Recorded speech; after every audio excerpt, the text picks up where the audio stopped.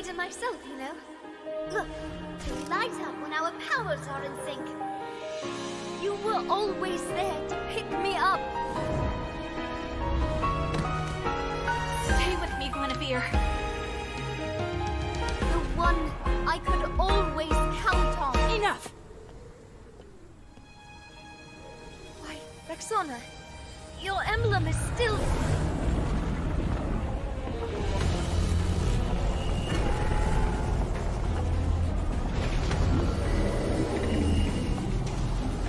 The gateway is near completion. Soon new aspirants will meet your end. Rexona, execute Purge Protocol.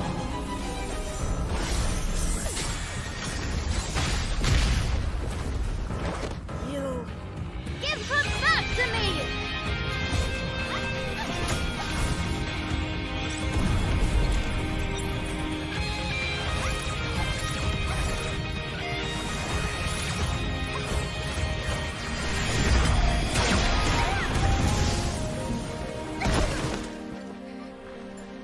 Give up, Guinevere. Hope is an illusion. Its will is absolute.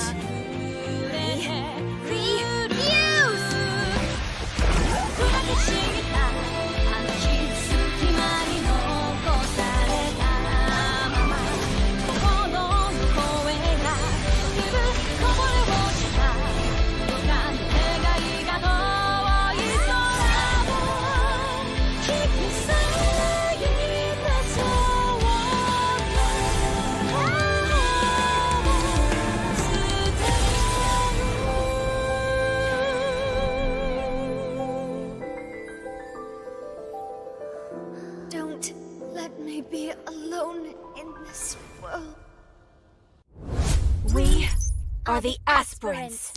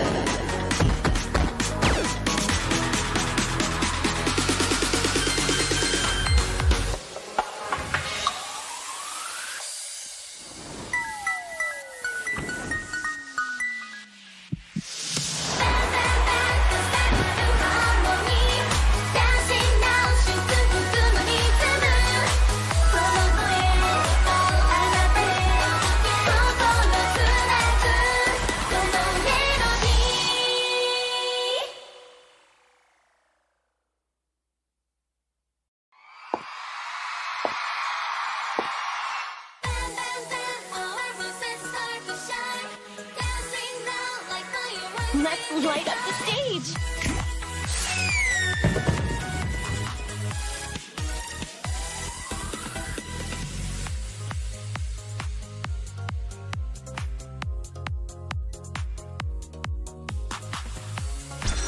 Every cheer fuels us to burn even brighter. Time for my solo. I spot a super fan out there. Eyes on me! Let our bonds clear away all of your doubts. Bonds like starlit vows. Our connection spans the stars. Follow my rhythm.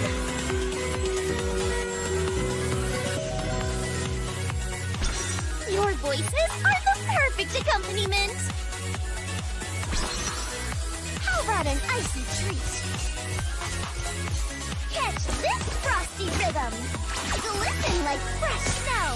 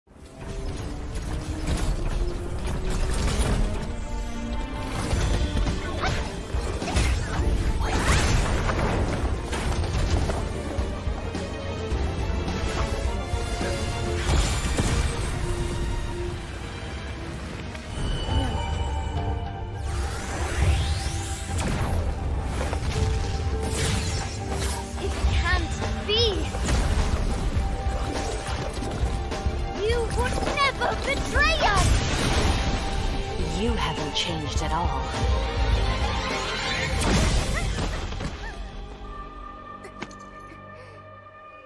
Have you really forgotten everything, Vexana?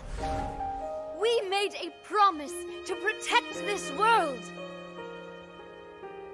Yeah, I made it myself, you know. Look, we light up when our powers are in sync. You were always there to pick me up. Stay with me, Guinevere. The one I could always count on. Enough! Why, Vexana, your emblem is still...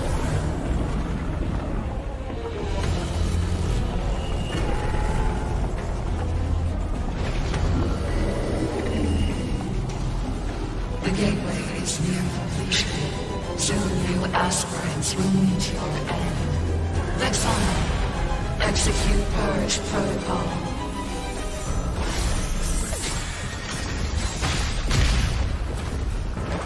You... Give her back to me!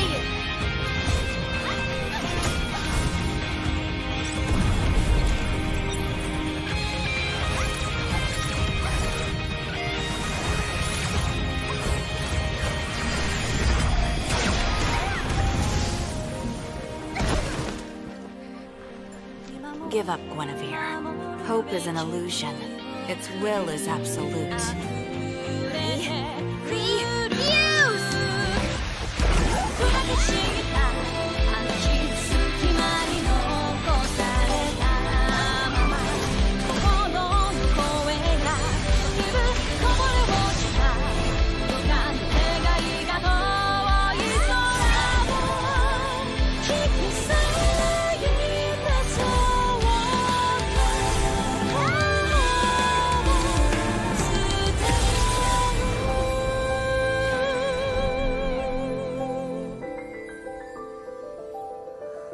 Don't let me be alone in this world. We are the aspirants.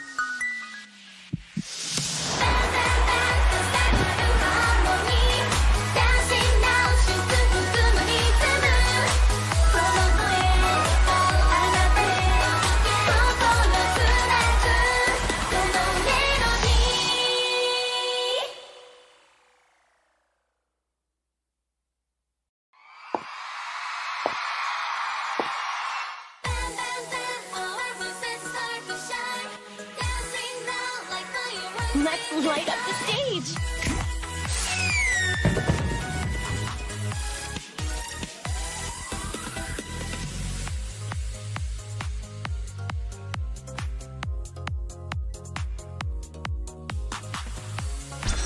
Every cheer fuels us to burn even brighter. Time for my solo. I spot a super fan out there. Eyes on me! Let our bonds clear away all of your doubts. Bonds like starlit vows. Our connection spans the stars. Follow my rhythm.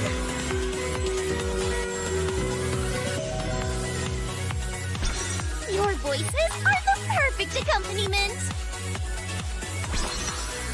How about an icy treat? rhythm. Glisten like fresh snow.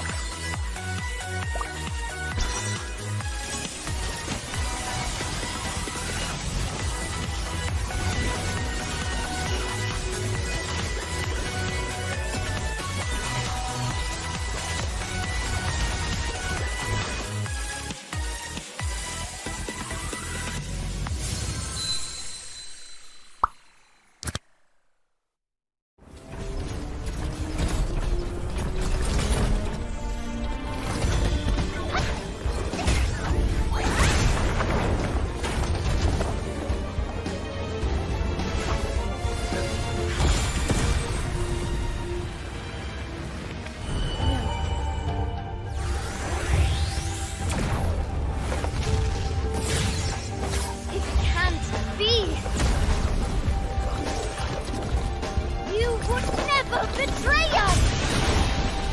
You haven't changed at all.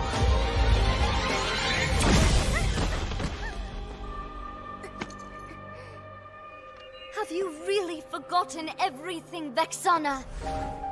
We made a promise to protect this world. Yeah, I made it myself, you know. Look, we light up when our powers are in sync. You were always there to pick me up. Stay with me, Guinevere. The one I could always count on. Enough! Why, Vexana, your emblem is still...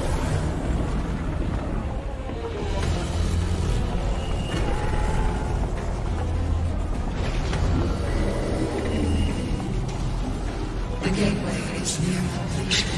Soon new aspirants will meet your end. Vexana, execute Purge Protocol.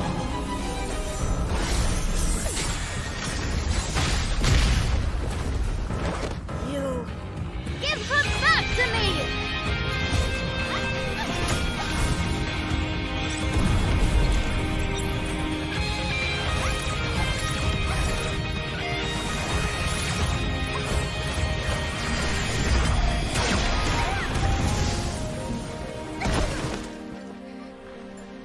Give up, Guinevere. Hope is an illusion. Its will is absolute. Refuse!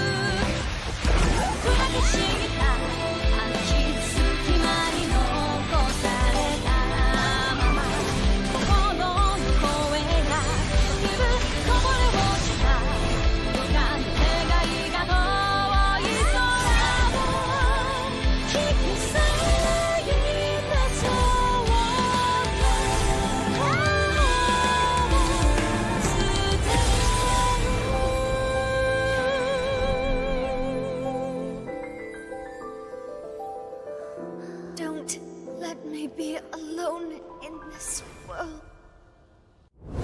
We are the aspirants.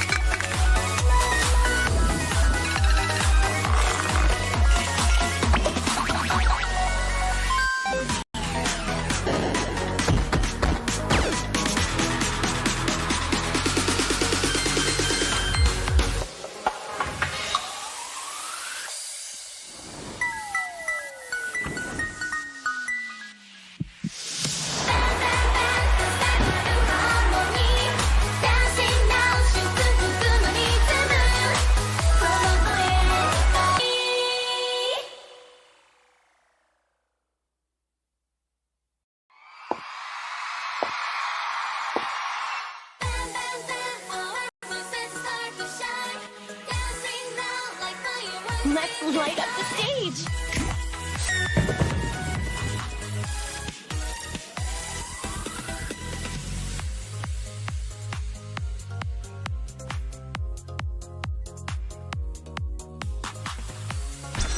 Every cheer fuels us to burn even brighter. Time for my solo. I spot a super fan out there. Eyes on me! Let our bonds clear away all of your doubts. Bonds like starlit vows. Our connection spans the stars. Follow my rhythm.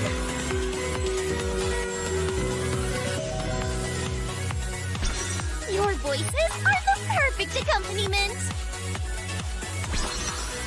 How about an icy treat? Catch this frosty rhythm. Glisten like fresh snow.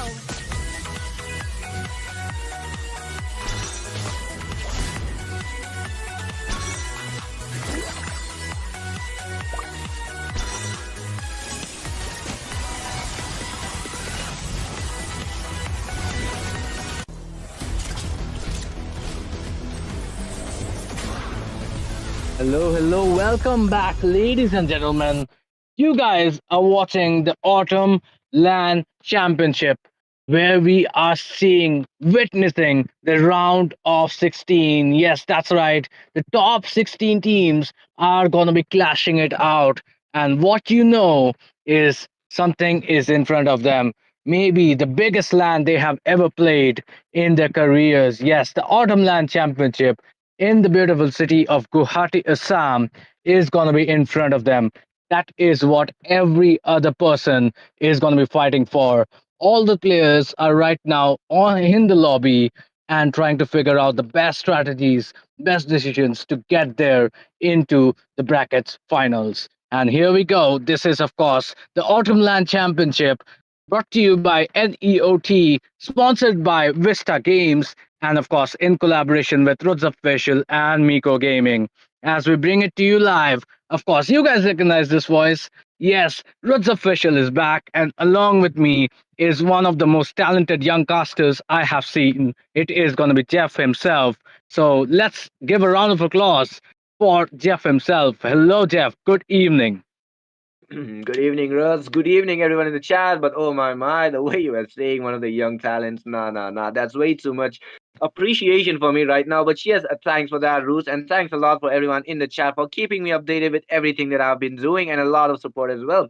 I actually love you guys for that, man. But yeah, talking about that, if we come into this match, it's going to be between two of the nuclear powers of India. It's going to be none other than Team Sacred Shrine, one of the most hurt names in India currently, and it is good. And they are going to be facing none other than Team Zohan. My oh my, both of the nuclear powers gonna be having the most fun in this match, as this is going to be the BO3, and the BO3, as we know, whoever gets the first point has the fun time, while the other team will be stressing over losing one more point and dropping down towards the lower bracket. But yes, with this, it's going to be none other than Sacred Shrine who will be facing off Team Zohan. And yes, Team Sacred Shrine, as we know, they are currently having the most fun time of their life in the tournament series, just roaming around every tournament they play, sweeping as well. And yes, facing them, it's going to be Zohan defending their own grounds as well. So yes, the Roots, why don't you just what do we say? Why don't you just go ahead and tell us more about these teams? Yes, well, both these teams need no secondary introductions. It is, of course, Shake It Shine versus Zohunt, which is phenomenal matchmaking right here. I mean, top 16 already, we can witness both of the teams which are the most favorites to win this coveted trophy at the Autumn Land Championship. And you guys are going to witness it right now, right here in front of everybody in the Autumn Land Championship at the YouTube channel, Northeast Online Tournaments, and this is going to be live. I mean, Zohunt, we have seen they have had kind of a slump patch if we talk about it. But then again, as we saw, Zohunt can bounce back, have done it in the past. And it is the same when we talk about the situations which head towards us. Sacred Shrine, they are the most favorite team right now. Some might even say they are the best team in here. So here we go. We are going to be beginning this clash soon. So, Jeff, why don't you take us to the clash as it happens for now? What do you have to say Oh. about the teams as well? Would you like to introduce them in your own way? Yes, definitely. I mean, talking about Team Sacred Shrine, the way they are playing with those explosive powers, the aggressiveness they have in them, knowing that every one of them will be having a fun time when it comes to the PvP, as their synchronization, their team sync is one of a kind. And nonetheless, it's also Team Zohan who knows how to counter a nuclear with a nuclear of their own, and they will be having the fun time as well when it comes to going out in an all-out team fight. The 5v5, it is going to be a personal quest for both of them. And with that, if we talk about Team Zohan, though, they will be having a little bit of those upper hands, if I'm not wrong, since they are a really old team. But yeah, we cannot underestimate Team Zohan. We cannot underestimate Team Sacred Shrine as well, as they have been proving each and every one of us right that they have the potential, they have the power that they can just roam around the whole map, have the fun time. But yes, with this, we'll be jumping in the drafting section in a few minutes, nonetheless. But yes, it's gonna take a little time as they will be in the lobby. They will be taking up the strategies of their own. And yes, just talking about it makes me want to just excited, as both the teams will be having much, much, much better fate than each other. As we know, Sacred Shrine art, his roaming is just one of a kind rom-com on his EXP. My oh my, we can't just underestimate him as well. But yeah, Team Zohan have their specialities as well, as they are known to be a really, really aggressive place as well. As if we are talking about them, though, I mean, Team Sacred Shrine, they are kind of having a much more fun time in terms of the drafting as well as having the fun time in the execution. But yeah, talking about them, Team Zohan, they are a really old squad. I'll be seeing even older than Sacred Shrine. But yeah, if we just compare it about the experience, then Zohan definitely leads. But in terms of the gaming experience, I can clearly say that Sacred Shrine, they had the experience, they just needed the time, they just needed to be gathered along, and they have proved us right on that as well. They got the full potential, they got the full team, they got the full coaching as well, and with that, they are just abolishing every single matches that they play on. But yes, guys, with this, we'll be having the fun time, and let me tell you about the prize pool, though. My oh my, like we were talking about, the prize pool is going to be 1 lakh INR. My oh my, it's 1 lakh INR. But yes, talking about it as well, the top 32 teams with their fun share of diamonds of 90k as well. So it's going to be a fun, or much more fun matches if you'll be asking me, as every single team will be having a diamond prize pool. They will not be going back without any regards, as they will be getting paid for their what do we call it, progress on reaching the top 32. And with that, we'll be coming on to the top 16 of now with the lower bracket and the upper bracket. But this match is going to be between the upper bracket players, and it is going to be none other than Team Sacred Shrine, who will be defending their higher grounds, or is it going to be Team Zohan who will be having to be defending their upper ground, as either one of the team, if they lose, they will be dropped really, really below. But just talking just about that is not going to be enough, as every one of the execution must be done. But yes, a little short break, not a break I'll be seeing, but a little short delay from the teams, and they are just verifying their devices, I assume, but not for long though, as it'll be done in no time, and they will be in the lobby in a matter of second, and we will be jumping in the drafting as well. So yes, you guys are watching the Autumn LAN Championship, brought to you by NEOT in partnership of Mako Gaming and Roots Official. My oh my, just talking about it though.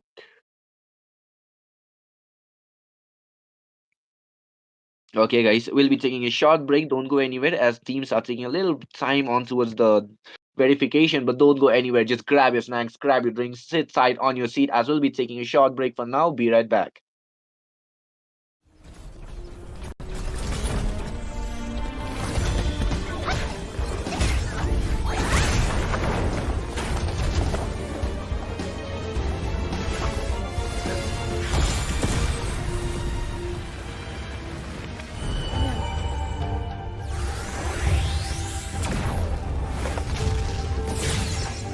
It can't be! You would never betray us! You haven't changed at all.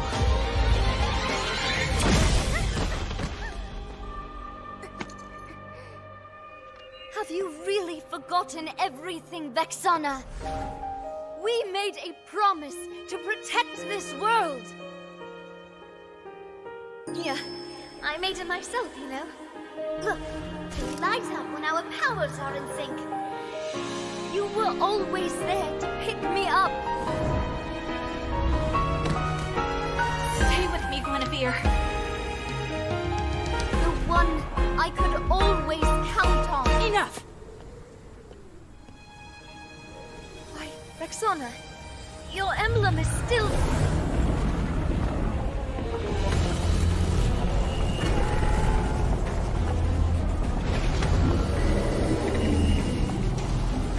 The gateway is near completion. Soon new aspirants will meet your end. Vexana, execute Purge Protocol.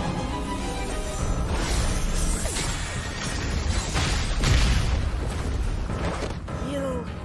Give her back to me!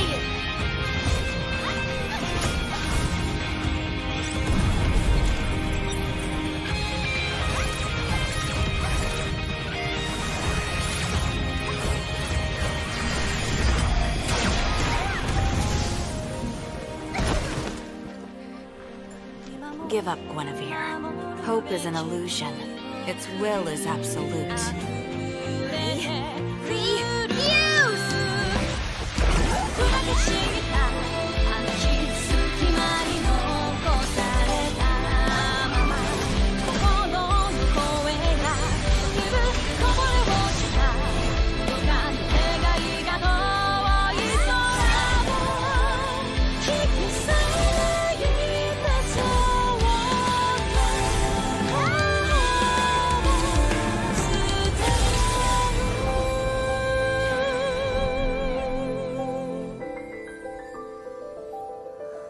Don't let me be alone in this world.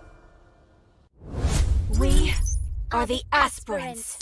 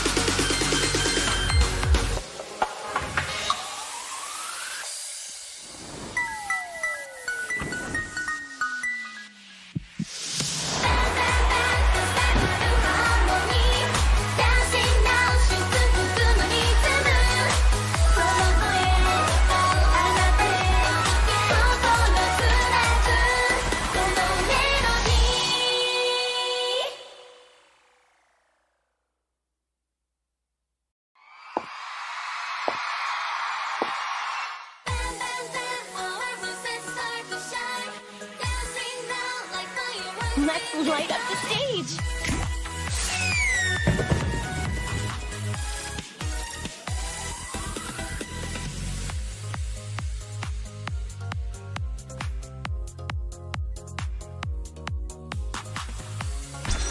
Every cheer fuels us to burn even brighter. Time for my solo. I spot a super fan out there. Eyes on me! Let our bonds clear away all of your doubts. Bonds like starlit vows. Our connection spans the stars. Follow my rhythm.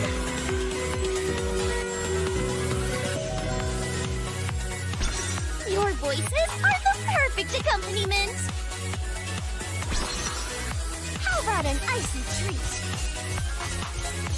Catch this frosty rhythm. Glisten like fresh snow.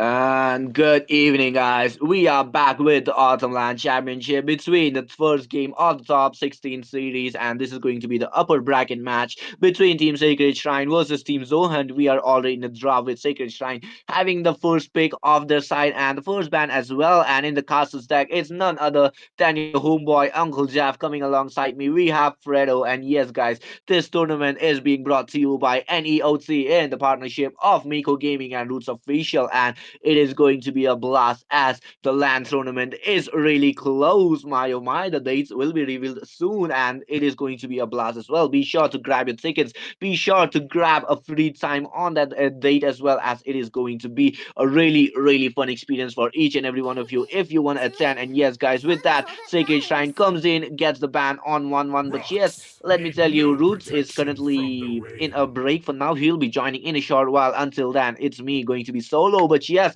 instant ban comes in from none other than Zoe and on towards the Bakshia, though. Oh, wait, the Bakshia is actually a really good thing I'll be seeing, as they don't have the first pick if they want to Magic go is for those my tanky like a life. Fredrin or Angela. I mean, Angela, though, I won't really recommend a Sacred Shrine. They have the first pick, they should be banning off the Angela as well. But it's not about that, as well as we cannot just judge any team on their rumors as well. But yeah, talking about that, Team Sacred Shrine, they also have a really fun lineup of their own, as we can see Art coming in. We can also see, wait, I can't even see the name. I can see Bid, I can see Fireflies Romcom, born I by thy can see wish, Fried, I can see guided Reden. Oh by my, these lantern's names are light. actually really recognizable, and they are going to be having the fun time in this draft. But they are also up against none other than Val Zote Mizoni. We also have, oh, it's a new lineup. Wait, I just realized. I just remembered it is going to be the new lineup of a Team Zohan and Sacred Shrine. They can actually give up a really good thing up, as well as we can see Zohan already going in, banning off the Zushin. The river control will not be given to either of the side, but here comes Grok. The only way that they could have gotten another river control was going to be Grok, but it's going to be Sacred Shrine panning it off, and it is a really good thing, as I will be saying, as his tech charge as well as the wall is a really troublesome hero, as he can just go ahead, get you guys in the stun, and the follow-up coming from the team will be enough for the wipeout. But yes, talking about that, Team Zohan, they have the last ban of their first phase here, but let's see what are they going to prioritize, as the first pick, as the Angela is still open up and the first pick is on Sacred Shrine. So if they leave a Angela open and the Baksha is banned off, the only option will be Esmeralda. But will it be given though? That's the real question as well. But yeah, Roots, are you back as of now? Yes, I am. And well, the draft has been left completely open. I mean, there are quite a few bands which are correctly done. And the Angela just marks out that how strong the supports are in this current meta. It has been kind of the support meta, as we call it. And well, the Angela, the Florine, they have been dominating quite a lot. And I mean, there's even a chance of Estes Let's hear if from the anybody crowd. plays Make Estes some in the noise Indian for yours community. That truly. is the question. But Blacklist style, that might just work out. Here we go. Sacred Shrine getting that first inch into the match. It is going to be the CC being picked up. And most probably it is going to be for the EXP lane. So CC is one of the strongest competitors in the EXP lane.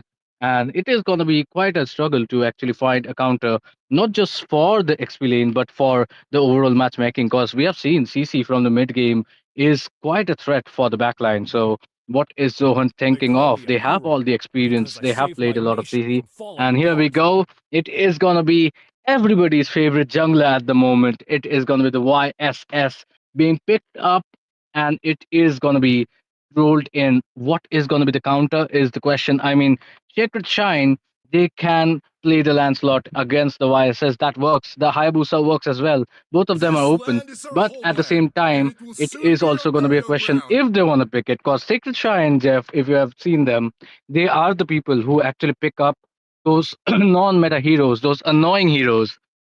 Even their leader Art said that they are one of the most comfortable people It on was those uncomfortable always heroes, such as the intentions. Hanzo and whatnot. But here we go. The Lapu has been picked up, and since it is a CC in the opponents, this isn't going to be a direct My competition. tail's The been itching for Esmeralda a cannot real really counter fight. the Lapu. But look at that once again. It is going to be Bet playing that Kimmy. Last time around, when he played that Kimmy, he was exceptionally good on it. Art with, of course, his patented Kalia as well. Both of them can wreak havoc in the mid lane, let me tell you. And Bid, well, he often doesn't get caught on, so that is one big of threat. But speaking of threat, it is gonna be the Bane which is locked in, and it is most probably gonna be a gold lane Bane.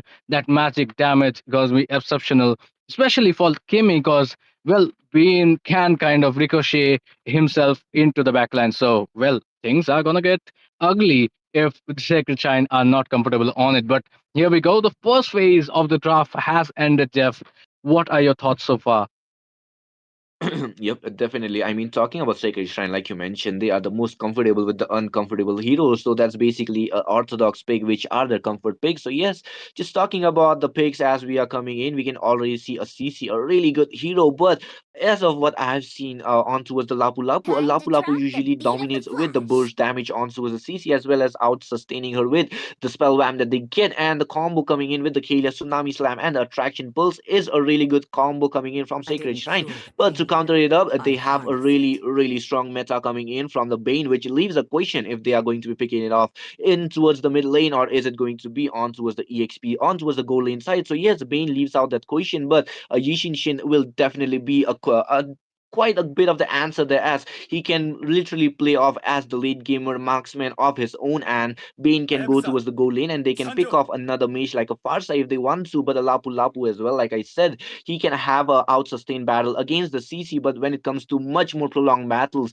it's going to be CC with the lowest cooldown who can have much more fun time on towards the one-on-one situations, as Lapu Lapu, if he cannot kill her with a single combo, is going to be the death of our CC. And if we talk about it, we can see Zohan coming in, banning off none other than our Joy as well as Hayabusa. So the backline hunting should not be there from the side of Team Sacred Shrine, and Sacred Shrine catching on towards the mid laner missing. It is coming in on towards the Valentina and maybe a Farsa. What do you say about it, though, Roots?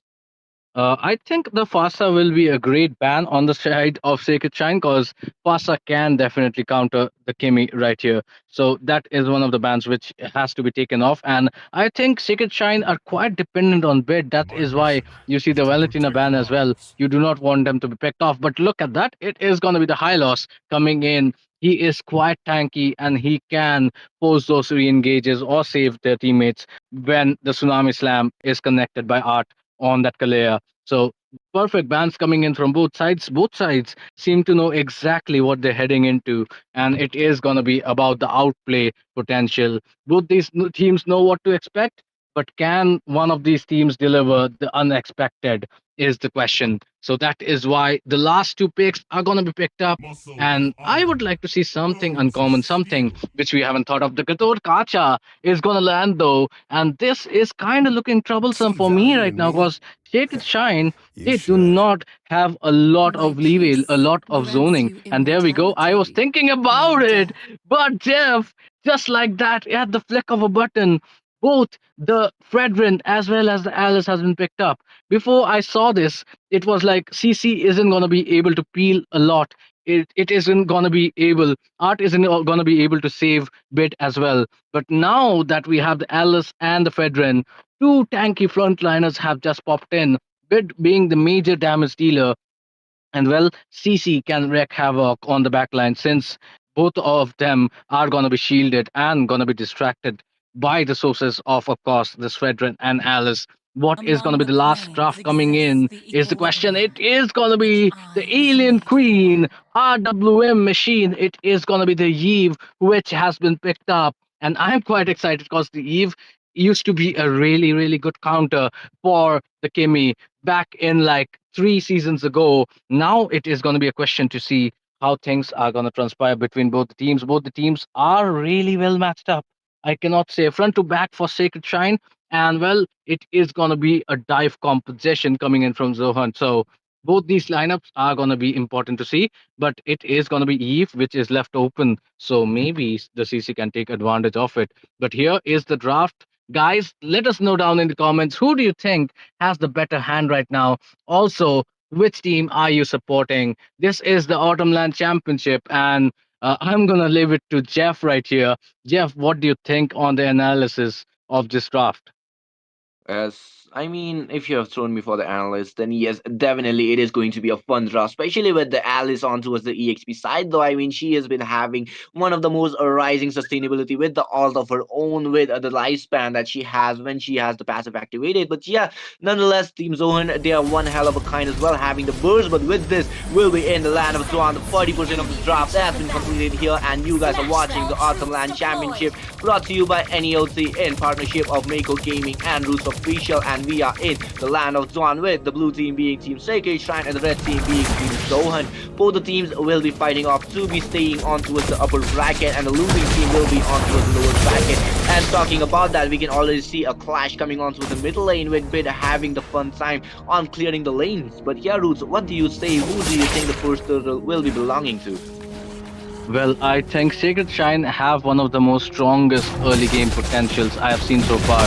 So they are definitely one of the favorites, and this is exactly why they are one of the favorites. Two people already low. Fate is gonna kite them out, and it might just be a first blood. Raren was a little late on that occasion, but look at that. Can you not see them?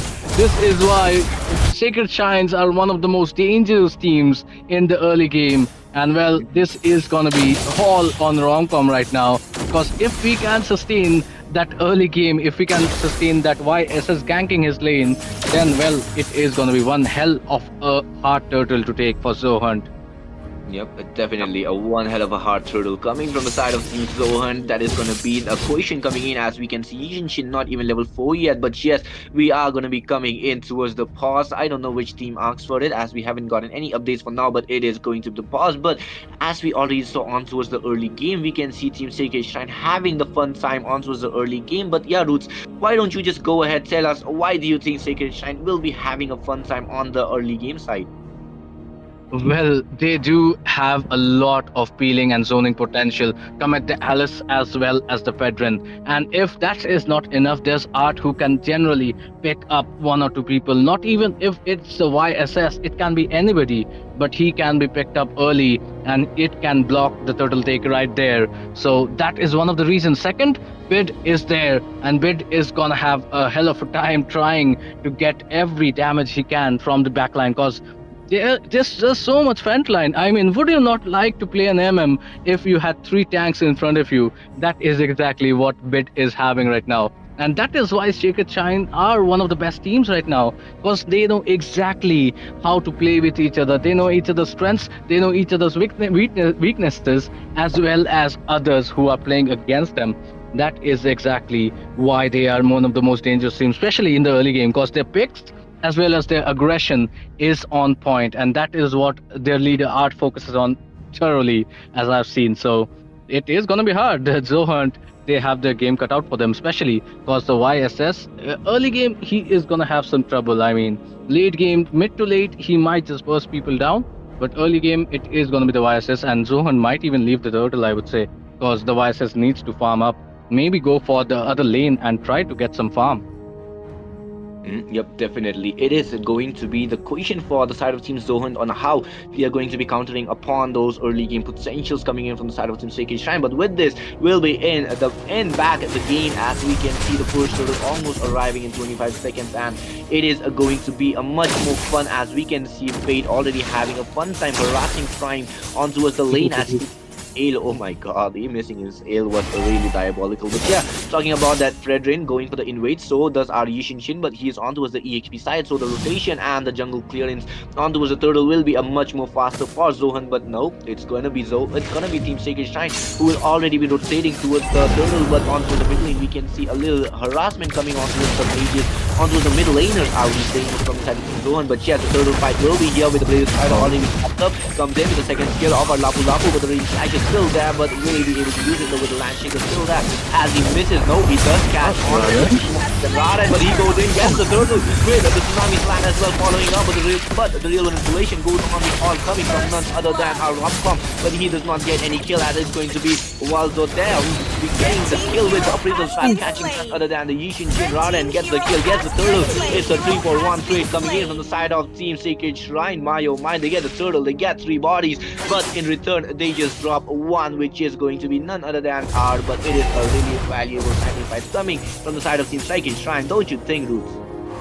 Yes, definitely. So, I mean, Sacred Shine did play all the boxes right, and especially with that trade off from Raren. I mean, what was that? In the speck of a moment, at the right moment, he came in, red freed up, and not only that, he just beat their jungler 1v1. And I gotta tell you, as a previous jungler, junglers have a really fragile ego. They will just challenge each other now for the rest of the match. Vices will try to show Raren he is the better jungler. But up against a Fredrin, it will not be easy. And what is comical right now is I'm just looking at the goal lane, and Fate and Crime, both of these are one of the best goal laners in India. And guess what they are playing right now? Both of them are playing two fighters on the goal lane. Both of them are exceptional in their turret as well as other goal laners. But these two combinations are going to be seen who comes up on top. But look at that once again. It is going to be the Tsunami Slam landing. Little Kacha cannot do anything about to save his opponent. And it is going to be a clash coming into the turtle. Prime is going to flicker out, but for more reasons. Fate is there to pick up that kill, and Art is still not done yet. He wants more. Little Kata is there to caught him up. Real one manipulation had been picked up, but it was not enough on that occasion. Romcom, on the other hand, is having a field day right here, as there's nobody who is fit enough to burst him down. What a display it is for now. Early game. Bintao is gonna fall. Perfect. Lapu Lapu with the strongest fighter coming in. Tiramisu just finishes off one of the main damage dealers for Sacred Shrine. And the turtle has just spawned in, so this is gonna be advantage come at Zo Hunt right now. But yeah, this is gonna be an easy turtle, as the rotation did not come in from Sacred Shrine right here.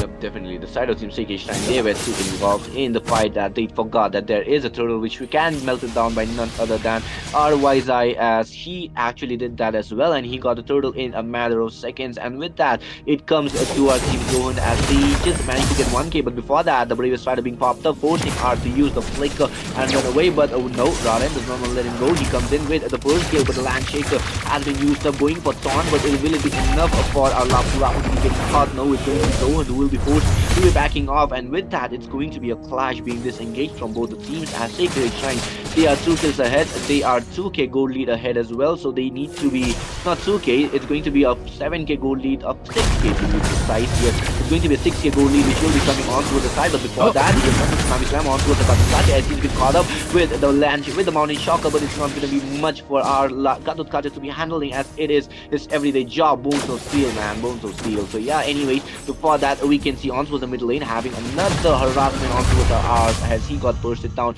by the Yip. As we look into the itemizations, we can already see our Kimi having the Sky Piercer Oracle on towards Arcadia, as the heal will be much more faster with the Curse of Helmet on towards the Alice. And if we look into the Zohan side, we can see a Holy mid lane, but on towards the mid lane, we can see Bit being taken down by the real manipulation.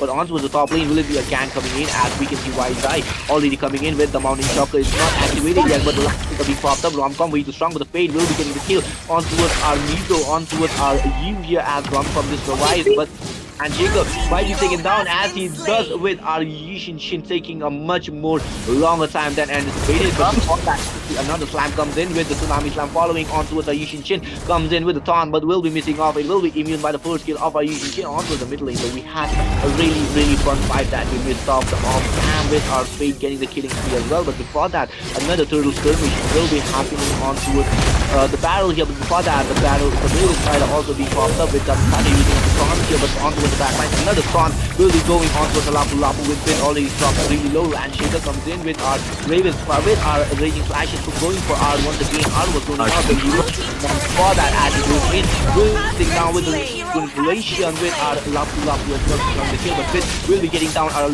Gato Tacha with the mega kill following on towards our Fate. Raren will be also dropping down, but he's way too tanky for him to be handling as Lapu Lapu goes in Raging Flashes on towards our Fate, as he is melted down, but no more for now, as so for team 5 though. But anyways, before that, we can see Thanos going in. Yes, we saw the carnage raging on, and both these teams are not afraid to throw their hands at each other. They are literally doing so. The turtle this time around is gonna be an easy steal, courtesy Sacred Shine is dominating and pushing the players out. Then the limit lane though, Romcom is causing all sorts of troubles at this point. We just saw Romcom versus the world, 2 people trying to burst him down. but they were successful just by the blink of it. But look at that perfect connection coming in. All four people playing it out. It is gonna be the Ube strategy from Sacred Shine right here. Four people already playing it together, and that is how dangerous they are. And look at the mobility as well as the teamwork coming out from them, because they have been thoroughly dominating in this fashion. They are always outnumbering the opponents, and it is going to be the bottom turret which is getting taken. I mean, look at that. Raran as well. He is going to be really smart on that. He's trying to get the stacks. But look at that. Romcom once again is low. He is going to get taken down. In the other hand, though, so it is going to be Romcom who is a little bit overzealous. Not quite on attack, but look at that. Tsunami start connecting. It is going to be the re-engage from the Bane coming in. The Shakhtar's landed. But it's a monster kill for Fate as we take into the action. It is going to be Fate who is looking like he is going to get another bit death this one, and it is going to be Zohan running for the bricks because they do not have the potential right now to battle it out with the likes of Sacred Shine. The goal lead says so as well, 5k, but right now it is going to be Sacred Shine who have hit their early power spikes. Yep, definitely. I mean, the power spikes that just came in with Team Zohan already going on, but another clash onto a Yushin Shin. Another class running in, and once again, Yusen Shin is gonna fall though. So that is gonna be some errors made on the part of Yusen Shin, because as a jungler, you need to stick to the team, and right now Zohan are not quite looking like the team fighter composition. They're playing it solo, and that is why Art is having such a good moment in picking people up. Pit already getting a kill. Look at 3 people already low. Pit instantly gets the triple. Make it 4. Maniac coming in from bed, and domination shadows in Sacred Shine's favor. Autumn LAN Championship just has been shaken. The first game is as good as over.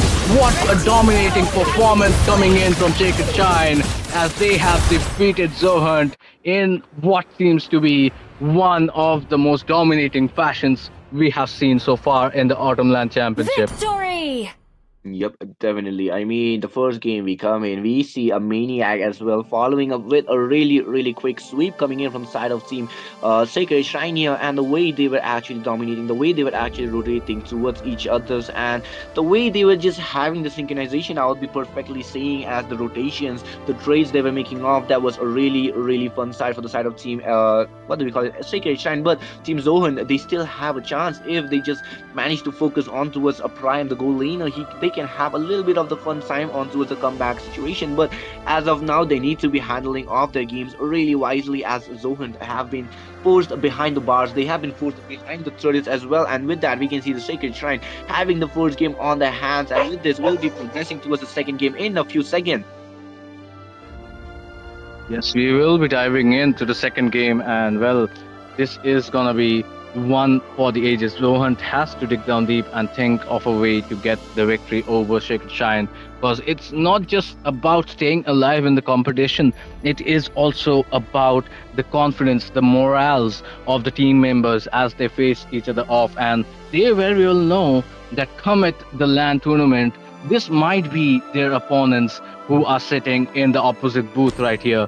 So right now is the bragging rights moment. Right now is the moment where you say, hey, we are going to beat you now so that you remember that we are the better team right now. And that is going to cause a lot of confidence in the favor of whichever team wins. So this is going to be really interesting to see how Zohan can bounce back, or is it going to be Sacred Shine showing that they are one of the most dominating teams in this meta, maybe the best team right now, as we can see, because most of the teams have broken apart around, but they have stood up and they have stuck together. And much like BTK in M3, this is the team which knows each other thoroughly, and that is why they can play the perfect macro game. The perfect synergy is instilled in them, and we didn't see a foot wrong, except for maybe Romcom getting caught in comedic situations, maybe 1v2, 1v3. But he's Romcom, right? He is gonna take those chances. He is just gonna try to, show his dominance as an EXP laner. But except for that, I think it was a perfect game from Sacred Shine. And what is to come is the question. We would like to know how the audience thinks about this one. And we are reading the comments, guys. So we will definitely be looking forward to your views as well. But Jeff, so Come at second game, what do you think should be the changes from Zohan's side?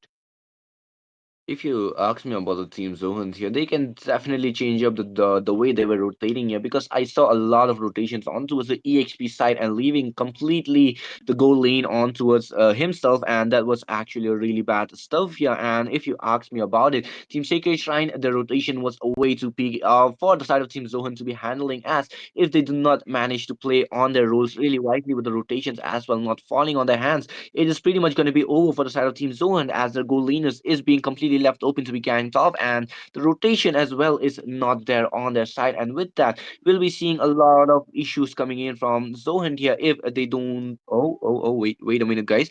We got a little. What do we call it? Announcement from the management team.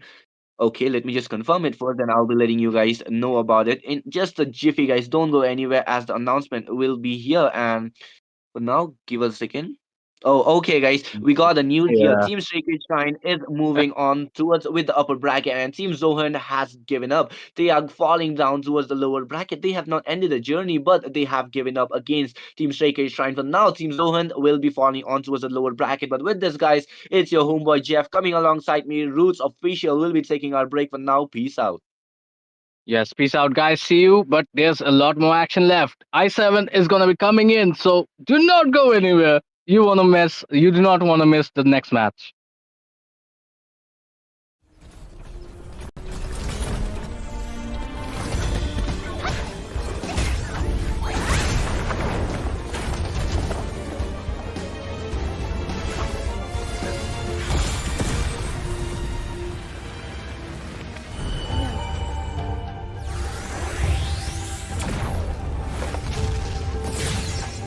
It can't be!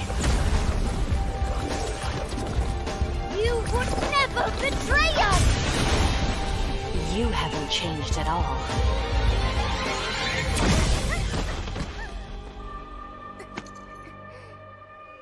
Have you really forgotten everything, Vexana? We made a promise to protect this world! Yeah, I made it myself, you know. Look, we light up when our powers are in sync. You were always there to pick me up. Stay with me, Guinevere. The one I could always count on. Enough! Why, Vexana, your emblem is still...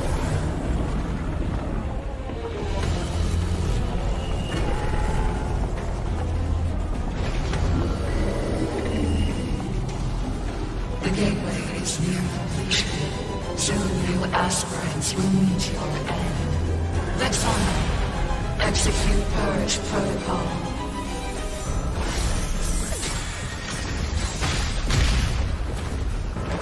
You... Give her back to me!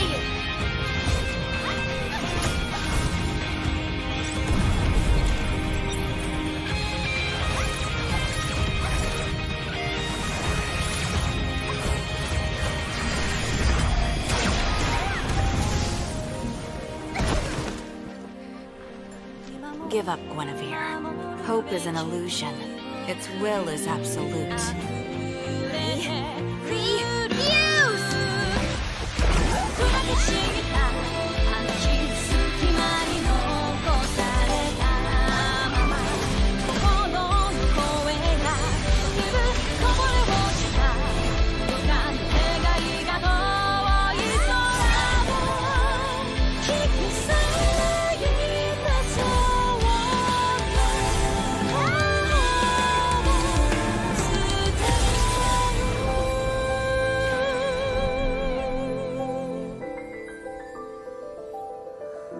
Don't let me be alone in this world. We are the aspirants.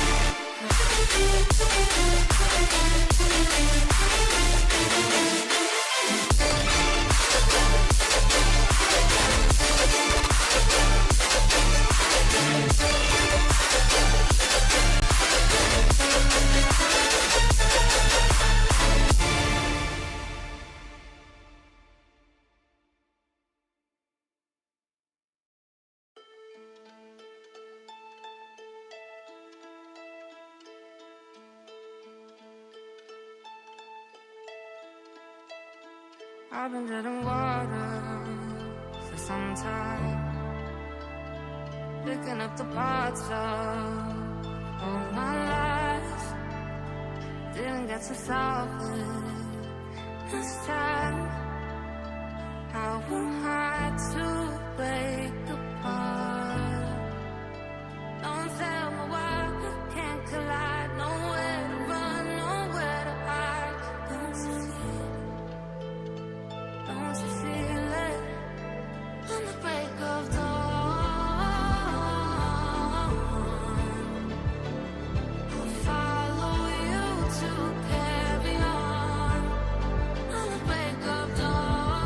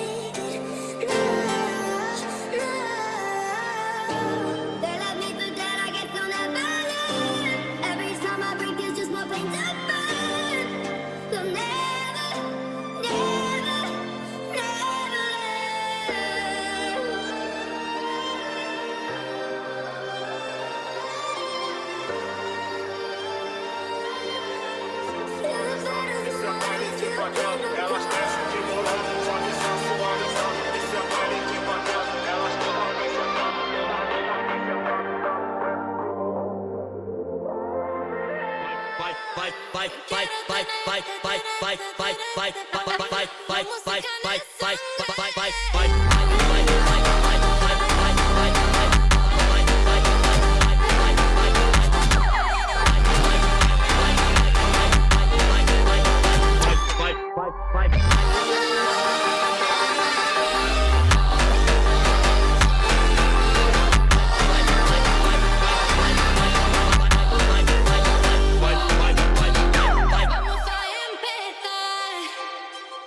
un partiale.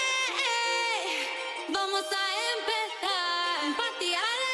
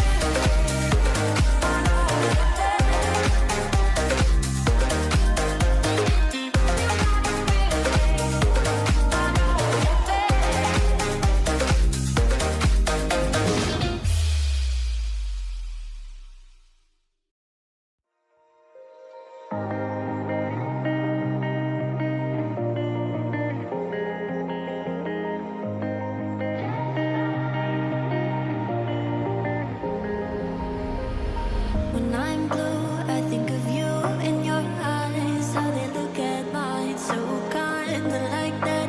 You slow down time and everything's just fine. I was ocean swimming with just wishbone thinking of my life, the vision drifting by. Ladies and gentlemen, welcome back to Autumn Championship. We are in for a treat. Today's matches are going to be the ones that kind of show up. No, sorry, they're going to be showing up for the LAN tournament as well. So this is a spot for the finals, especially in Guwahati as well. So, ladies and gentlemen, this is it. This is the make or break, and luckily, as we've mentioned, they've mentioned before that there is going to be a lower bracket just for this as well. So because one of the teams had to forfeit as well. So I think finally we're going to be seeing a really good comeback chance at this point as well. But let's see how it goes. And Shinji, I think he has having a bit of an issue. I'm not sure, but there we have it, ladies and gentlemen. Drafting phase will be starting soon as well. Let's see. Uh, I am not able to see the screen, but let's just figure it out somehow. Moses. Yes, thank you so much for sharing the stream as well. There we have it. Drafting phase is in, ladies and gentlemen. It is SDES versus EVT. Hmm. Although I'm just just gonna blabber away here, like right now. Thing is, I have so much of excitement that is to come as well. There's lots of giveaways being done as well. So guys, please do stay on the stream, as you might be one of the lucky chosen people to get a few diamonds that has been given away as well. So there we have it. I think we are finally in the drafting phase as well. So yeah, let's see.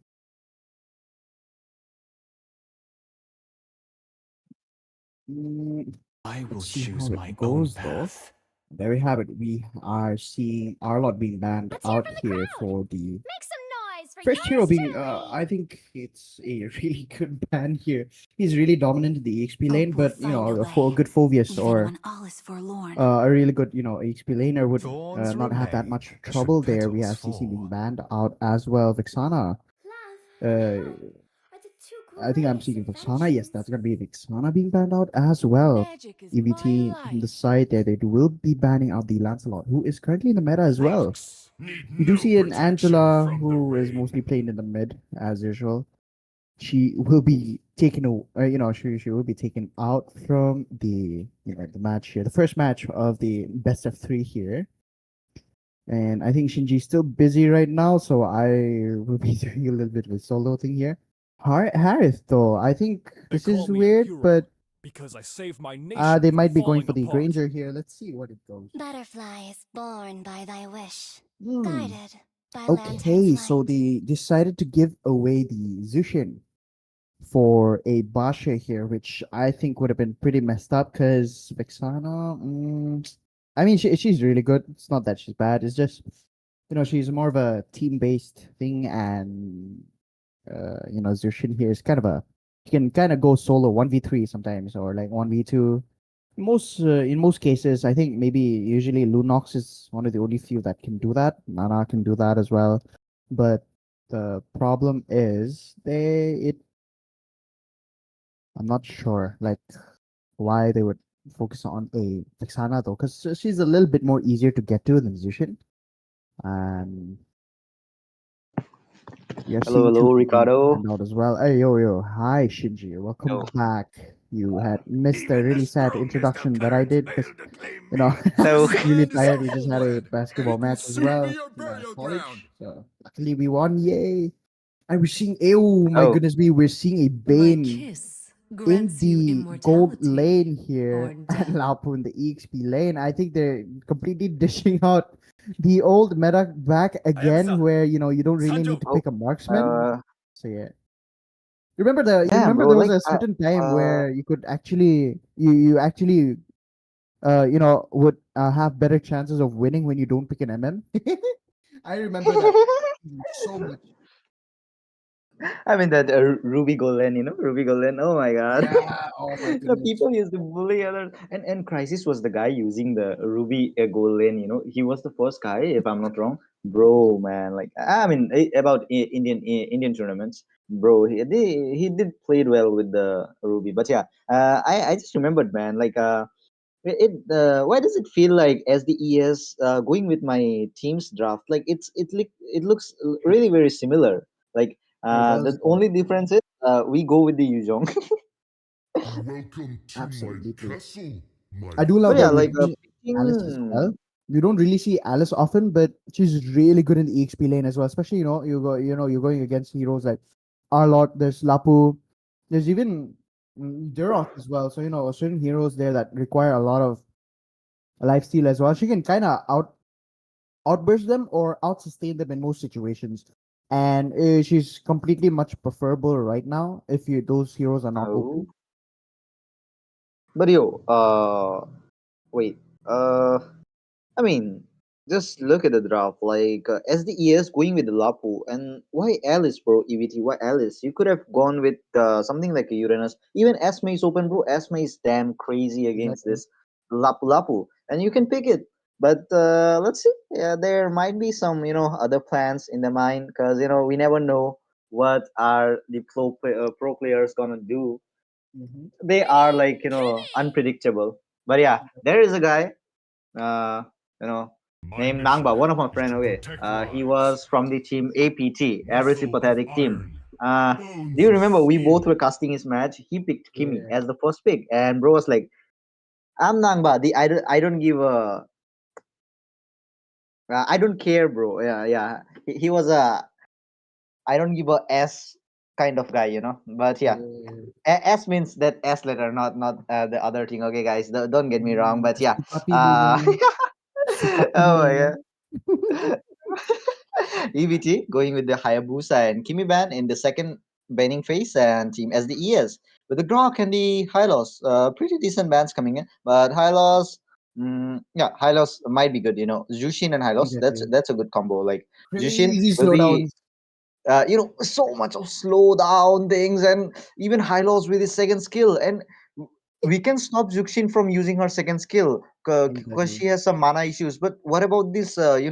What about this guy, like the half horse, half human? Only What do we love call? and night Who? are Senator, I everlasting. guess. Yeah, senator. This guy, Centaur. like, Centaur. yeah. Always on the I way. mean, he even if his mana is finished, he will be using his Mhm. HP up to use the skills. Bro, Exactly. what's the point? Sheesh.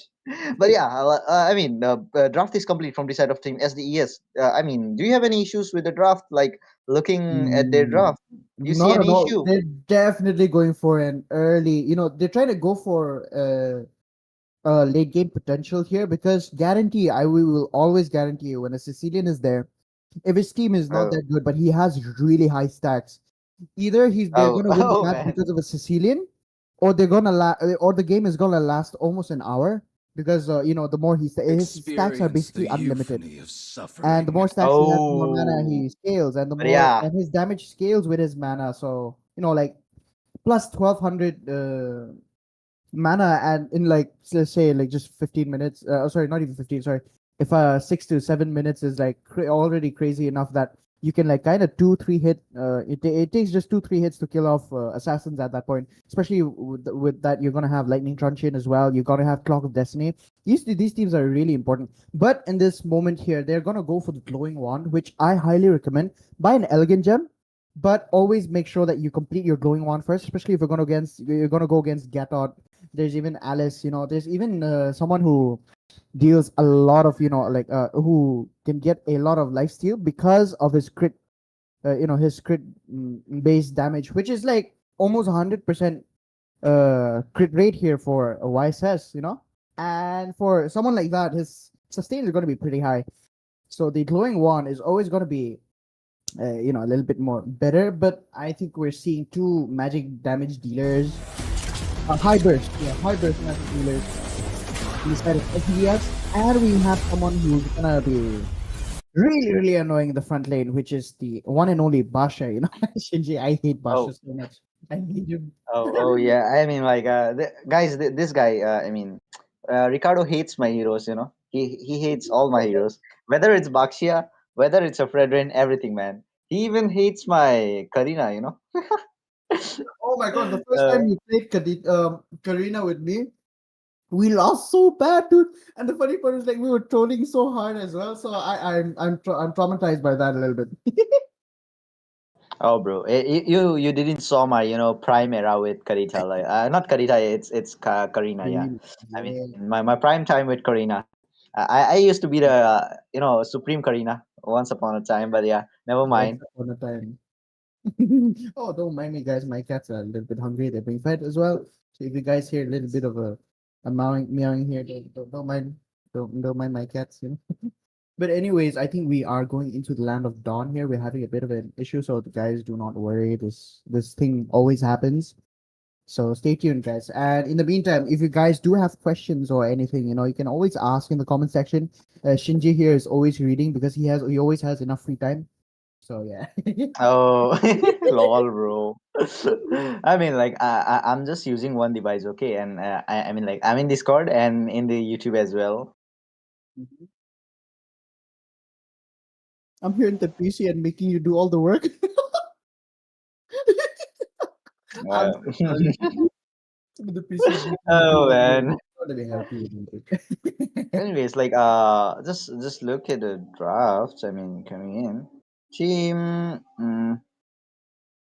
team SDES. They have the magic damage potential onto the side, but Okay. what about what about the late game thing? Because even though you have a late game Sicilian, but you can take down Sicilian really easily, and Sicilian just have the first skill to stack up the damage and all. Exactly. But about Granger onto the side of Team EVT, I know Crisis with the Granger is good, even with the Moscow. Like that guy is, I mean, good with like most of the goal lane heroes. So it's gonna be hard for Team Mhm. SDS I7 against Crisis. Yep. Well, I mean, stuff like that is always, you know, kind of, I would say not really weird at the same time, but then again, I would say that this is gonna be good because elusivity, yeah, elusivity. Uh, that is the team that SDE I7C is playing against. These guys are good, and they made it all the way here, top 16, and it's no joke making all the way here. There's so many new talent coming up as well. We may support the old ones as well, but like there's always that difference between the map sense, or it could be like the game sense that they have is like completely different and brand new. And most of the time, it's usually because what you call it. It's usually because they are more accustomed to the the new meta, and since like us, like we're like slow. I mean, in the sense where we're old players, Shinji. So we're not really we're like it's hard getting used to the meta because right now it keeps changing. Back then it was like for that Yeah, whole like I season it's mean, constant. That whole season, 80 almost 70 80 days, unless like the player like unless like Cyclops. I have to say I feel really bad for Cyclops because in all these times, I think almost every single update that Mobile Legends had, he was always in the nerf section. He was always in the nerf section, and he was so strong as a jungler that they actually had to make it. They nerfed him so bad that right now he's like a very situational mid lane hero. But otherwise, if you have a really good team, then a Cyclops jungle would work out. absolutely, man. But yeah, skirmish happening there. And look at there, the tornado having started, but it will be secured by Alice. Oh, is it the Alice jungle? But no, it's gonna be Alice EXP and EXP. Oh my god. Retrogate, I mean, not even Retrogate, bro. Bro just kept him in every way. Exactly. Oh my god. Oh wait, hold on. I'm having a bit of a technical issue. Could you just could you just take it on for me? Uh-oh, absolutely, but right now we are getting to see Team EVT just having the upper hand with the 2 point, we can say 2k goal lead. Only a few hundred of difference there, and Baja coming in with Lapu Lapu. Oh, Jeffrey will be falling down there in the bottom lane, and in top lane as well, EOG connecting. If Sonata Crisis can get kill onto Bane. And Arizi might be falling down as well, but no, will be surviving with the flicker. But tier 1 turret have been destroyed, guys. And yeah, I'm sorry, I didn't welcome you earlier because it was all black screen. And yeah, I welcome you all to the Land of Dawn, guys. In the caster bag, it's gonna be me, Shinji, and Ricardo, who will be my co-caster. And these are the teams who just qualified for this rounds, and the winning one will be qualifying for the next rounds. And SDS versus EVT. So what do you think, guys? Which team is gonna win? Because both the team looks really very strong. Support your favorite team in the comment section. And yeah, do like the stream, share the stream, subscribe the stream if subscribe the channel if you haven't yet. Okay. And we will be having some giveaways, I guess, later on. But yeah, right now we are getting to see Team SDS having a really very hard time onto the side. Yasu with the Bashia having the hard time because he picked out the Bashia even though he saw a in the hands of Dexter. And oh, the second cross connecting there. Previous fighter going in with damage. And right now Alice just like a demon inside the fight, not even getting out the down, will be getting the kill onto Haruka. Retribution have been used by Yasu, but Yasu will be the one falling off in the hands of Crisis. Oh my god, Team EBT just dominating the whole match, bro. I'm not surprised because look at their lineup. They're so early game that it's making it work so wonderfully well as well. And I think they're kind of focusing a little bit too much on the late game, so they want to take it a little bit easy. But then again, they can also go the complete opposite at the same time as well, and completely muscle their way through or power their way through with the current setup that SDAs have, because they are very good in the late game, and it's either they have no chance or they just have to end up what you call it, relying on danger as well. But it looks like fight might be going on here. No, the fight is occurring there, and we are getting to see Bane 14 falling off in the hands of Jeffrey. Bell is coming inside the turret. Chalk with the same amount of HP escaping with the help of the guiding wind there. Lakia going in. Damage Previous fighter have been used as well. Lucy doing her work on Yasu. Yasu will be taken down. Crisis will be the one getting the kill there, and Team EBT winning the trade without any loss because they are all farmless and strong. Oh man, see, look at this. It's too late game, man. They should have gotten someone who's like a little early. I mean, Basha and Matilda is good, but if you do not have someone who has enough, like, say he has enough burst or like damage in the early game to kind of help them out in a situation where they're either going to be ganked or they're trying to gank someone, it's not going to work out. You have to balance it out. You need to have at least 2 nukers in the team. And I would say that Bane is really good nuker. He just needs to he just needs that holy system. But it's really costly as well. It seems like, oh, the Sanctuary Claw pops in, few people, but he gets the retribution on the red buff, and he does not kind of delay a little bit on the arm for himself as well.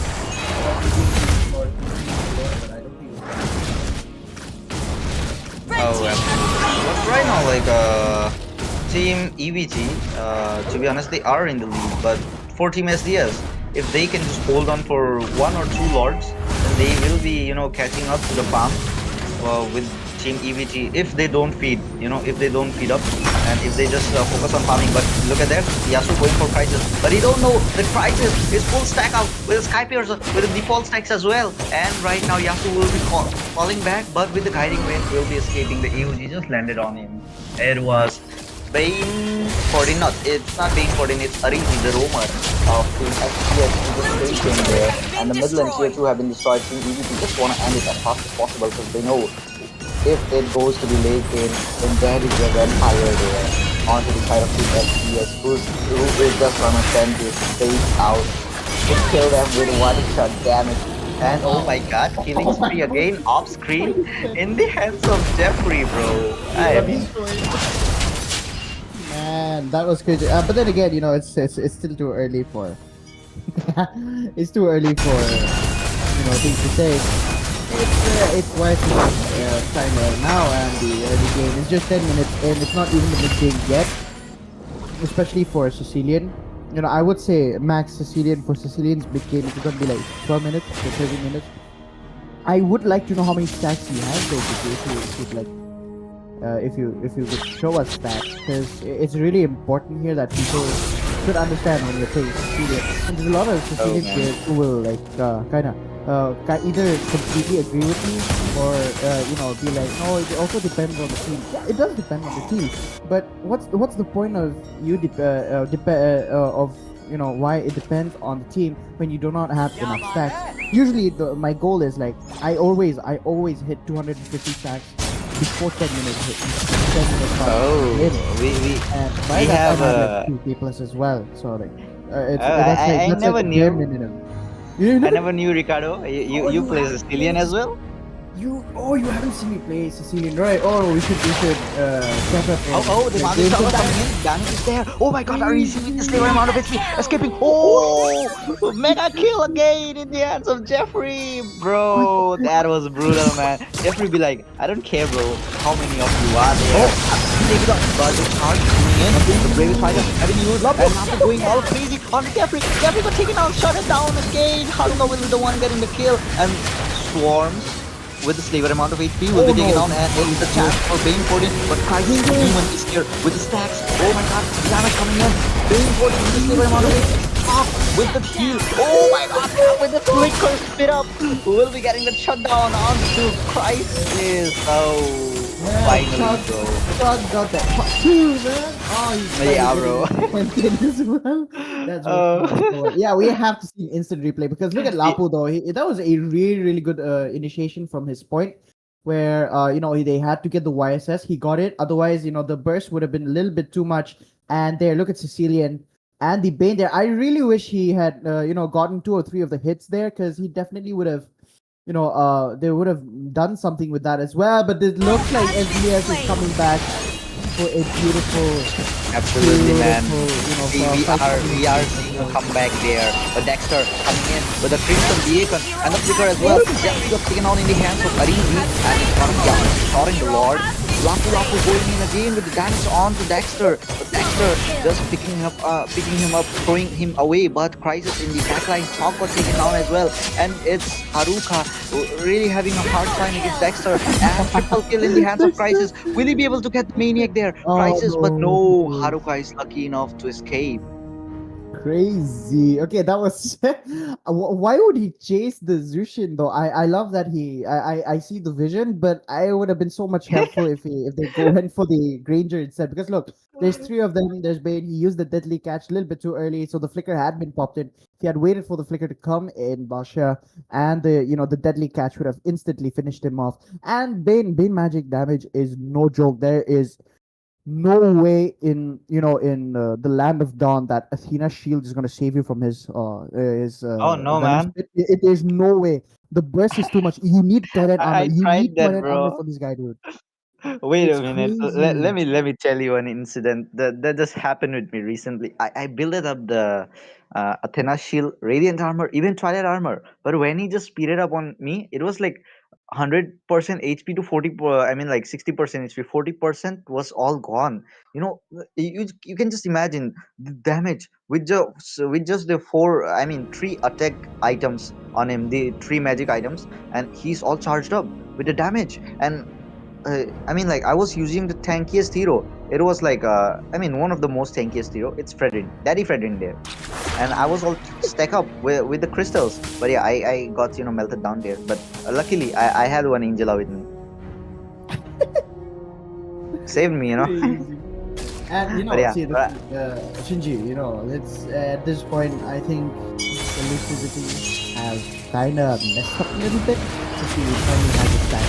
His damage is showing. It's not really promising because he needs to get those. He needs to get those stacks. It's not prominent. They're not really giving him the stacks that he needs because see, look at that. They're kind of clearing him out as well. And like you said, and Alice here, we see the vision. They want to end it early. But I really think that Alice, Esmeralda would have been a much better choice, like you said, because Lapu depends on that, shield there for the backer. Generate shields every time they but oh my goodness, look at that. There's Carnage occurring there with a sliver amount of HP. Arizi falling off. Yasu, the ultimate have been used. Will be coming back with a roller coaster, but Bane 14 with the damage, with the ultimate, and with the what do we call? Yeah, I just forgot the skill name, man. Sheesh. Just kidding. Sanguine Claw. I love to joke around with people, but they just take me in as a joke.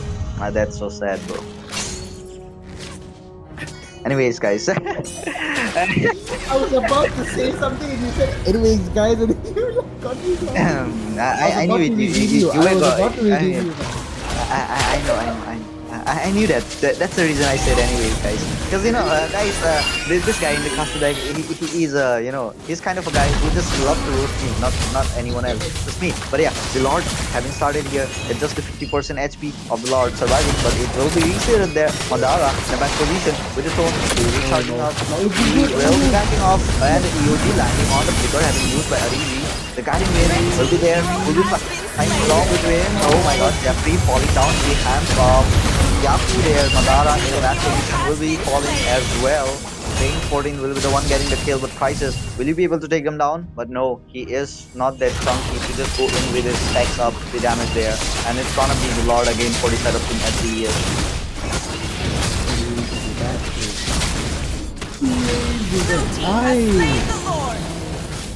I found it weird that like everything we've said at this point is coming true because see, think about it, they're tanky. Yeah, there's no way in heck that a natural lineup, a normal lineup would work in this situation. But they have Cecilia, you have the Wishing Lantern. So apparently, Vishen. What am I talking about, Vishen? So Cecilian here is Yushin's own weapon against the team.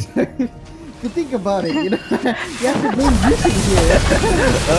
Absolutely. But the second slot connecting there, the damage coming in, the phone have been used on Bane 14, but he is not that squeezy enough to get taken down, and the Chalk, Chalk just used the Winter Crown and escaped with the Guiding Wind. But the Lord is there in the top lane, Ricardo, and it's a strong Lord, to be honest. Not the Mega Lord, but yeah, it seems to be really very strong. And the turret is really in a very bad position, but Team EVT, they are really very strong. Will be defending it, but the Deadly Catch have been used. Won't be enough to take down the turret, and mid lane tier 1 is standing strong and healthy. It might get destroyed, and yeah, it will be. The minion will be the one taking away the credit of destroying the turret. But right now, we are getting to see Team EVT might be losing the match if they don't do anything, because the goal lead is all similar, just 1k difference. I gotta say, man, they really could have pushed that mid lane turret there if only two people went in for, to help the Lord a little bit. And it could have been like Sicilian, or it could have been Sicilian and Matilda as well, because, you have to, Hurricane here and Chalk, they have really good movement speed, they have good, escape skills as well. But since Sicilian doesn't really have, and you need to save that flicker, they could have kind of poked them up a little bit so that they can push the mid lane, because they do need that mid lane out of the way. We really need to make sure that the Lord does not get any more, does not use up his passive, his basic attack passive that he has. He has that skill, what I'm talking about, right? I'm talking about that, yeah. So yeah, that thing, they really need to use it on the inhibitor turrets and not on that. So, and the top lane is almost done as well. If they're able to charging onto Madara there. The ultimate have been used by Yasu. The taunt has been used as well by Madara. But we won't be seeing any skirmish happening. It's just a poke going on between both the chunky ones. They just wanna, give us the fake hope that there will be a skirmish happening. That's why both of them just playing around, going around. But right now, Crisis is there as well. With that, that's the thing, man. I say, like, once Granger is all stacked up, his damage is just gonna hurt you. Not like the Ant bite, which seemed like in the early game, but just like a bulldog biting you there. But the Mountain Shepherd had been used just a few seconds ago on Haruka, and the Lord is here, guys. The Mega Lord, the strong Lord, the chunky one, with the mega strong minions along with him, will be coming out. The team who will be securing this will be getting that strong minions. But right now, Crisis clearing the top lane so that they can create the land pressure. But right now, both the teams are there. Only the goal lane are missing from the side of Team EVP. But I guess Crisis is trying to get the upper hand, the land pressure there. And with the teleportation and the frozen, he is safe. Alice and Chalk got taken down in the hands of Yushin there, falling off. Crisis taking down the inhibitor, going with the backdoor entry, and it's gotta be the victory for EVT. Oh my god, Crisis with the flicker, and oh my god. Oh no! Crazy backdoor entry, bro. Victory! Bro, that was. I didn't imagine that to happen.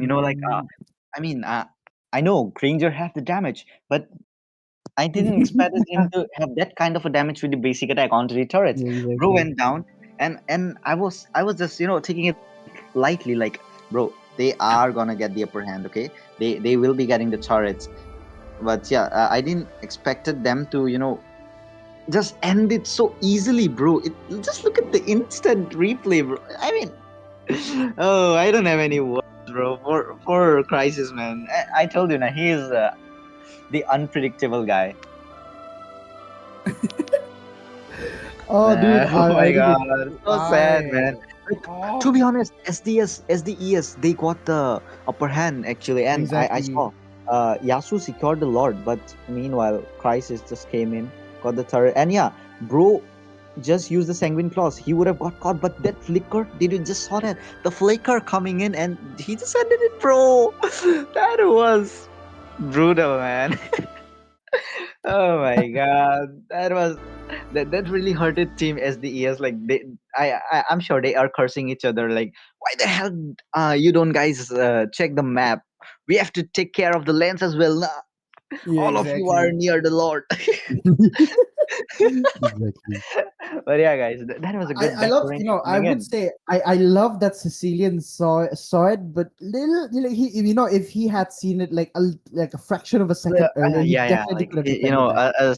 a second Definitely. earlier, few Yeah, seconds of a difference. But absolutely. yeah, like just as I Exactly. always say, small differences make big differences, and this small difference of seconds cost them the round one, and it's gonna be Team EVT getting the upper hand. So it's a do or die for the side of Team SDES. If they lose the second round, then it's gonna be a clean sweep and a tata bye bye, I guess, for Team SDES, or they might get the another chance in the lower bracket. Yeah. I don't know, but yeah, No, it's a really good gameplay coming in from the side of Team EVT, especially Crisis, the backdoor entry. I didn't expect exactly. it. Like, I was just thinking, he will be Even I pushing in wasn't. the top lane. Bro will be clearing the lands and will be coming to the Lord. They will be contesting. They might be winning.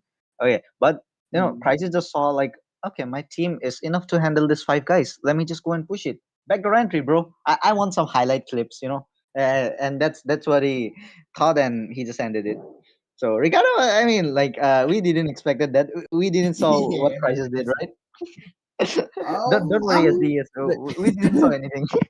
Yeah, exactly. I'm just like, you know what? I was so focused on the fight. I was like thinking, oh, you know what? Maybe I should say this. Maybe I should say that. And wait a minute. Look at the top lane.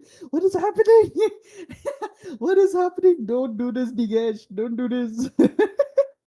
But Oh man, I anyway, mean, like, yeah, I but think, still, if EVT or SDS, any of the team loses, they will be going to the lower bracket, so no issues. But yeah, guys, you don't have to compromise. You just have to win the match.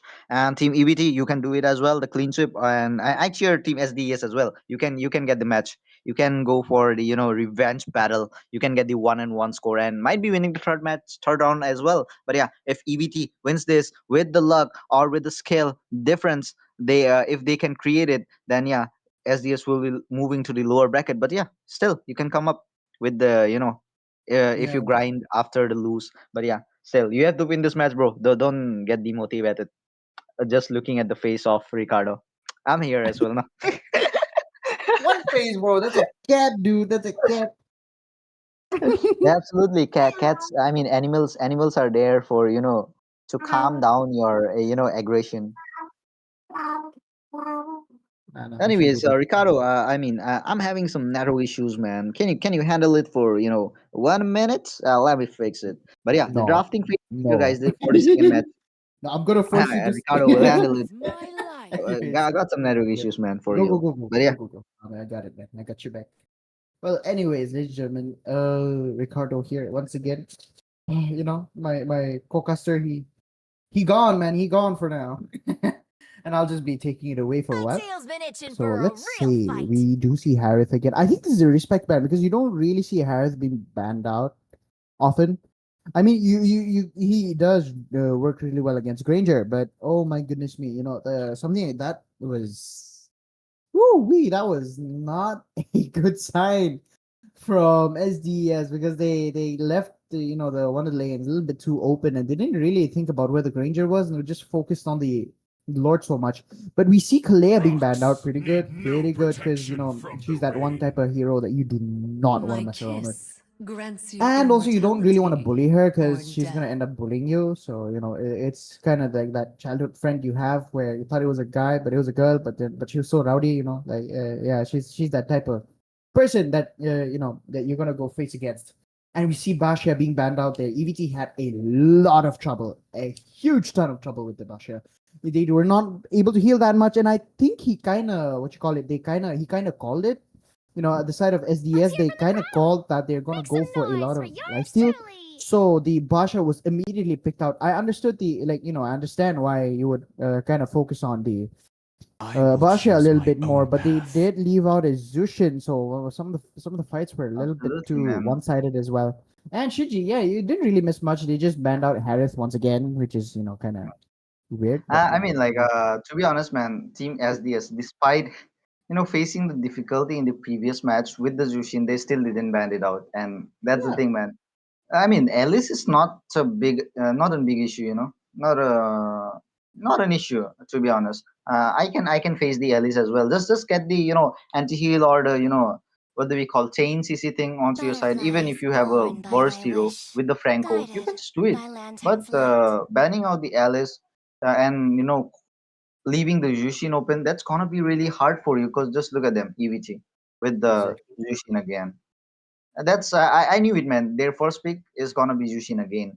But yeah, the bans are there. The anti-heal monster Basha, the melting lady, the queen of EXP, CC is there, and I the little really demon in call the her late Queen of game.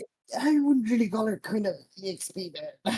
you know this. Uh, the little demon, the magic damage hero, Yeah. who is really unpredictable.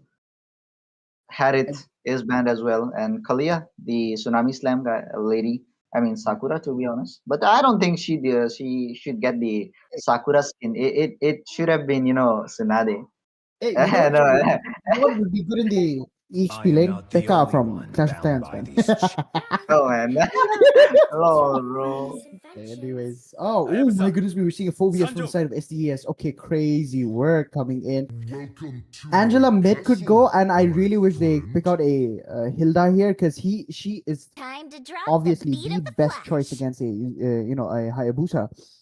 And the fact that you need to kind of bait him out a little bit more. She has the heal. She Oh, has the uh, shield. She let, has let me the tell you one thing, Ricardo. Just think about it. Like like, as the ES, having the Angela, with the Quad Shadow, Jeffrey coming in with the Hayabusa, and he Mhm. will be using the Shadow Kill. And meanwhile, Angela will be using her ult onto someone with using that Winter Crown combo. Just think about it. Hayabusa Exactly. will be like, I just wasted everything for you, lady, and you just left me like that. Didn't even give me the kill. And meanwhile, No, not just giving Phobius the will kill. be She'll coming have in. execute. execute. Oh Oh man. Or see, my I god. bet if the The Angela from night the side of sky SDS tells takes flame all. shot, none of the jungler is not getting a kill. no. Oh, Uh, bro. Oh, I just remembered, man. Like I was playing, what do you call Fredrin? Okay, I was about to get the Savage. I got the Maniac. I was about to get the Savage, but meanwhile, when I was about to get the Savage, my girl with the Angela came out of my body. oh It my was goodness. like 2-3 seconds left to come out, but she just came out earlier. She Yeah. used the execute, not even the flame shot, and stole my kill. And I was like, babe, what did it? Oh, bro.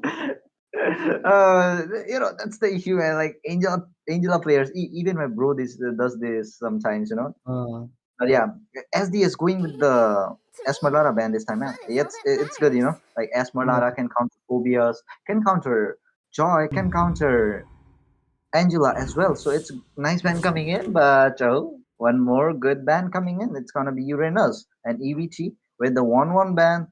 Pretty decent because 1-1 is a good goal laner in Mm, the goal lane now. I mean, since a exactly. few weeks, if I'm not wrong, she is good. Mhm. Like she is kind of we can call evergreen, but yeah, she is good. And the Yeah. last band coming in, what do you think, Ricardo? Take a guess, quick guess. If you can guess it, then Uh, you're gonna get reported. wait, which one? Which one? Oh, the last band. It's gonna be a I would say I think maybe it could be a wait, never mind. I was too late. Oh, okay. Oh, wow, I didn't expect Bruno. That's I cheating, was guys. thinking about We him. saw that. We saw that. I Everyone was saw that. Ricardo is cheating, guys. Report him. We no, no. have I to was report no, no. Ricardo. I didn't say He's Bruno. I didn't say cheating, Bruno. I guys. was like, I didn't expect Bruno because I was thinking about Blue instead. Okay, but glue What? got picked. But Oh, two glues. Oh, yep. is it a new? Is it a new? I mean, like new. What do we call? New strategy coming in, like both the teams getting glue. Is it an buy one get one free offer for team? I mean, like Vista be like, bro, we won't give glue for only one side. We will give glue for both the teams. So yeah, glue is there for both the teams. We are meant, you know, is it what is it called? The grab and the split. Crazy man. He does the split and then he switches to both sides of EVT and SDS as well. So ladies and gentlemen, I think it might be a bit of a graphical issue here, but do not worry, guys. It will all be cleared out. I was hoping to see an Esmeralda here, but I think it'll work out well though. It'll work out well.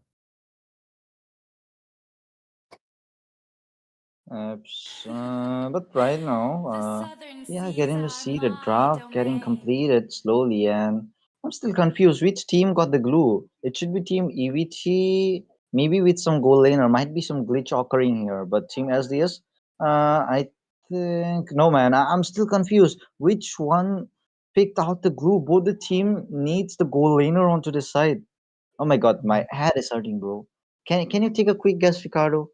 Tell me which What? team picked the goal laner, or is it the glitch for both the teams? The glue coming in. But yeah, the draft is complete. Let's see what's gonna be the picks coming in. Is it a glitch or the redraft is going on for the players? But yeah. Sure. I think maybe it could be a redraft, but otherwise we could see Angela in the mid lane and Oh there oh what oh oh. What the heck, it's still a bro? 3-5. Dude, it's just it's just a like Wiki want us to guess what are the heroes coming in the goal lane. So yeah, we can guess it out. But we will be moving into the land of dawn, guys, shortly but quickly. the battlefield. Smash them. There's All a grab troops deployed. split, and now we're going cray. Oh, And it's okay. none of the There's Bruno. it's a goal lane. It's gonna be the EXP laner and Lapo in the goal. That's I was seeing a Bruno instead and got banned out, right? oh boy. Oh my god. Well, let's see, man. Freaking bullet, man. Oh, Joy coming in with the damage. Yasu coming in. The quad shadow is there, but no one will be taken down there. And Yasu is there for the contest for the Lethal Wanderer. Who will be the one securing it? Both the junglers. That's pretty very strong. Yasu dashing around, and Jeffrey with the sleeve. What amount of HP? 1% really surviving there. And Jushin doing her work. That's the reason I call Jushin a bully. She bullies everything. Just together. And yeah, we might see a skirmish happening, and yeah, we just saw the death. Arizi got taken down in the hands of Jushin there. Yeah, that's the thing, man. Jushin is really, really good.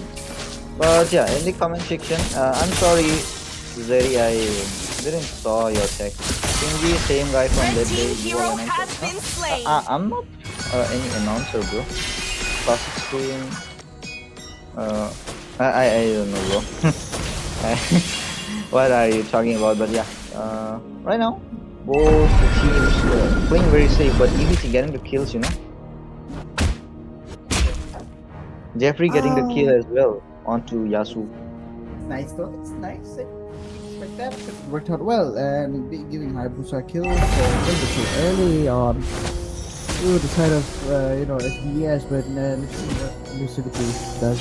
Because we need to work this out. They have a really good lineup, so it's really good. But to go late, I think they might be, they might lack a little bit in the Blue team has slain the turtle. really need to work on their the timing as well. It seems like Joy might be looking for some different options here. As the Shadow Cage hasn't popped up, but no, sorry. Shadow Cage hasn't popped up as well, but this is Hero has been slain. down as well. Red team hero has been Down there, instant, instant movement, and the jump There you have it. there. Hard. Arizi will be the one taken down in the next Madara. The tectonic charge have been used as well. Haruka there, then 14, getting the kill on the and Haruka with the same amount of HP. Will he be escaping or he will be the one falling down? But with the flicker, he will be escaping there. And Dexter is really very, focused on getting the kill onto Haruka, but Haruka with the same amount of HP surviving there. Bane poured in, Arizi coming in to help him, and Haruka coming back. We might see a fight coming in. Yasu as well with the beats, but no more beats there. We'll be backing off, but yeah, the instant replay coming in. Like Yasu, they didn't got the objective, but yeah, he just secured the kill onto the person who secured the objective. But you don't have any way to escape, so Rogue just got taken down in the hands of Lady Yushin with the lantern onto her hands. It's gonna work out well. It's maybe SDX might fall down pretty soon, or it could be that EVT might make another play like that again, and that's Oh why. my God. It's crazy though, because I really expected something like that, right? I really didn't. I did not at all. Absolutely, man. Like we normally get to see a jungler doing the backdoor entry, but this time it was a goal laner. Oh man, that was crazy. Even if it's a goal laner, I never saw backdoor entry, to be honest. It might be an Ancient or something else, or else Moscow. But this time it's a Granger, and Granger broke me. I mean, that guy is amazing. Alright, now we are getting to see the second neutral objective, maybe? Yeah, it's the second neutral objective of the match, and Yasu charged in there with the beat, but Crisis with Lapu Lapu, the blue fighter is there. Yasu is taken down, despite having the hard card onto him. Bane Coding falling down as well. Madara getting the kill there. And he's in that position.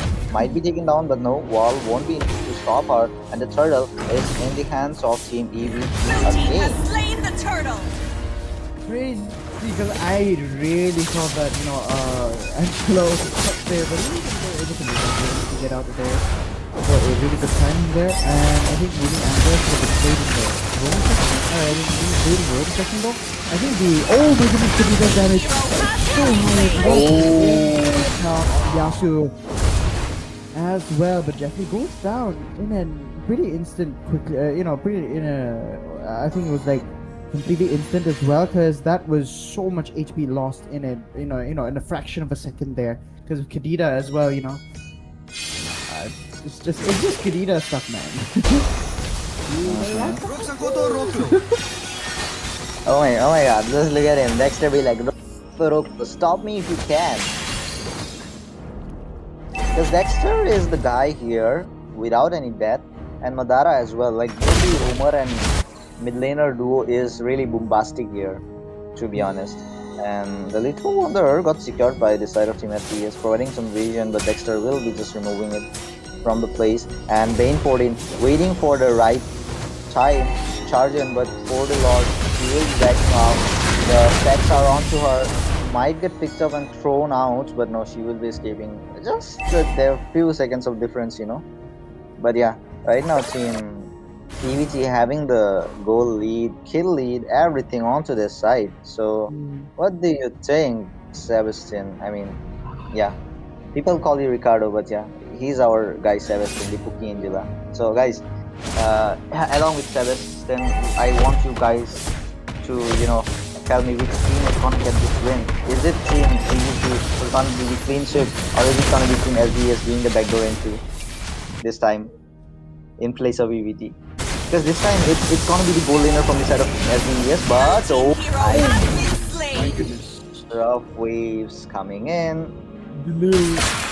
Jeffrey fallen down, and in the movement as well. Coming in with the flicker as well. Prince and Beacon have been used to escape from the area, but the glue with the grab trap coming in. The hard guard onto Haruka, but there Haruka goes down. After getting the kill, the Tony charge have been used. Chalk getting the kill. Bottom lane, tier 1. Yasu getting the turtle as well. With despite losing the members, they won the objective. Okay, wait. How in the world did Angela get away from that? Because I'm pretty sure she was stuck there, and she didn't even use the flicker. How did they not mark her, dude? Magic by Angela. But Yasu coming in with the beat, with the hard card on him. Might be going. Oh, Madara with the flicker on time. Just missed, bro. Just missed. But yeah, Madara, nice escape. But the thing is, how long, bro? How long?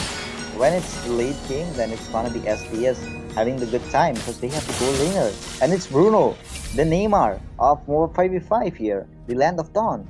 And he might be having the upper hand. And with the beats, he has to going in onto Crisis, will be clearing the lane with the electrifying beats. And the Shirogi kill coming in, Bane 14 there. Will be using the rock waves to petrify.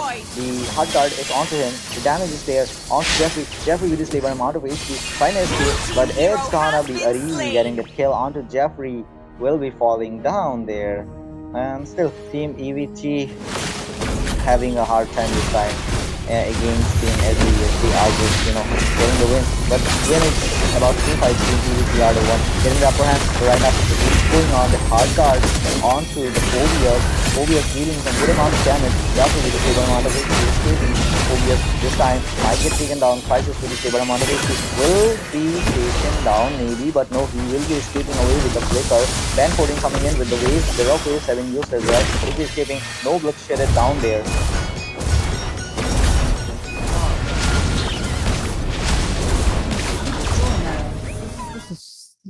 It's not really going to the hands of SDS right now, and it's working so well for Elusivity.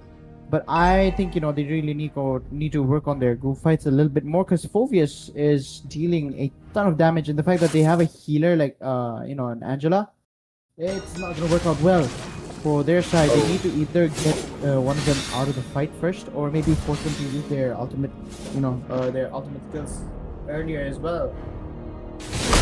But yeah, to be honest, Team SDS, despite getting the objective onto their side, still losing around. Because Team EVT, they are not winning the fight. They are just losing the objective turrets.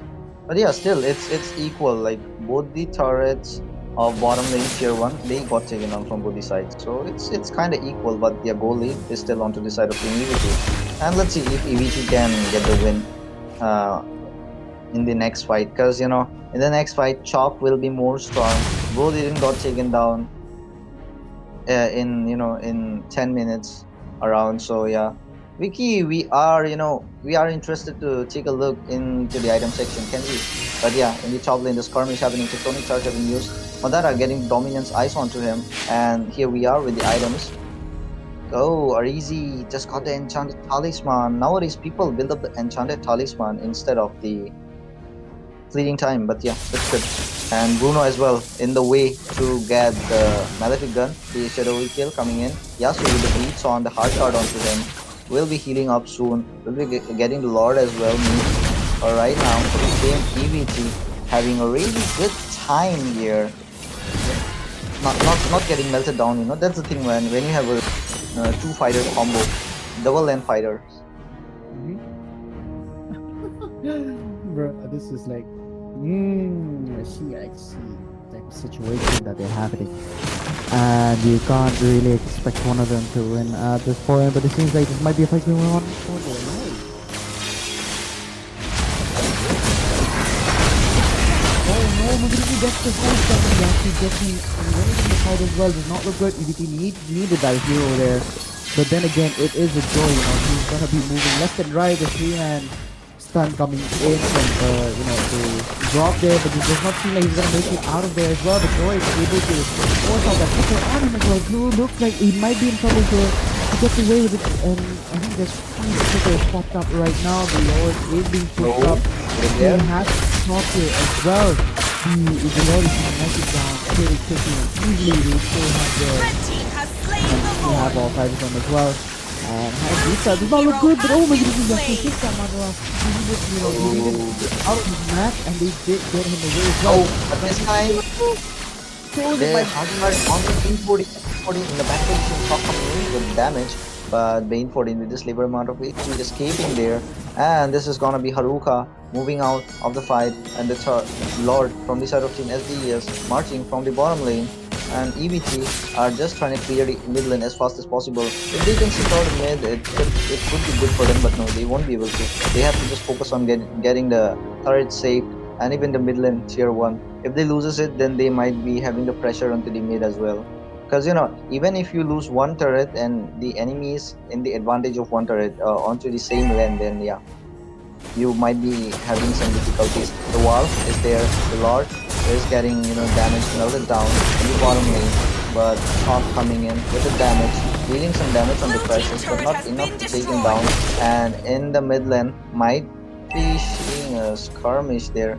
Bottom lane tier 1 might get taken down, but no, with this labor amount of HP, it just saved itself up. Dude, this is like not good look for Lucidity right now, because most of the group fights are being won by SDVS, and they need those kills. They really need that, and it's actually going to the side of SDVS as well. The goal lead is HP. Oh my goodness! Hard guard onto him, just save him, But yeah, with the beats, he is coming back for the revenge. This is the thing, man. If you have an Angela, even if you get low, you have the ultimate will be popping up in few seconds, if I'm not wrong. It will be coming back in few seconds. And right now, Team SDE is focused on getting the objectives after a long time of engaging for the fight. They will be securing the top lane tier 1 and should focus for the mid lane tier 1 as well, but Chop just clearing out the minions so that they can push away. But the wall is there. Won't be using the tectonic charge. The Chop is far away there. The pause occurring. Oh man, I think this match they really need to work out on their strategy, because this looks like it could be the end for the second round here, and goes to the side of SDES if they do not do something about it. And the fact that Elusivity is kind of losing this, I didn't really expect it, but I honestly think that they should have taken a marksman at this point, because there's way too much damage, and there's absolutely nothing that they can do about it right now. There's Joy, there's Kadita, there's even Bruno, as a matter of fact, and the fact that there's an Angela with conjoined together with Phobius, that basically makes him like twice the tank that he is already. A menace that he is, to deal with in the EXP lane. Sometimes you really need to keep your distance with Phobius. Otherwise, you're good to go if you're confident in trying to get him. But man, I don't know, man. I really don't know what Elusivity can do about this right now. But they could make SDES might make a simple mistake, maybe, for Lucidity to get back on their feet and eventually win this round and take it with a clean sweep as well. And yeah, we are having the network issue from the Hello? which side. Can you hear I'm me? not sure which. Yeah, I can hear Oh, you. okay. No. I was thinking I sounded really muffled. That's why. Do I sound muffled, or is it clear at least? It's clear. It's clear. Okay, got it. Oh, crazy, dude. Okay, so there's 3 seconds remaining and only 2 minutes of pause time as well. But wait, what? I think it's okay. I think maybe it's extended time there. Yeah, it could be the network issue coming up from one of the teams here.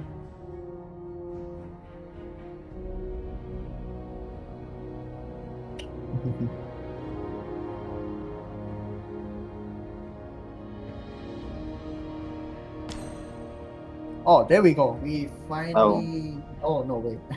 Wait, what? We are Wait, what? all the heroes are stuck. Yes, all the heroes are stuck. I love that he's Moses is just showing us what this is. This is actually the power of what Nathan can do. But he's so useless in most of the matches. So I don't know what to say. I don't know what to say.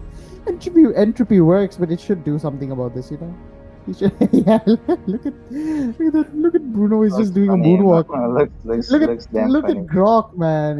He's Mr. Hee Hee. Oh, Michael Groxon we got here in the bit lane. Oh man, There Michael he is. Coulson. Nice name, bro. Perfect timing. Who's this with the perfect timing, man? Ricky as well. Oh my goodness. Michael This is Groxon, bro. Damn, bro. Michael Groxon for real. Jeez, man. Well, Oh, there we have Blue it. team Finally, turret the has been match destroyed. goes on. And I think, yeah, there definitely was a network issue coming up. But ladies and gentlemen, it is finally free. We are finally back up into the game as well. It is 8-7 overall so far. 40 minutes have passed in, but this might seem like a fight might go on. But okay, they need to back it off. This is a little bit too, I think, a little bit too risky for the side of Lucidity, because they need to get out. They need that blue, especially to kind of what you call it, attach himself onto Joy as well and give enough annoy the living heck out of him as well. Otherwise, they need to mark the Angela. As long as they mark the Angela, the Phobius is not going to be able to do anything about it at all. How's it going? and right now, we are getting to see a skirmish might be happening here, but in top lane, look at Jeffrey waiting for Chalk to come in. He is waiting for Chalk to maybe take down Chalk there. But will he be able to take him down? The question is, but yeah, he will be back in. There is the turret advantage for the side of Team EVT again, just like the previous match. The mid lane is standing strong for both sides. Storm, meanwhile, Bane 14, off screen, took down Hayabusa there and Yasu with the electrifying beat, the hard guard onto him, dealing the damage onto Madara. Madara, with his labor amount of HP, might get taken down, but he just backed off. And look at there, the fight occurring. The hard guard is there onto Hawk this time. Storm will be the one taking down to Dexter, and it's gonna be comeback coming in from the side of Team SES if I'm not wrong, because they are going all together, and the Angela magic is there from their side. Angela with the hard guard is really effective in the match right now. And the electrifying beats coming in. Yasu, the hard guard onto him, and the mid lane tier 1 will be secured by the side of Team SES onto EVT, and they will be going for the tier 2 as well. They are just going in, the electrifying beats having used Madara with his labor amount of HP. Yasu going in, will be surviving I guess, but no. Jeffrey, tectonic charge coming in. The Fire Fighter having used as well. The hard guard on the top dealing so much of damage. Getting the kill onto Madara. Getting the double kill onto Crisis. Top the damage. Oh my god, goodness, bro. Triple kill again in the hands of Top. Dexter falling off. Maniac. Oh my god. I7, bro. And the Grok is on him. Oh my god, Grok finally getting that touchdown onto Top. But bro, the gameplay made by Top was damn good, but the hard guard onto Haruka having a hard time there with the hard guard onto him, and a huge grab, but yeah, he survives. Bane 14 getting the kill. Oh, complete wipeout coming in. Crisis, Madara coming in. Crisis will be there in few seconds. Dexter as well. Will he be able to defend it? The question is, and the answer might be yes if Justin comes in as well.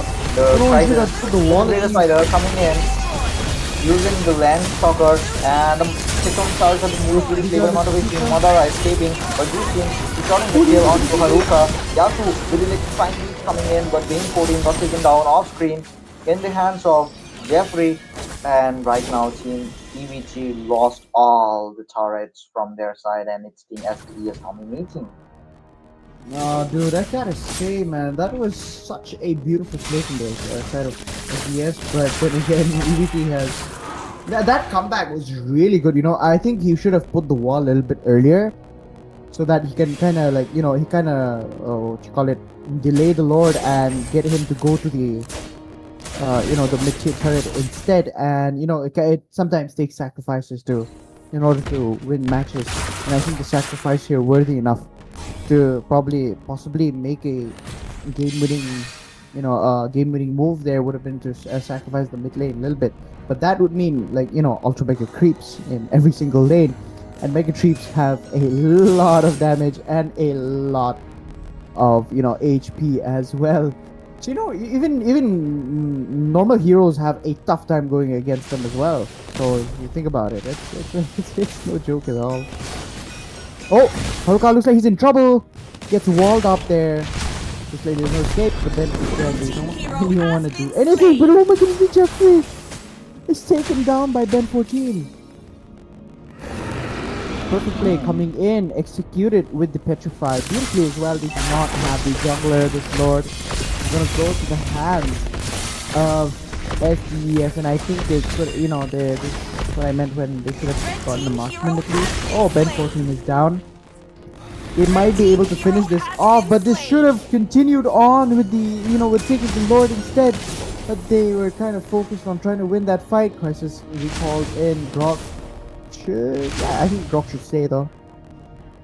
Crazy work. Yasu is down, and there's like 9 seconds left. And they're going to be able to easily take forward as long as they can mount Angela, or as long as they can at least get the Bruno out of the way. Then the fight is going to be a lot more easier than they expected. There we have it. Oh my god. I don't have actually I don't have any words right now. I'm not sure which team is gonna win. Sometimes it's Team LTS, sometimes it's EVT, and EVT are securing the Lord this time, the Mega Lord, the strongest Lord here. And right now, we are getting to Jeffrey with the KD of 374. And as a jungler, both of them, Yasu and Jeffrey, suffering, because both of them have strong teammates. SDS have Bane to burst out Jeffrey, and Team EVT, they have all the stuns, Blue as well, to stop the dashes coming in from Yasu. So he can, he can't do anything. He'll just get taken down easily. Man, that's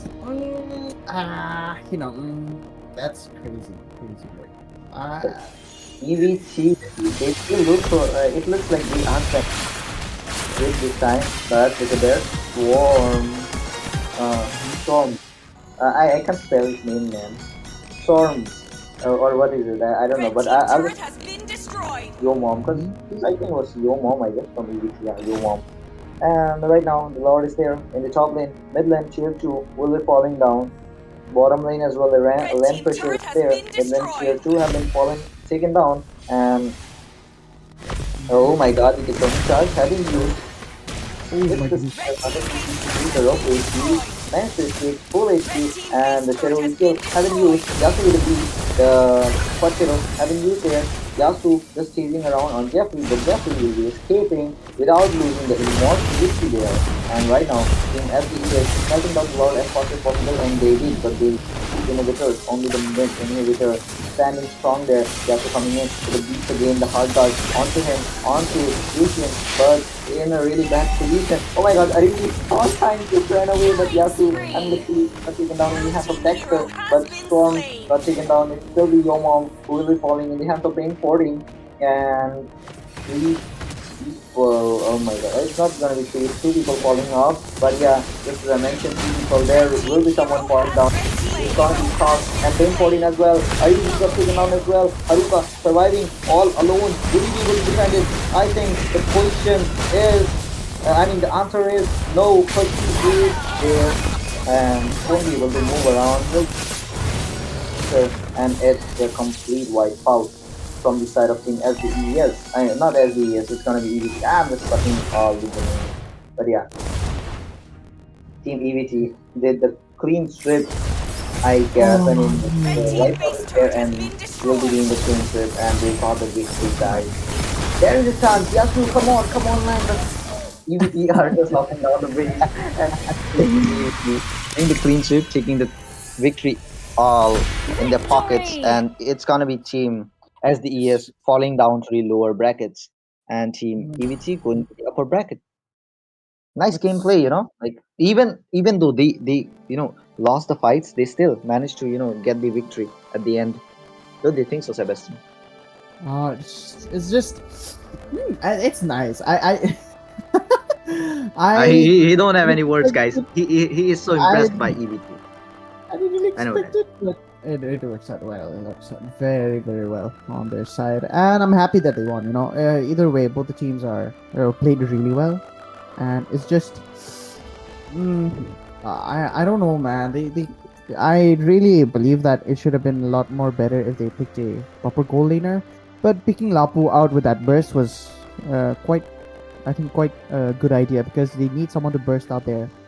The Bruno there, and he with the anti-CC that he's got, his passive, and his ultimate skill, and there's 3 bloody forms, so it's like 3 hits with 0 0 stuns that are gonna go towards the side, is able to make do with what he has. He has 10 assists, and the fact that a Grog got that MVP, I'm happy. I love Grog. He's like my favorite tank right now as well, besides Franco, of Oh, course. okay. It's not the thing like he likes Grok. The thing is he's a roamer, so he is really very happy because the roamer guys.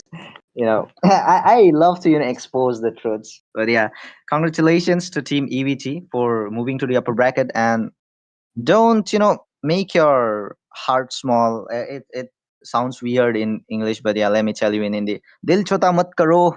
As the ES, you'll be moving to the Yeah. lower bracket, but you'll still be having a chance to qualify for the LAN tournament. So yeah, best of luck. Grind as much as you can and become strong and come back stronger to beat them up and take the thorn away. Until then, in the Casa deck, it's gonna be me Shinji along with me, Mapuki Angela Ricardo. We'll be taking the break here. We'll be signing off. So before signing off, Ricardo, do you want to say something? Have any words for the players? Oh, guys, just stay safe out there. The world's getting really messed up, and I don't want you guys to find yourself in a situation where you're helpless. So do your best. Give you all love everyone else. And what is that breathing, dude? It's ruining the moment, man. Well, yeah, as I was saying, guys, just stay safe and peace out, guys. Love you all.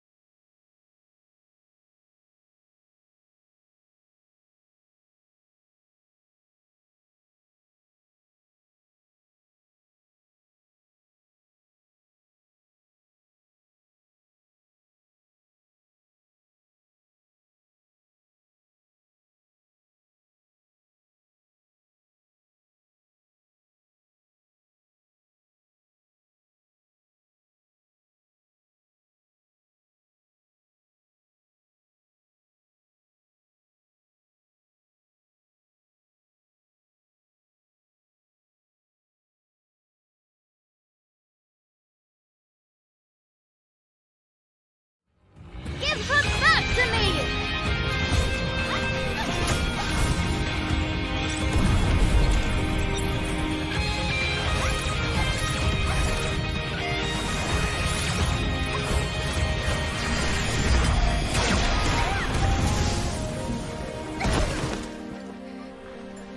Give up, Guinevere. Hope is an illusion. Its will is absolute.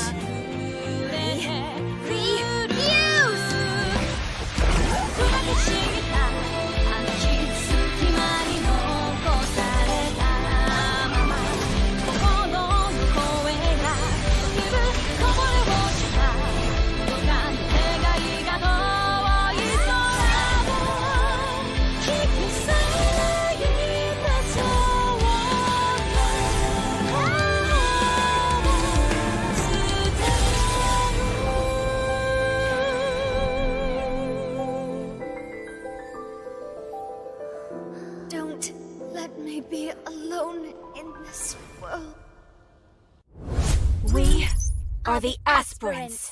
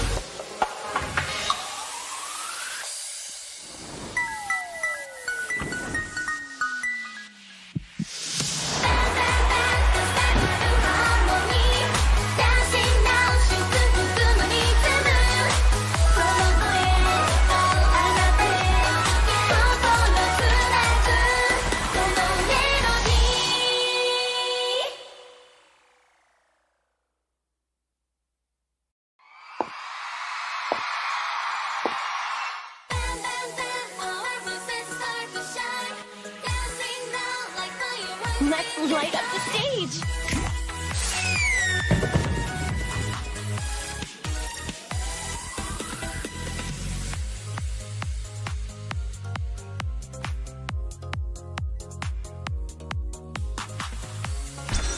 Every cheer fuels us to burn even brighter. Time for my solo. I spot a super fan out there. Eyes on me!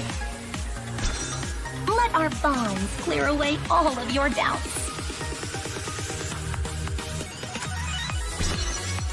Bonds like starlit vows. Our connection spans the stars. Follow my rhythm.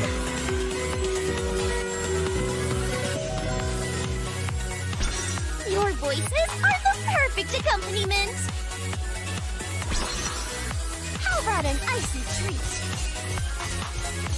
Catch this frosty rhythm. Glisten like fresh snow.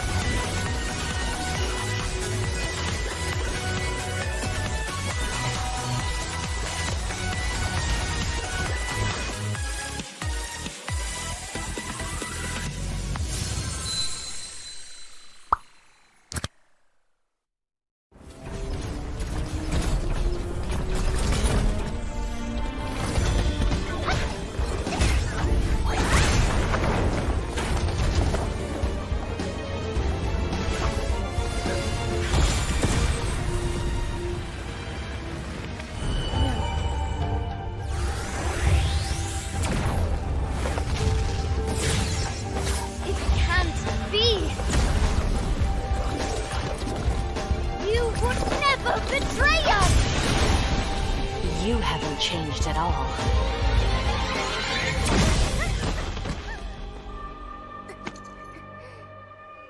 Have you really forgotten everything, Vexana? We made a promise to protect this world. Yeah, I made it myself, you know. Look, we light up when our powers are in sync. You were always there to pick me up. Stay with me, Guinevere. The one I could always count on. Enough!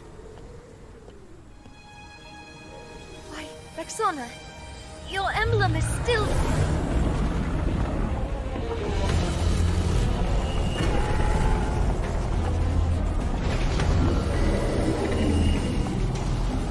The gateway is near completion. Soon new aspirants will meet your end.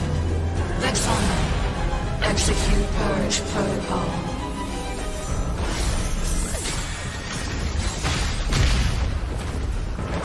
You... Give her back to me!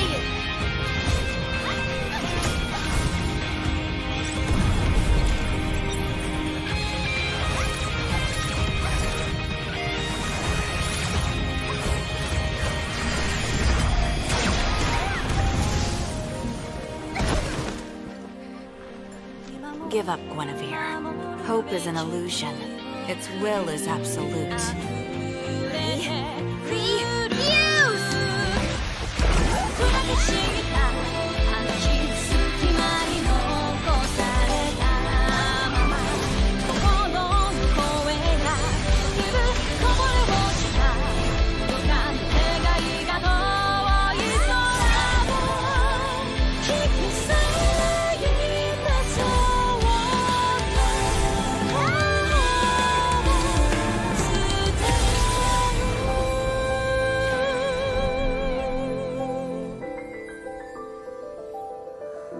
Don't let me be alone in this world. We are the aspirants.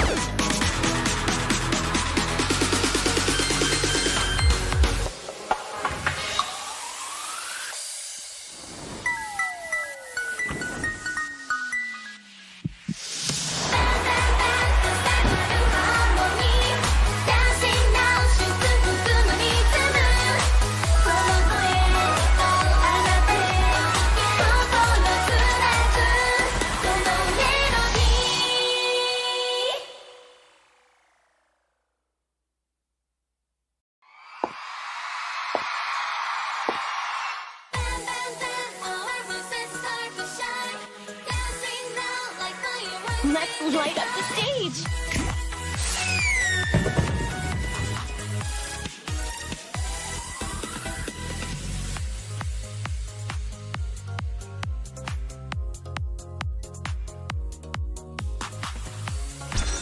Every cheer fuels us to burn even brighter.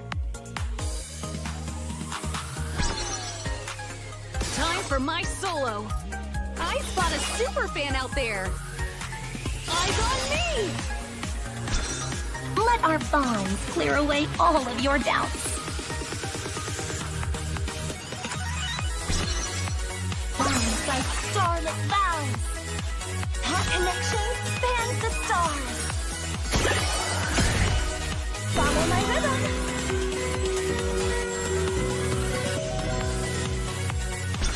Your voices are the perfect accompaniment. How about an icy treat? Catch this frosty rhythm. Glisten like fresh snow.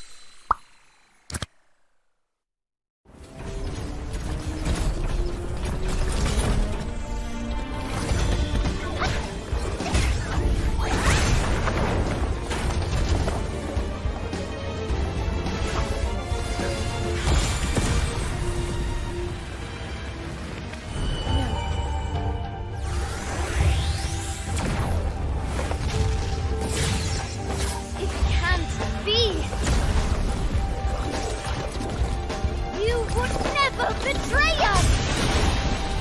You haven't changed at all.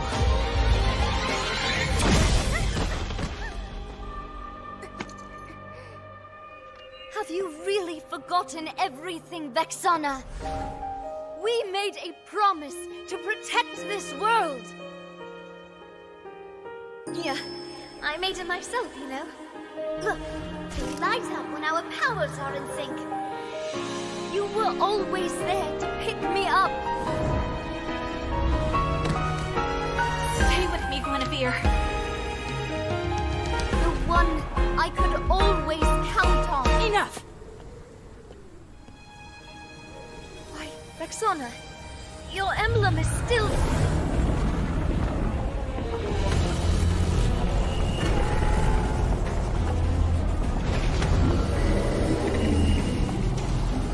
The gateway is near completion. Soon new aspirants will meet your end. Vexana, execute Purge Protocol.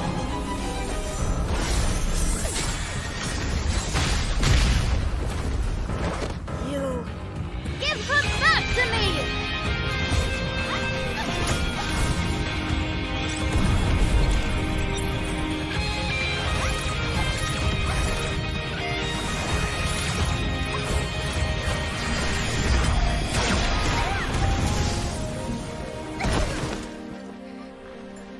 Give up, Guinevere. Hope is an illusion. Its will is absolute.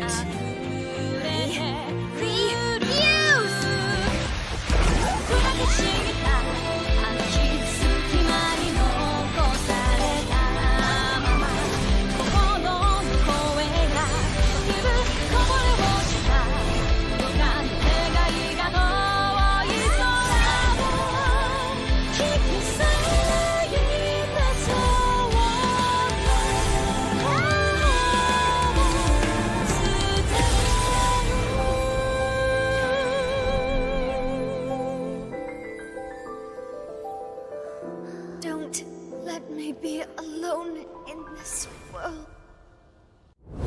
We are the aspirants.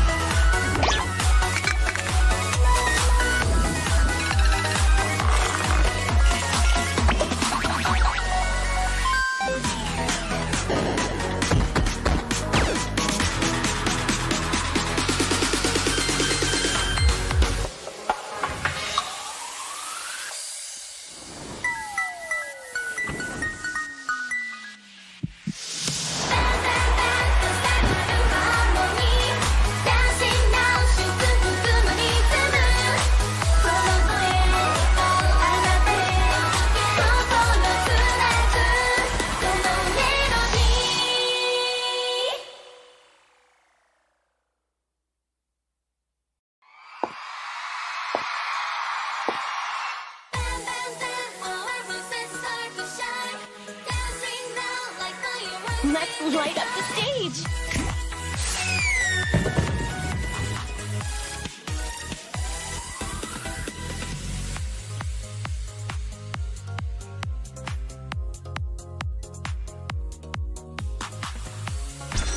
Every cheer fuels us to burn even brighter.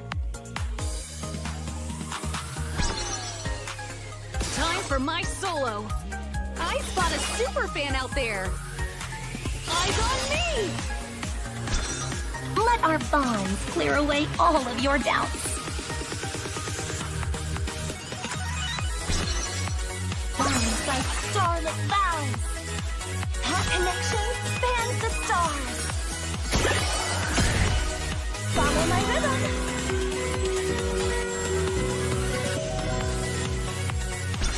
Your voices are the perfect accompaniment.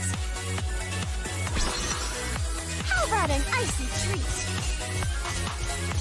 Catch this frosty rhythm. Glisten like fresh snow.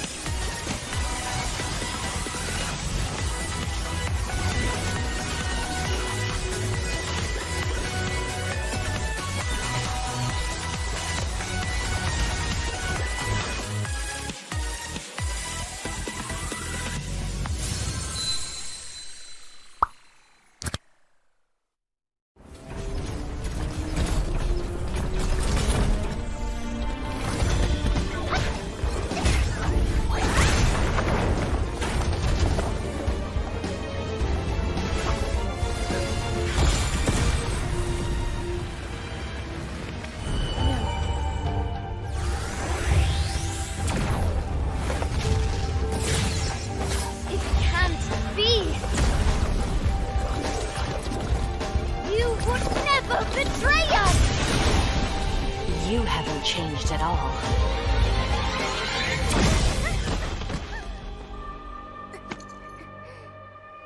Have you really forgotten everything, Vexana? We made a promise to protect this world. Yeah, I made it myself, you know. Look, we light up when our powers are in sync. You were always there to pick me up. Stay with me, Guinevere. The one I could always count on. Enough! Why, Vexana, your emblem is still...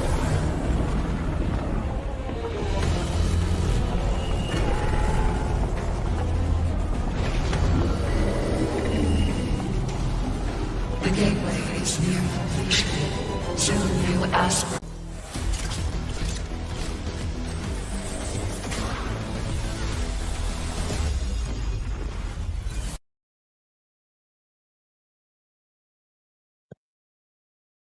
Welcome back, guys, to the Autumn Championship. I'm Axel, your boy, and I think this is a match of a round for like a match for it's a match 16, I guess. And I'm here with my co-caster Zep here. Hello, Zep. You there? Oh yeah, definitely. I am here, Axel, and we are in this match together, and it is going to be none other than Team Arunde Esports versus Team none other than it's going to be Team Iraqi, one of the most ballistic teams who have been stomping around with every single team they are facing off against. And Arunde, I'm not quite sure about them. I've not been seeing them a lot, but what do you want to say about it, Axel? Yeah, it's a new team, so I'm not sure about that. But let's see who will take the victory today, and let's see who will take a lot of dominating game here. So it's just a game preference that who would win that, that they were able to make something out of it and make themselves in a next round.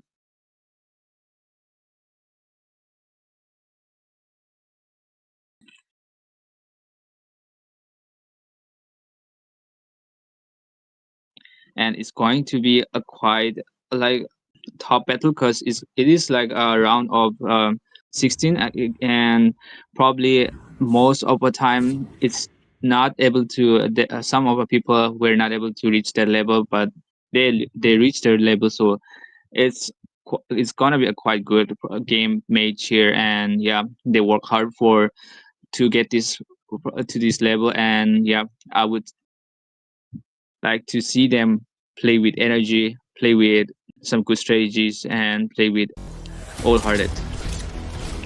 Yep, definitely. I mean, this is going to be something which will be deciding if they are going on towards the top lane or not top lane, man. What am I saying? My oh my. Yeah, as I was saying, they are either going to be going towards the upper bracket or they will be sent down towards the lower bracket. And that's the real question, you know, because you aren't able to play well, then you aren't able to do anything after all. Because if you are dropped towards the lower bracket, then it's going to be one hell of a trouble for you. And if you are dropped towards the upper bracket, man, oh man, you will be living up towards the sky here. But yes, as we are talking, we'll be in towards the drop with Team Iraqi already banning off Baksha and 1-1, while on the side of Team Arunde, they are banning off none other than Zushi and the lady with the lantern, and she is a real trouble if you will asking me. But what do you say about it, Axel?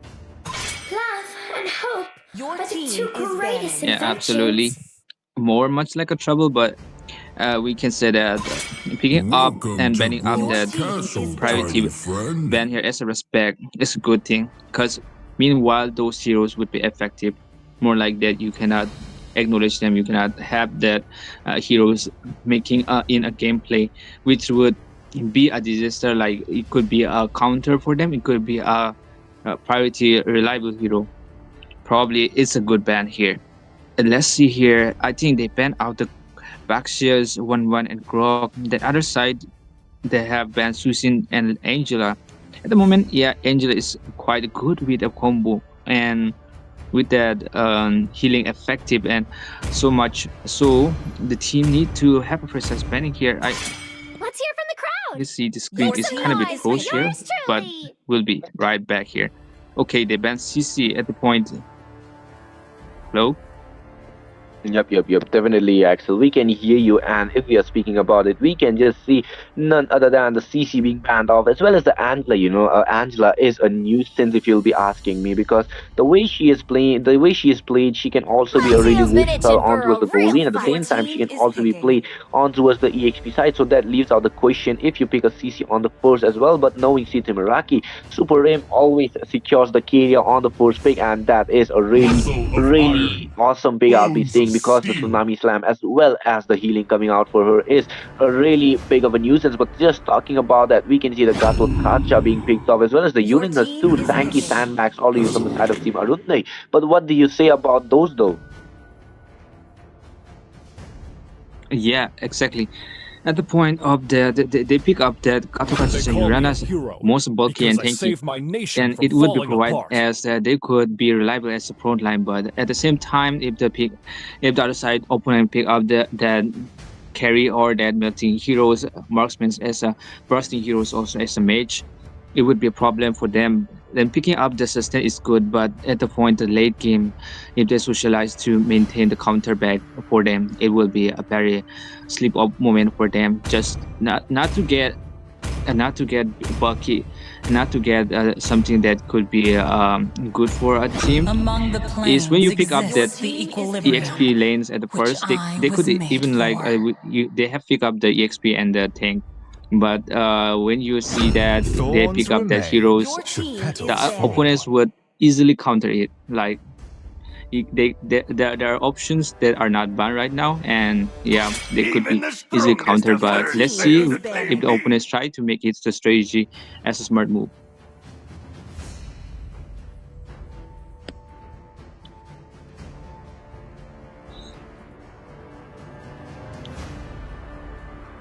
And I think the Kalia pick with the combo with Oh my wait, I'm literally.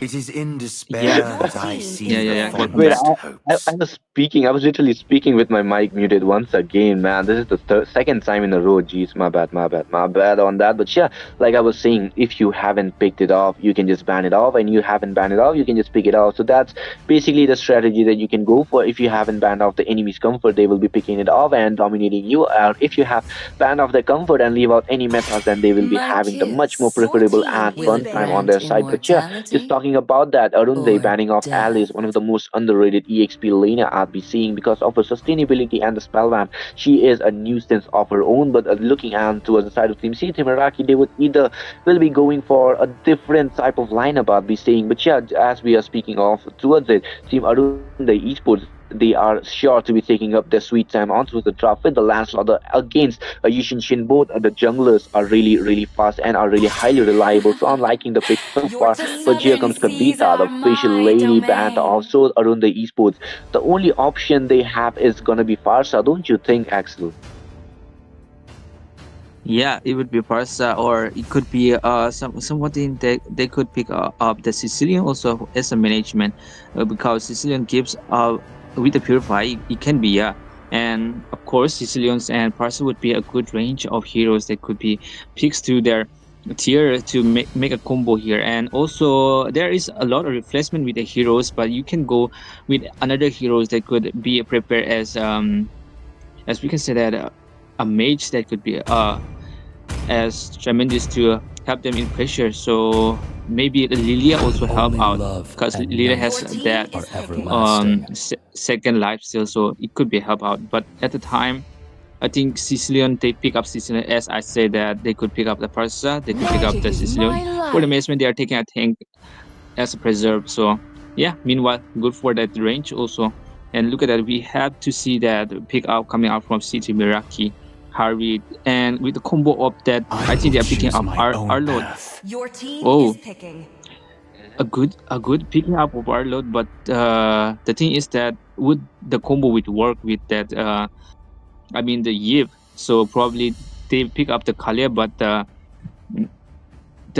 CC control, they would have the CC control at the moment, but the front line would be basically struggling at that. They are having a sustain here, which the team Arunodaya. I don't know how to pronounce it, but yeah, I think My kiss yeah, grants you yeah, immortality that's it. or death. Sorry about that. And they pick up the heroes that is good and bulky, but at the same time, at the late game, it will be probably the bursting heroes of C2 Miraki like Harit. Come on, It goes Dexter. with It's our a marksmith showtime. of what is this as a hyper play there. It would be a wholesome battle here. So at the late game, they should not be having that, but also with the Arunanda, like they have picked up the Sicilian for a late game stakes. So probably Yep.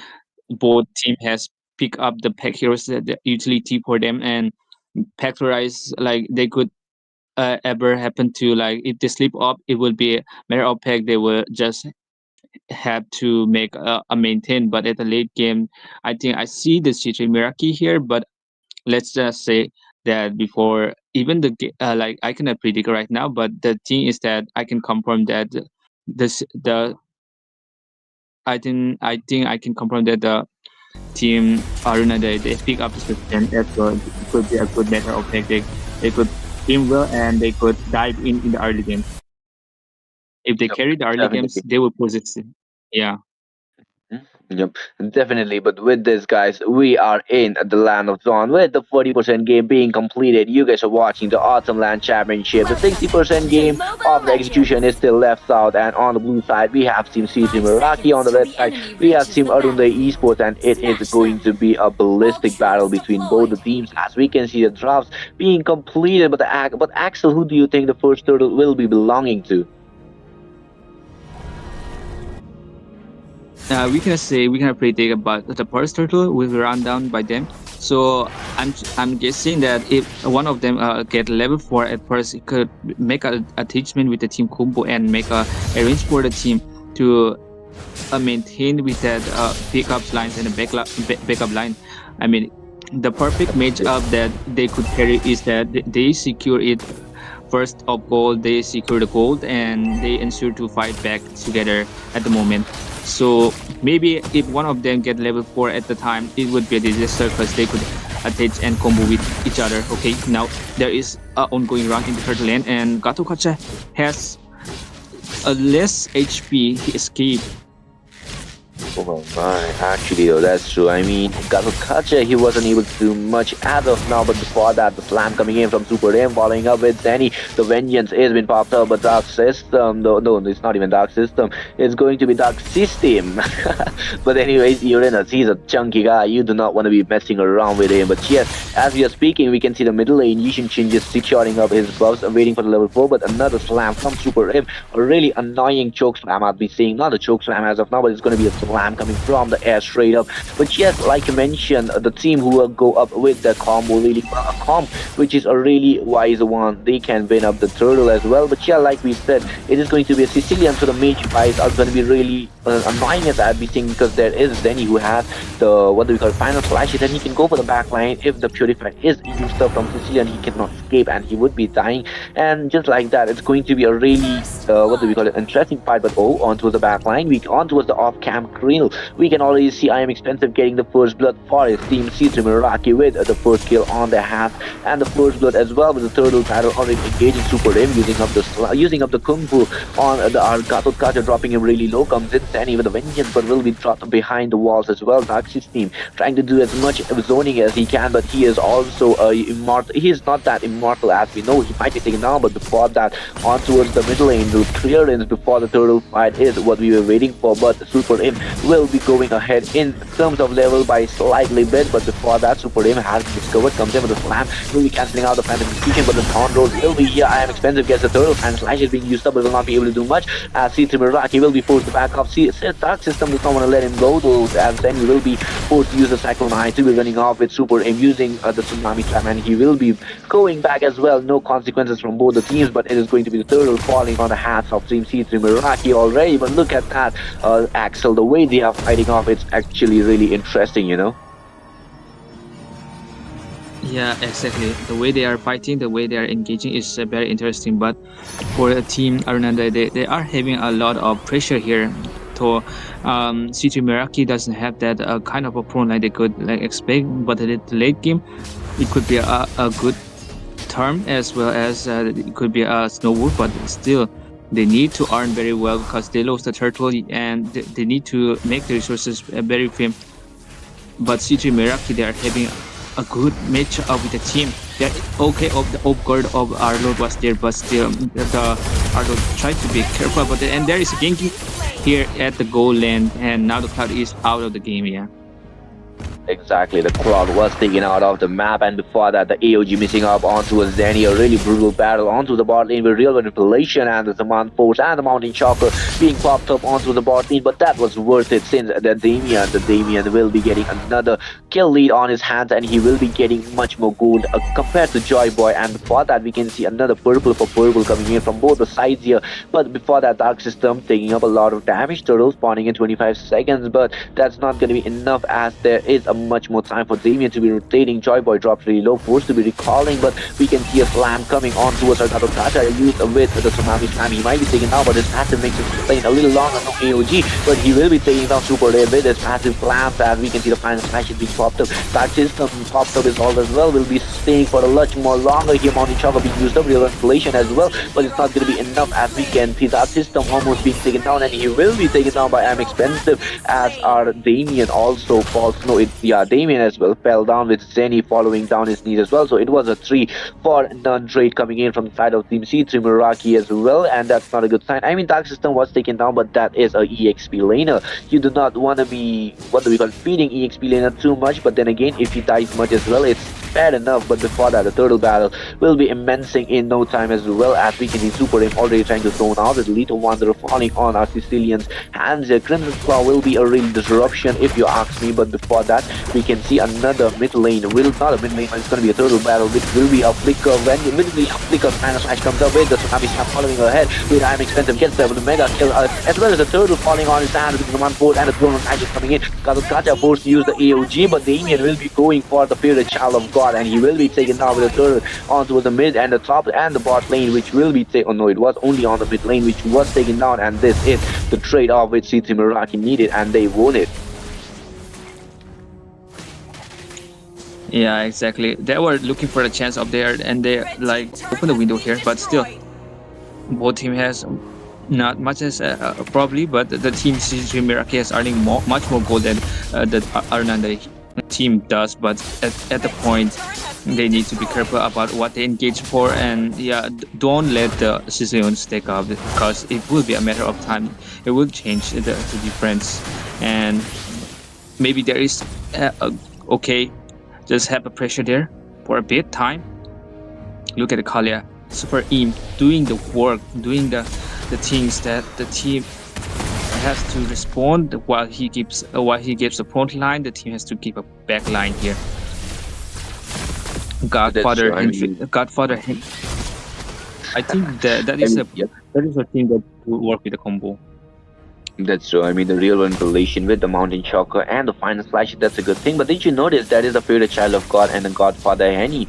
My oh my, the names are quite matching right now, you know, the favorite child of Henny maybe. We do not know, but before that, what do we call it? Zaman Force being popped up onto the bot lane, and the turret will be taken down. The second tier, but might be trading off for the top lane. But before that, the slam comes in with the Tsunami Slam catching you in. The almost drop down, but the spot stays alive with the EOG being popped up, catching no one as of now, as on towards the minions, though it is going to be a fair trade with another slam going on ahead for the 16, but he will be forced to be backing him off with the Crimson Claw as well. But before that, we can see no more clashes as of now, but the trades are really wise with the puncture coming in. The Thornrose as well will be using puncture once again to be scamming off as well. It was a straight up scam for C3 Meraki as Lancelot tried to go in for the engage, but will be backing up as well. But Axel, who do you think this turtle will be belonging to? It will be belong to C3 Meraki, since the Lancelot is not contesting. He's just going out for clearing up that lanes, the waves of the minions for now. And probably it's a good thing that if they don't get the main objectives, they should clear out that lane first, because at the time the turtle may engage. If they are not looking like, they have to maintain the map here. They have to maintain the waves of the minions here. If they don't maintain that, they could not work out for the push up and for the for making a strategy to engage. And look at that, this Harid is making so much damage after the late game. It would be a problem for them to initiate, because the sustain will be melted soon. Okay, Now it is going out with that tsunami slams, and now gets out for a right time, gets out for a Lancelot here. Just a nearly escape.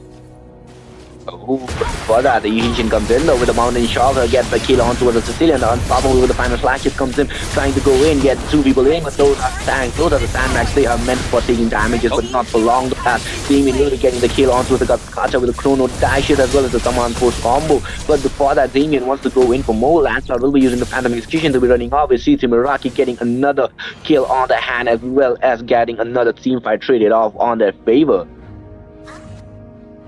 Yeah, it's not looking good for a team Arunanda because of the positions going on from the C2 Meraki, the tempo going on, the attack, the engage going on is much more to have a handle there because of the they have the sustain, but the mostly the C2 Meraki goes with the burst and with the okay now it's just not getting a good.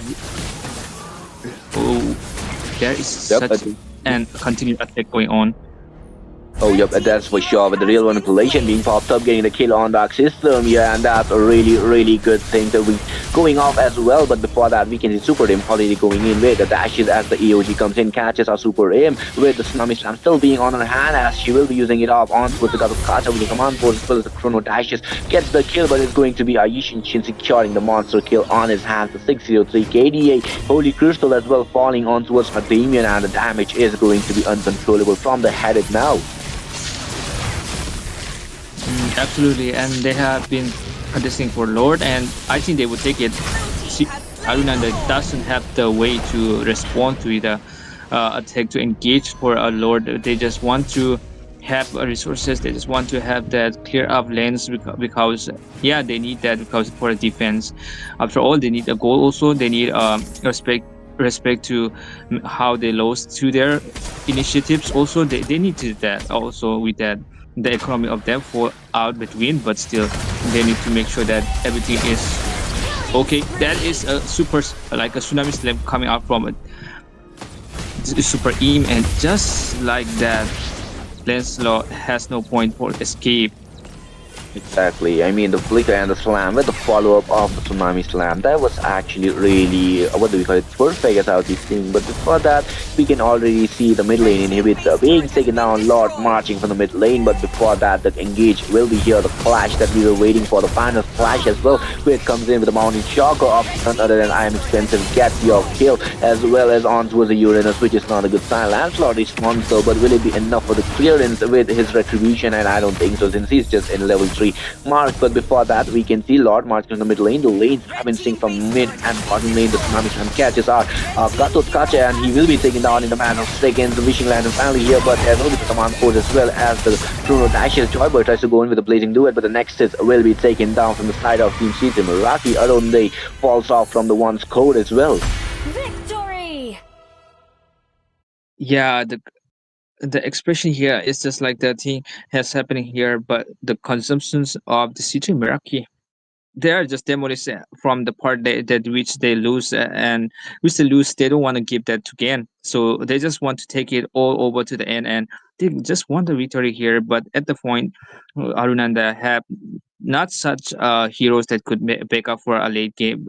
I mean the defense for about for when the Lord is fear there when a Lord is taken out, they could not defend because of the items they have, like shortage of items, shortage of gold, shortage of turrets. Also, it's just a problem for them to engage. And when the Proton was going out, the super E, the Kalia just have to collide with it and just engage the fight, and the pro line was not there to have them work out. The combo was not even a good thing, like with the E expos who got melted. As I said, that the Hari got a burst at the late game, so they initiate the fight in the goal lane much more, but at the end, like Hari earned more and the Cloud couldn't do anything else because of what the economy, the discipline of the game here, which they slip out.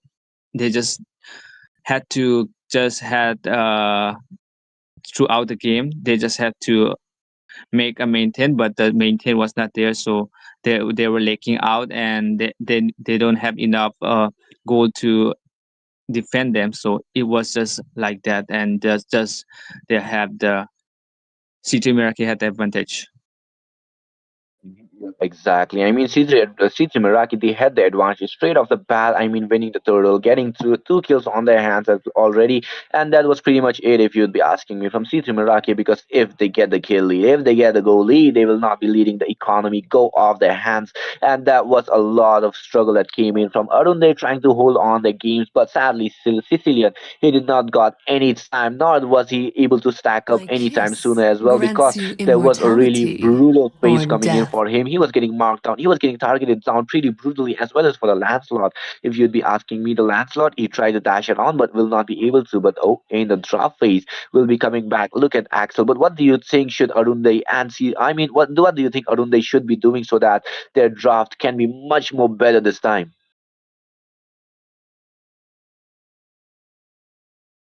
Yeah, I think they should be careful about the drop, and anything happens, they should make a maintain with the team, whether they pick the right one or whether they need to see that the team would pick up that hero. They should pick up the counter back. So maybe picking up the sustain there was a good pick, but at the time the sustain would not attribute with the team. So the thing is that you need to have the clear mindset to think that it would be better for a game to turn over. So they should make a hero. They should take a hero they could change and make a whole table flip. So maybe they should pick up Hello, the team in my a different friend. way. But CG Miraki right there has a point of where they have the advantage against them because they pick a sustain.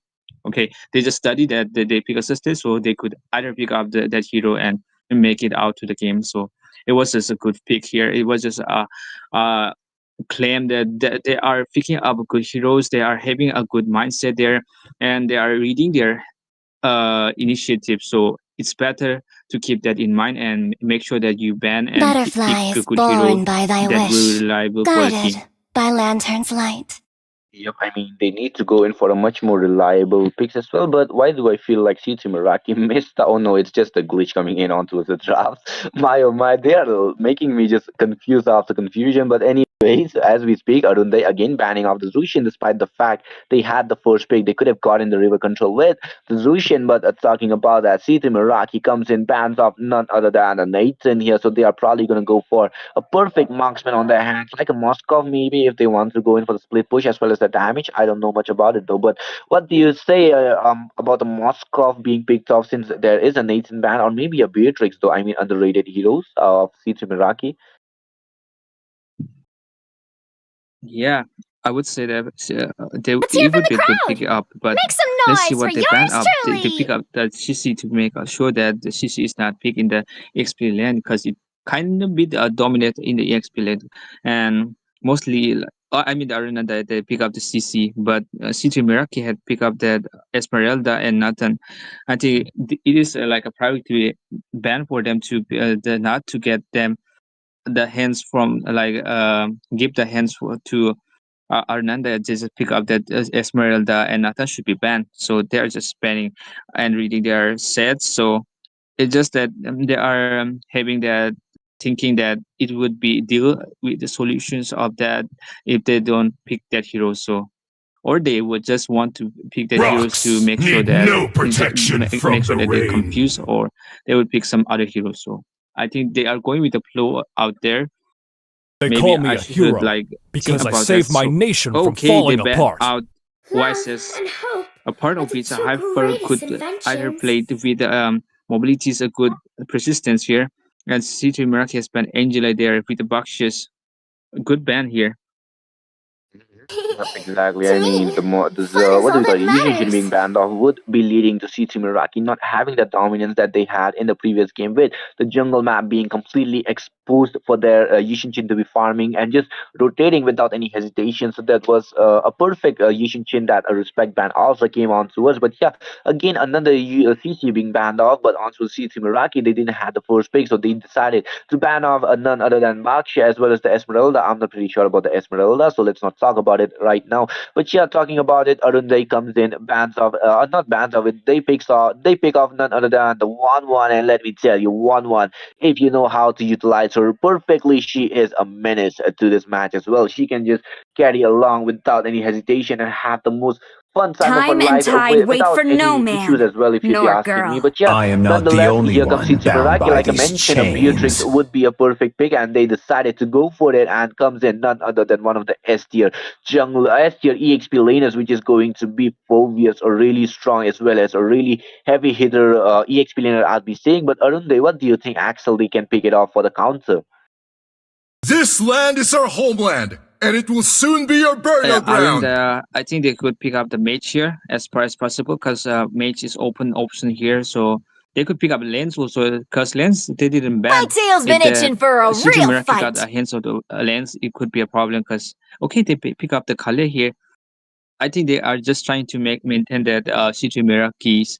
They have the earlier mates with Kalia, so it was like they're just getting like it should be them to pick up so that Kalia should not be in their hands. So I just like that they are just against each other for picking up this band. So Lapu Lapu with that combo, I think it would be a good pickup because Lapu Lapu can make a pawn line there as well as for CC control. The menace of that Kalia will be better, but still they need a good hero for maintaining like a range hero like Parsa would be good fit with an good heifer. I guess they would mainly go for a good pickups, but still CJ Meraki has picked up that Kaja here and The Phobius would southern be a seas are my affection for domain. the like Arunanda because you know Arunanda has picked up the 1-1. It would be effect for like from making out that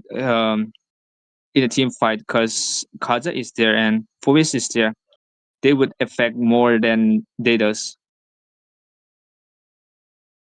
That's true. I mean, looking into the Kaja as well, he is a really big of a nuisance. I mean, another suppression I'll be Payback seeing coming in from time. him, another suppression hero, and that is going to be with his whip that he'll be having. But still, talking about it, we can see there is a Lapu Lapu, there is a Kalia, and to be canceling out the Tsunami Slam, it would be a perfect whip coming in from none other than our Kaja here. So yeah, just talking about it makes me want to feel like it's going to be something really, really crazy. But as we speak, we can see the Farsa being banned off as well as a Kadita from the side of Team C, Team Meraki and See Arunde. value in So me? both the mages will be taken off You and comes should. in C, Team Meraki with none other than the Fredrin, a really, really strong jungler, and Arunde will not be getting that jungler for them. And Arunde, they still have a mage that is going to be none other than. Oh, wait, no, no, no. I was thinking about a Zuishin, but they banned it off already. But yeah, which can be a Kimi, and no, it's going to be a Hayabusa, so a mage, then a jungler. Okay, I see the theme coming in. But yeah, just talking about it, see Team Iraqi, they still have a jungler open up. That is going to be a Lancelot, and if they pick it up, it is going to be a really, really strong hero. And not to mention as well, there is a Akai open if they want to go for much more tanky comp. But what do you say, Axel? What do you think a jungler perfect would be in this comp? Hmm. For this combo, I think it could work with Akai and yeah, it could work with Lancelot. But let's see, they could pick out that heroes because I think I see a Lancelot clear here because Lancelot would dive in Among the easily without planes any exists the hesitation here. equilibrium, And they pick up which Yib I for was Suchi made Meraki. for. They are not picking up Lance, so they're just giving a hand for Arnanda. If they able to pick up Lance in their hand, it would be good. But yeah, at the point, would they pick a Lance at this last pickup? So maybe they should be careful about the pickups about Lance also.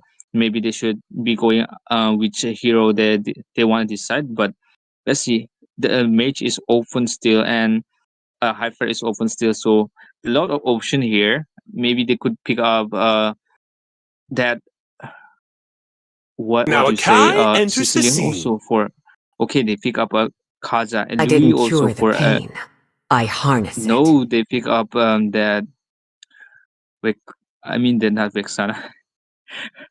Probably I just don't have I just don't have that like literally see this is the point that where you s- decide when you have that pickup it could be workout but still it's just that I'm not sure that the combo will work out with that heroes Valentina because it's kind of bit here they pick up Akai and they pick up Valentina, but the combo would be there, but still the damage would not be there as the C3 Miraki had. Because if they pick up the good hyper, it could be a problem. But there is a lens open here; they could pick up lens. But probably is Aruna that has picked up Akai would be manageable with Akai also. The front line is the sustain going on from Aruna that is good, compact. But the C3 Miraki had the ability to affect them, have the ability to make the late game. Both have the good round of heroes. Yep, that's true. I mean, both the heroes. Wait, oh, I am expensive on a really hidden jungler, I guess. My oh my, what is going on there? But yeah, it is going to be a surprise. Oh, never mind. It's a Lancelot. Man, Moses, you just ruined the fun. Never mind. But anyways, Arunde with that Akai onto the jungle with Akelia and Lapu Lapu, and to be having a much more perfect comp, they have a real manipulation copycat, which is going to be none other than Valentina. But yes, guys, with this, yeah, in plan of gone with the 40% of drop being completed here and 60% on the execution being left open. You guys are watching the Autumn Land Championship brought to you by NEO3 in partnership of Mako Gaming and Roots Official. And with this, we'll be seeing blue team, which is going to be Arunde, and red team Sita Miraki with Sita Miraki already having a point on their name. And with that, we'll be seeing a clash already onto the mid lane, which is going to be Arunde falling behind as well once again. But before that, Supreme already using the whip, a really wise move to be zoning out none other than the what do we call it, favorite child of God. But sadly, you are no more favorite child of God. What do we call Godfather Henry? My oh my, these names though. But yeah, talking about that, we can see Akai coming in, helping finally to clear the jungle. But Lancelot, I am expensive. What do we call it, iconic jungle rotation already invading all those small creeps. And since it is going to be a tanky jungle, it's not a good sign, you know, Axel. Yeah, I would say they could pick up with Akai would. I think he would go with the tanky, or he would go with the effect of the jungling item. So maybe it could be damageable attacks. Like you can go with strike with that Blade of Hephaestus, and yeah, you could work with that. But still, if they pick a tanky item here, so Akai would able to make a damage, but Akai would have to think that it could be work with that item of defense also, with that mix up with jungling I mean that Yep, exactly. I mean, with the itemization coming in from Akai, it's not going to be that easy for him to be farming up. At the same time, there is going to be a turtle spawning in 5 seconds. Before that, we can see Kalia coming in, jumping around, but then he will be the one pushing her back. With that, we can see another knockup coming in from none other than Zeni, the Phobias, but Super Aim and Zeni already dropped really low. The Healing Queen, not a Healing Queen personally, but a Healing Master. I'll be seeing a Healing Dojo. I'll be much more preferable to be calling it out, but yeah. Akaba already using up a lot of what do we call it, resources on his hands. The flicker is still there, but that's a good time. But before that, Lapu Lapu goes in. Dark System already with Danny popping around. I am expensive comes in. Thorn Rose catching none other than our Dark System. He will be it's going to be Akaba who will be taken down by none other than I am expensive, with Zenny also chasing around our Dark System. Flicker to be forced out with real manipulation being popped up, but it is going to be heavy spins, which will be catching none other than the Godfather Henry with the Yves ult as well. But it's not going to be that fun since we can see the favorite child of God still not level 4 with Yuriko still gets the turtle with the retribution. My oh my, that's a really fun way to be stealing a turtle as well as losing a team fight. But now, but for that, and then time comes in. I'm expensive, really low on the HP, but will be forced to backing off with the slam, with the knockback coming in from Zenny on his passive. My oh my, the divine whip is also there on towards my favorite child of God. A really perfect set, I'll be calling it out, but not for now, as he decides not to use it as of now. With I am expensive losing on to the turtle, and Arunde having a turtle on the hand but dropping 2 of their teammates, not a good sign. But at the same time, a different type of things I'll be saying. But yes, what do you say about the trade-off that just happened, Axel? Yeah, good positioning, but they have not. They have lost the team fight, but they still have the turtle there. They still have got the turtle. Kai has made out a play which Lancelot was not expecting. The team C3 was not expecting. He got the turtle at their hand, and the team fight they just lost, but they just won the turtle. The main objectives. Okay, there it goes out for Beatrix. It's not looking good at the goal line because they are just having a look out, and Kaza is on a way to maintain informations, and Lancelot is just giving a backline here just to make whenever he gonna attack, he just hit it up. Okay, now it's just going cripples on, like they are having a fight on the goal land here, mostly not in the EXP. The EXP just having a little bit of the roam here because Lafu and I think Phobias are a little bit ashamed with that slow in making up earning, but they are still in a good. Okay, now there is a outcome going on with the damage of Patrick here, and one what was able to make a crossbow here at the least time, but still he got out. Yep, exactly. The crossbow of Tank definitely came in clutch, but that's not going to be enough since the kill was not there. Onto was a Joy Boy. Instead, he was the one taken down, and before that, we can see a turtle engage coming in. The turtle dance to be specific, but before that, the slams as well comes in from our Akai. But before that, I am expensive comes in with the puncture, might be going for the kill, but this is the time for the turtle dance system. Gets the turtle once again. Turtle say gets the turtle, and I am expensive being pinned in the wall. He will be taken down. Then he comes in with the slams as well of his own, trying to get the kill on towards on our side, which will be getting a possible side, but no, not for long, because there is no more divine whip for our super aim, and that's not going to be a good sign. As we can see, Dark System already using up his skills. At the same time, we can see our Zenny having a lot of resources on his hands, but does not want to use it up as of now, and Dark System having the turtle buff as well will be having a fun time on his own. But before that, divine whip onto a favorite child comes in, tries to use it up, but Zenny will be running off, throwing. There is going to be a play trick coming from the side of Team Arunde, but comes in with a concealed super aim, trying to get any divine whip on towards anybody, but Akaba will be going back with our Joy Boy as well. Joy Boy will be living joyfully as well, but oh my, it's going to be a reference from One Piece. I can't even make fun of it. My, oh my. But anyways, Axel, what do you say this next turtle? Who do you think it's gonna go for?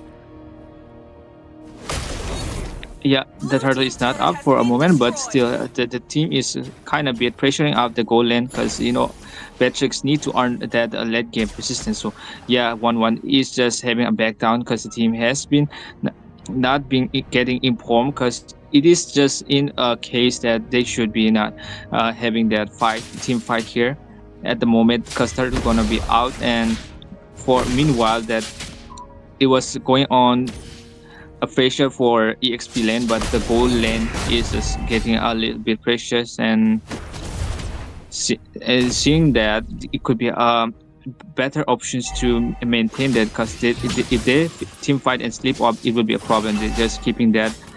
CJ Miraki doesn't have the moment to maintain that when they come in the turtle, and they just have the okay.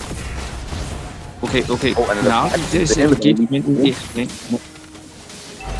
Yep, another engage onto the middle, onto the bot lane, where the tsunami time comes in onto Zenny, but on towards the back line as well. We can see none other than the real manipulation. So Damien will be taken down, crossbow of tag being popped up, and Zenny finally being taken down on his knees. After trying to run for his life, he will be able to pass Dark System, but Dark System was taken down by none other than the side of Team Meraki. They are having the fun of their life. At the same time, they are dropping their own teammates onto the ground as well. Damien, he got a kill, but he was taken down on his own as well, and before that, we can also see Zenny just tried to go in for the clash when he was taken down on a 3v1 situation, and onto the mid lane, the pressurization is here, but Joy Boy as well as our, what do we call it, the Valentina will be just getting a fun time on towards clearing waves as well. I mean, they are fast clearers, but 1-1 needs items before she can do anything. But before that, the turtle fight will be here, the last turtle fight, much more to be precise here. But before that, Zenny comes in with Akaba being zoned out. Wait, we can already see Yui Rokogu trying to go in with the Braided Spider, but before that, Lapu with the Braided Spider, Godfather Henry gets the turtle as the heavy spins will be forced, will be immobilized for a second. second, but he will be trying to escape as Zenny gets the kill on him. Zenny as well will be taken down though by Joy Boy since his crossbow of tank was activated with a double kill following up as our I am expensive also drops down on his knees. A turtle for 3 bodies as the trade for 2 though, so it's a 3 for 3 at the same time, but it is not a good sign for the side of Team C, Team Rocky, right Axel?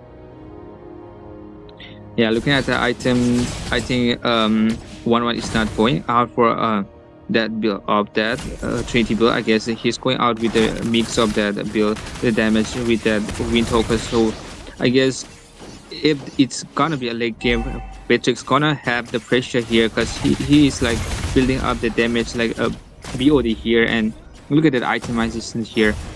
The shortage of the tank is there, but Kalia is having a pickup Tsunami Slam here at the moment at the mid lane, and now there is no more pressure from a mage here. Exactly, but before that we can see another slam comes in. Shutdown finally comes on towards the Joy Boy with the submachine gun from none other than Damien here, but before that favorite child of God trying to do as much as he can as the sniper shot misses from now. Then he just taking way too much damage on his hands.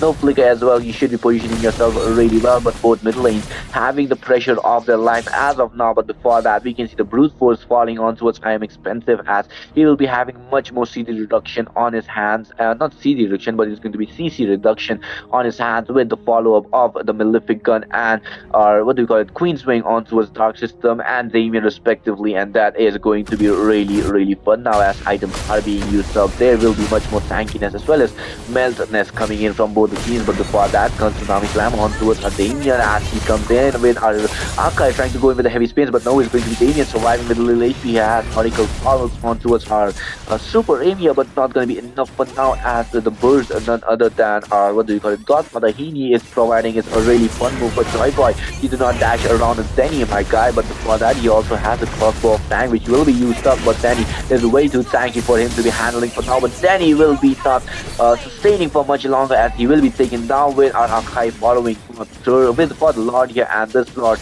can be going towards the side of Team Harunde without the side of Team C Meraki contesting since the jungler was taken down by the side of Team C Meraki is crumbling apart, Axel.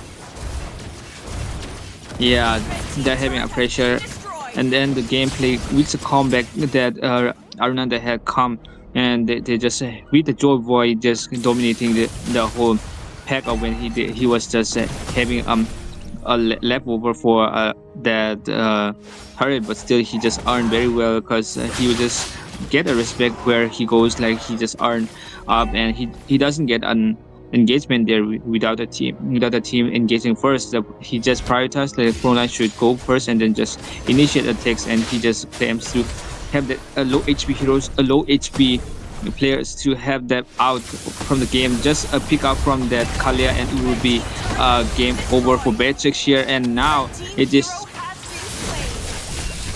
this is going out wild for the team in the mid lane, and this is engagement is going out shortened for team City Meraki, just having a little bit pressures, and the Beatrix is out. It would be so much to defend because they don't have that damage to make that.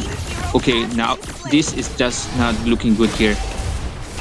Yep, exactly. Cheesy Meraki is not having the fun of their life anymore. On towards the first game, they sure had fun, but this time Arunde is providing a lot of pressure on the side with the Divine Whip of the copy. Valentina was a really crucial moment for Super Imp. He was taken down with his own skill, and that was a disrespect you don't want to be handling for now. But before that, we can see Lancelot comes in with a puncture as well as a Thorn Roll, but the side of the Phantom Institution is being cancelled all over again with the Tsunami Slam following up. I am expensive. What do we call it? I am expensive was picked off from the ground and dropped down straight on his grave. My oh my, that's a brutal way to be going around with I am expensive onto the 342 KD as well onto the bot lane. The inhibitor was taken down, minions marching in the mid lane, but this is a very clearable minions coming from the side of Team Arunde for now. But yes, as the game progresses, I am expecting the side of Team CC Meraki to be cooking off something, but there are a lot of CCs from the side of Team Arunde, so I'm not expecting a much expected winnable team fight from CC Meraki as long as they don't go for a one-man target. But do you think Arunde will even let them go for an all-out battle there? I think it will be a draw if the CC Merakis would slip up, but it will be difficult for C3 Meraki if they don't have that moment to make a maintain for themselves, because second lord will be up, and second lord, if they got it, it will be a problem to defend them, because they don't have that item, they don't have the engagement, they don't have the information here. They're just clearing out the lanes, they're just clearing out the waves here for a moment of a bit, because they need to be. And at the meanwhile, if the Beatrix is gonna be picked up by the team Arunanda, it would be a problem for C3 Meraki to engage, because they have only Beatrix to engage for a backline here, because the damage coming out from that Eve will be a very difficult situation because of the range here. They could able to maintain with the Tsunami Slam, so they should be careful about that, picking up from Tsunami Slams, and also with the 1-1 crossbow here. No, this is going around down for a team. Another like a Tsunami Slam is going up here. Phobias is just getting down, and they have to pick it up in retreatment for C3 Meraki here. That's exactly what we were expecting for, and that exactly happened as well. And with that, we can see Arunde making a game of their own with the barrel that they've been producing on this side as well, and the way they are actually playing it off is really wild. And for that, we can see CT Meraki being forced inside their own turrets, and Arunde securing the Lord, who will be marching from the mid lane as of now. And we can see Arunde struggling, not struggling, but they are putting up a lot of pressure onto the lane as well, and that is a good sign if you ask me. But it's not that good of a sign, since if you mess up even the slightest bit, that can be the end of you. But before that, the Lord will be marching with the Bravest Spider comes in, the puncture as well, and the Thorn Road being popped up, but he will be pushed back with the heavy spin real collision being popped up as well. But it's going to be a range smash is going for the back line, but this will be the nexus down on the side of Team C, Team Meraki, and we'll be seeing a BO3 game coming from both the teams here. Arunde, they came back with this match on the heavy spins, with the heavy blows as well, and with this we'll be seeing Arunde getting a point of their own, and we'll be seeing a tiebreaker match. My oh my, I was expecting this, Axel. Yeah, I wasn't expecting that, but still, Aruna did a good play up, and I think the 1-1 pick was a problematic for a team to maintain that team fight, and of course, for a team, for a Beatrix to handle it out, because the crossbow just initiate a fight and melted down very easily, because the 1-1 was the main problem to catch out. If the crossbow is open, it is hard to able to catch out with the Valentina here and the Kalia picking up. This is just a good combo with the Hyper coming out with the sustain, and Lancelot couldn't do anything about that. Yep, exactly. I mean, Lancelot wasn't able to do much on this game, since he was being picked off all over again and again, and he was being taken down brutally towards the point that he couldn't handle it himself, and that was pretty much it coming from the side of Team Iraqi for this game. But yes, there is a one more tiebreaker coming from both the teams, yeah, and that is going to be what we are expecting for. Since this is going to be the tiebreaker, it is going to be a much more stressful game for both the teams, and with this, we'll be jumping on towards the third game as soon as possible. And Axel, who do you think this match will be belonging to, though?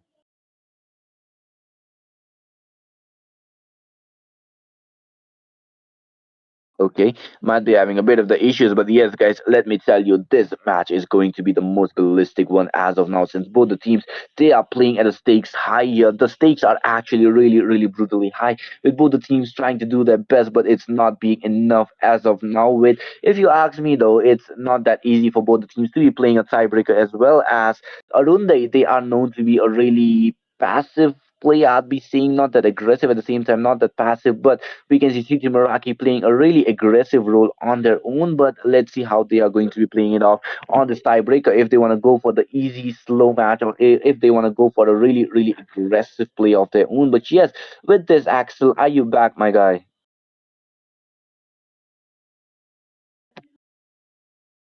Okay, not until now, I guess. But so it's your Uncle Jeff all alone for now. But no worries on that, since your Uncle Jeff is enough to be entertaining you. Never mind. I'm just joking. We are already in the drafting phase, with both the teams having the most fun on their life. But I'm not pretty sure about that, though, since it is a tiebreaker. The stress is going to be at the peak level. But like I said, the more stress you take, the more bad your gameplay will be. So the more calmer you are, the more fun you will be having on towards your gaming experience. experience. But let's see how it is it gonna be though. Since CT Meraki on was the first pick on this side and the first ban as well. Let's see what is it gonna be. Yeah, let's see Oh, what's it gonna be because they have a bow tie here and pour that they are just compelling to each other. So one have to force it out, one have to make a victory here, one have to make for a next round. So let's just see that from one of each other who would Rocks win need the no victory here. protection CT from the Miraki at his rain. banning phase here, they ban Bakshia, and other side Arnanda, like they would ever pick a hero that could be precisely it's a good drop pick there, like a second round it They was a call me a drop pick and they hero make it a because tie I here, saved my and it was nation just from falling not apart. expected, but it was a good gameplay here. But yeah, CJ Miraki were leading down when it was Aruna that was having a first down, but at the first match, but at the second match they got off.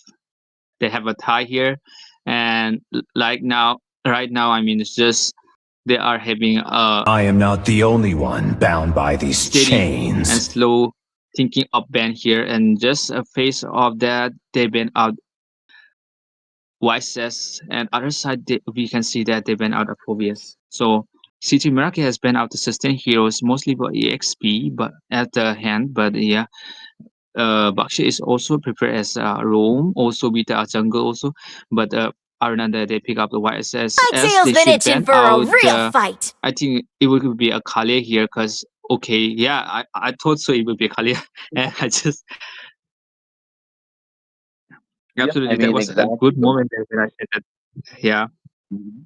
That's true, you know. I mean, if you have a Kalia, she can be one hell of a troublesome for your team as well because there is a Kalia, there is going to be a Tsunami Slam, there is going to be a precise pickup as well. So yeah, that's pretty much going to be the most interesting part coming from both the teams. And knowing that this is going to be the dangerous grass map, my oh my, there needs to be much more, what do we call it, the precision steps that they need to be taking off, knowing that there might be enemies hiding there. They need to take the longest Among route the possible to planes go in there exists the safely. But yeah, equilibrium, as we are speaking, which CT I Meraki was comes made in, bans for. off the Park Shia, follows up with the Phobias and the Eve. I'm not sure about the Eve, but I guess they don't want Arunde to be picking it off, and they might be going for something a different of a mage. But yeah, coming in, Arunde, they have banned off Yishin Chin. Once again, they do not want to repeat the same mistake they did on the first game, giving I am expensive the Yishin Chin and letting him roam around the whole map with the follow up of the Kalia, though. The Kalia with the Tsunami Slam, a really annoying hero, but let's see the 30 seconds left on the clock. Axel, why don't you go ahead, take on the draft now? yeah, sure. CJ Meraki had to pick up the Heap here because Heap would be a more of this meta. I think they ban out CE because it could work with the combo here. With the other mage, they are not having a good Butterflies pressurize here, born but by still thy there are a wish, lot of option here guided like by Parsa, lantern's light. even the bush. Like a boost, you can keep as a boost picker. Like it's a Kadita here. If the Kadita is picked, it will be a lot of problem because the map is gonna be a bushy. So Kadita will be a good pick when it comes to mage here. So yeah, I think they are not aware of that, but they should ban up Kadita at the moment. And C3 Meraki, if they pick a Kadita, it would be a right choice here. But still, if they pick up the Kadita at their hand, they would be counterbacks. I To think they should pick me, up that fun is all EXP for that now, matters. and they just go with that 1-1 because 1-1 is not banned. I forgot that Love 1-1 and was not hope banned. It are was the a good two pickup greatest for 1-1, but inventions. here Arnanda has also picked up the Angela.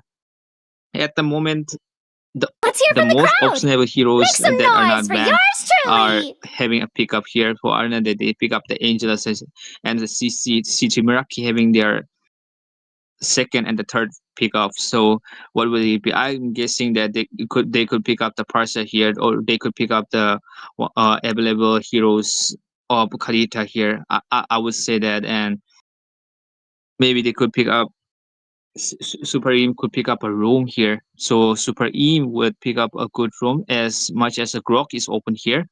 Maybe think of to wait.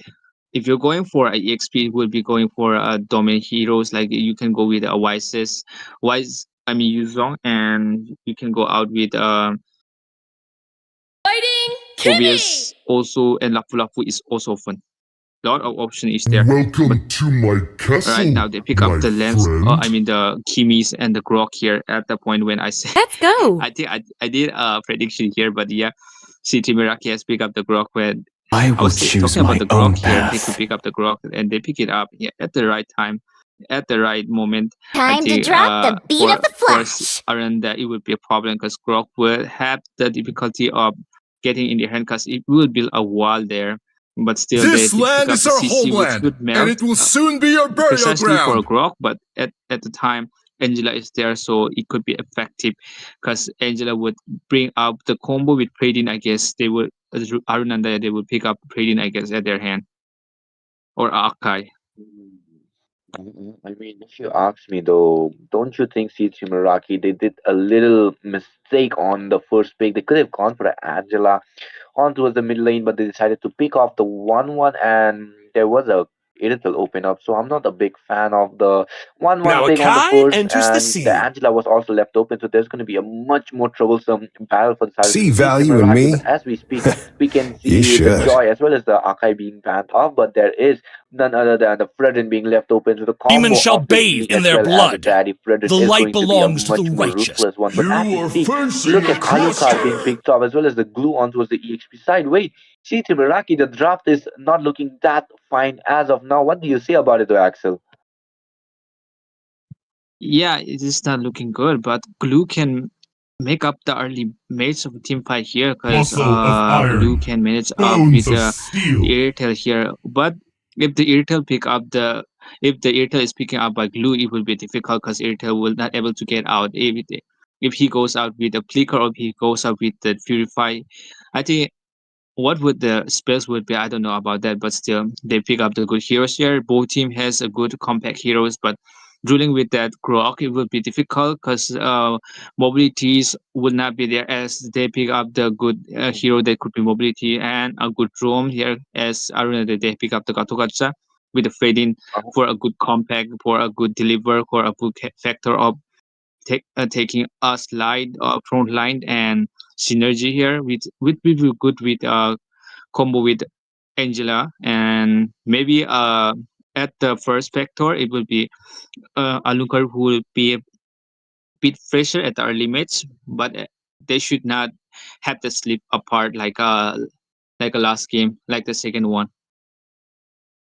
Yes, guys, with this, we are in the land of Zon. You guys are watching the Awesome Land Championship brought to you by none other than NEOC in partnership of Miko Gaming and Root Official. Let me tell you guys, this is going to be a ballistic battle since this is a tiebreaker. Both the teams are in the stress, but yeah, like I mentioned in the beginning of the draft, a 1-1 instead of Angela was a really bad decision. And this is going to be a Filipino draft from the side of Team Arunde here because there is a CC, there is a Gatot Kacha. The zoning out from both the teams are actually really crazy because in terms of the objective fight, they will be having a much more preferable team fight because of Gatot. He is a tanky guy, he can zone you out pretty well, and talking about the CC as well, she can do the same and they are tanky at the same time. So it is a much more preferable fight for the side of Team Arunde once again, while CT Meraki, I mean, kind of decent job, but at the same time they are lacking in terms of the, what do we call it, the zoning out, because a Grog, he cannot alone zone out. And for the glue here, there is going to be none other than the Angela, so there is going to be a 6-6 situation from both the teams. But before that, Alucard comes in, the Arc system already dropped low, but the true damage will be forcing I Am Expensive to be backing down. No more same rotation coming in for I Am Expensive. But Axel, what do you say about this draft? Like I mentioned just now about how Team Expensive does not have that enough of a zoning potential right now. Yeah, even the CC Meraki has picked up the 1-1 at the moment. Airtel would have have a good range of shoot here, damage here, and with the Airtel would get more advantage here. But do not fall for that. But it will be hard to say that which team will get their first turtle here because it's gonna be run down. It's gonna be where that I think the Grok giving information is good, but still they don't have that much as Aruna that they have. They have okay now they are having a roundup for a turtle, and without the team engagement, without the team informant, the team Aruna and Freydin is just having an engagement round down, and that is just not a good one. Yes. Exactly, and with that, we can see Alucard going in, but the turtle will be falling as well onto the Alucard tower with the first blood falling for him as well. But before that, Super Aim will be getting the kill onto it, none other than it is going to be Akaba, and Tsuyui Hirokugu was taken down by M Expensive. So yeah, it is a 3-for-0 trade coming in from the side of Team Miraki, and they are having the fun time of their life because we saw the turtle fight was taken up by a really reckless side of Team Yui Rukogo, and he was taken down once again with the purple buff falling for the side of Team for the side of Team Miraki, and the Alucard gets it off, and you know if Alucard gets a snowball, it's not a good sign for him. But before that, we can see another engage with the tracking ball comes in. Heavy crossbow being popped up. Here comes the all, but will it be enough for the Joy Boy? No, it's going to be Godfather. He will be getting killed on towards none other than Joy Boy. Mayo, my sees Miraki are really, really aggressive now. Yeah, they don't want to keep in the tie. I think they just want to have that winning position here. They just want to try their best out, and they just want to win this match, I guess.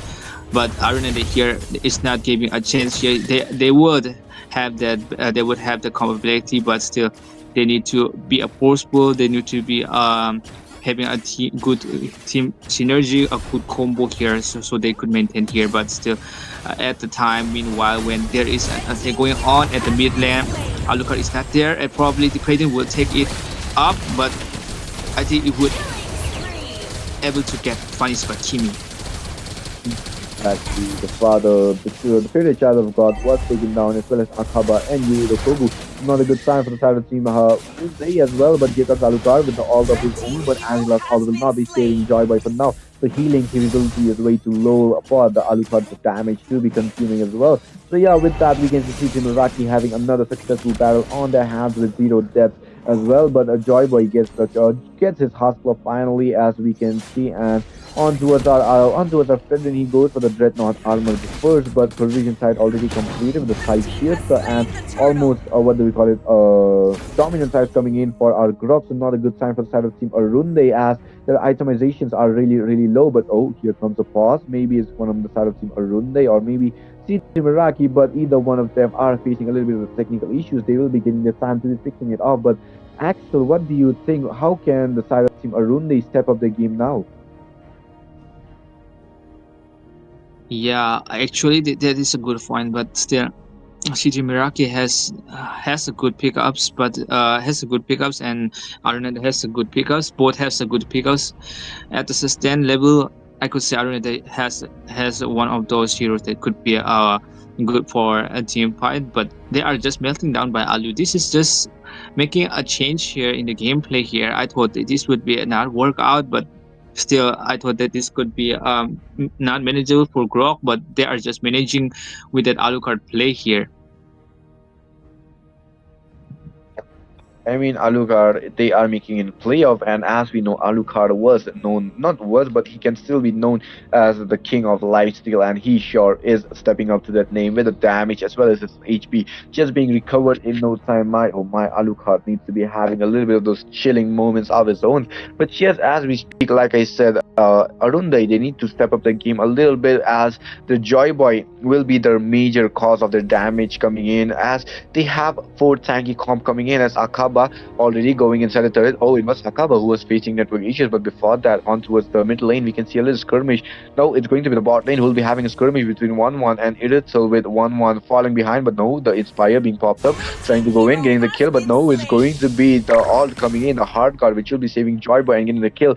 On towards the 1-1 with Super Aim, trying to deal as much damage as he can, but not able to, trying to zone out as much as he can, but not able to as of now, since Gato Kacha is already there, and he will be saving his time on with the creeps on towards the minions as well. And if you ask me, Axel, the thing that is holding down Arunde so much is going to be that the fact that they aren't able to be coordinating that well, the way that they have the zoning potential, the way that they have the chance to be having the fun time on towards the team fight has been drawn off. They will not be having that fun moments of their lives, since to Meraki, they already have the snowball on their hands. They already have the 6 kill lead with the goal as well. But look at the damage coming in from Kimi alone. Godfather Haney dealing a lot ton of damage, and with that we'll be seeing the mid lane first tier in a lot of trouble, but will be defended with the minions coming in. The top lane first tier as well as the bot lane second tier might be falling down. Yes, both the lanes have been defended, and if you ask me, the mid lane can be destroyed if they go for just a little bit of zoning. But look at the retribution just comes in,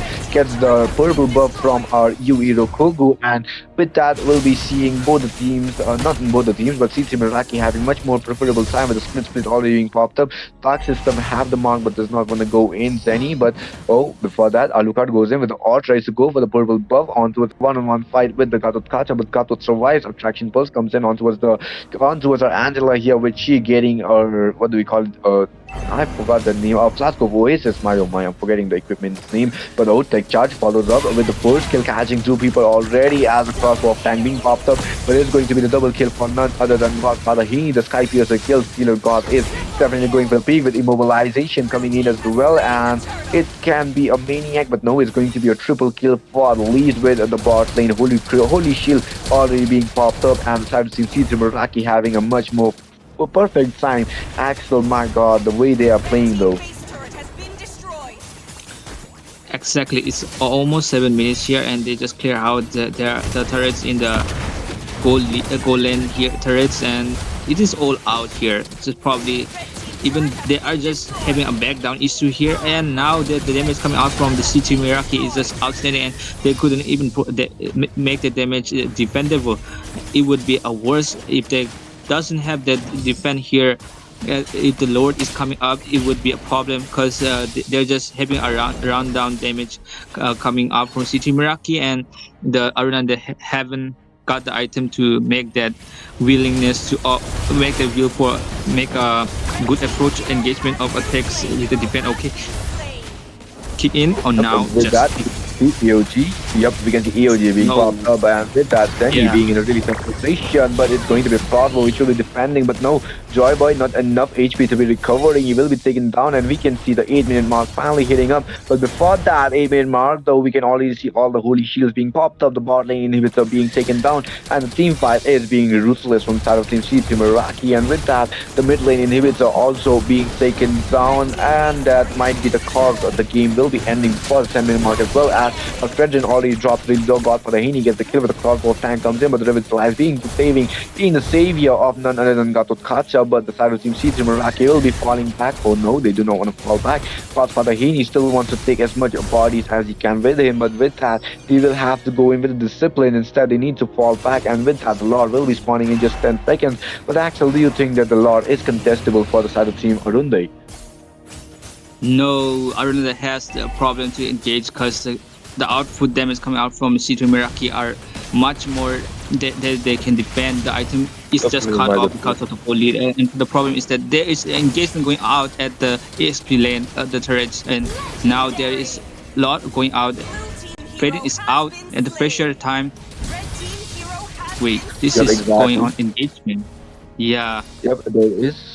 Yep, exactly. There is an engage coming in with Joy Boy finally being shut it down from, well, not Joy Boy, it's going to be Godfather Hini who was shut down by Joy Boy finally, but Lord being taken down from the side of Team CT Meraki. A 2-for-2 trade as well being traded down, but it is going to be a heavy price being paid off by none other than CT Meraki, as it was a shutdown coming in from Godfather Hini. But Alucard still goes in, tries to get kill onto a Dark System. Current kills being popped onto 2 people, but it is going to be Dark System who will be taken down by the crossbows of 1-1. My oh my, but the Lord will be marching down in a few seconds. But do you think that the Lord will be defendable from the side of Team Arunde with the pressure being taken down by CT Meraki though? Yeah, but I don't think that they could be able to defend with that item of that damage coming out from CT Meraki here, but let's see would they able to defend or not. And mostly the Kimi's brush and 1-1 crossbow is often it will be effective and much pressure for them to make a defense here with an Alucard fusion wave. And now this is going out outrageous, and this is a pop-up from the Tectonics. Okay. Yep, exactly. The tech charge already popped up with the stick coming on towards none other than Joy Boy, but no, it is going to be the EOG, and Joy Boy as well being taken down, and the next is being popped by the side of CT Meraki. Runde getting the game destroyed, and they will be dropping on towards the lower bracket with CT Meraki proceeding on towards the upper bracket. My oh my, the way CT Meraki ended the game in such a ruthless way, though, Axel. Yeah, I think it was a good pickup from C3 Meraki because of the change from the Kimi was outstanding because the burst coming out from the Kimi was a different level of them having the defense.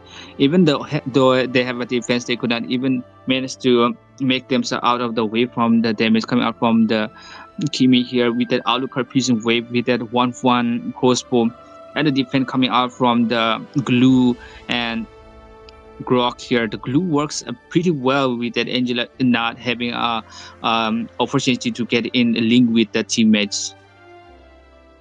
Exactly, and with this, guys, this is going to be the end of the third game of this Autumn Land Championship. There is going to be much more. There's going to be one last game before the stream ends. Don't go anywhere. Sit side. But for now, your homeboy Jeff coming alongside me, Axel, will have to take our break. Peace out.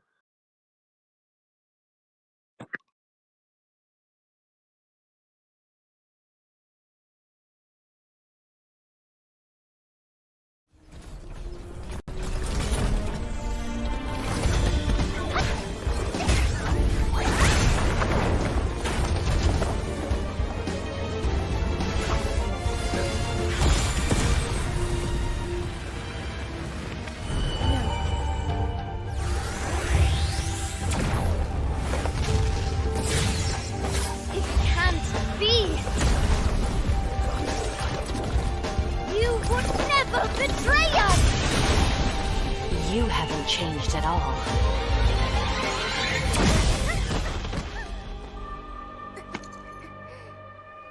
Have you really forgotten everything, Vexana? We made a promise to protect this world! Yeah, I made it myself, you know. Look, we light up when our powers are in sync. You were always there to pick me up. Stay with me, Guinevere. The one I could always count on. Enough! Why, Vexana, your emblem is still...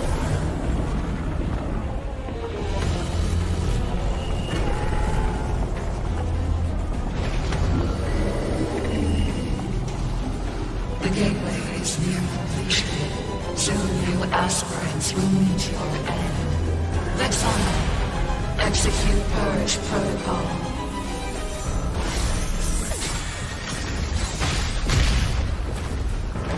You... Give her back to me!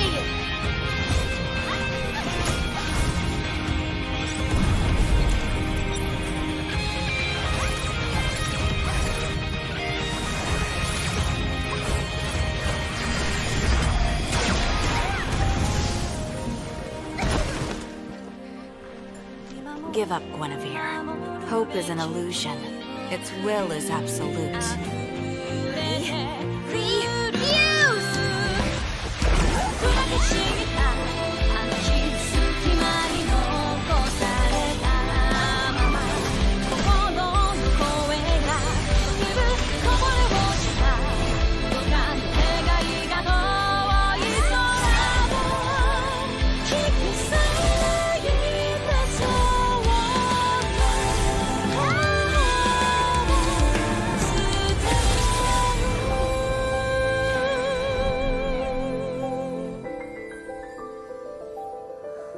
Don't let me be alone in this world.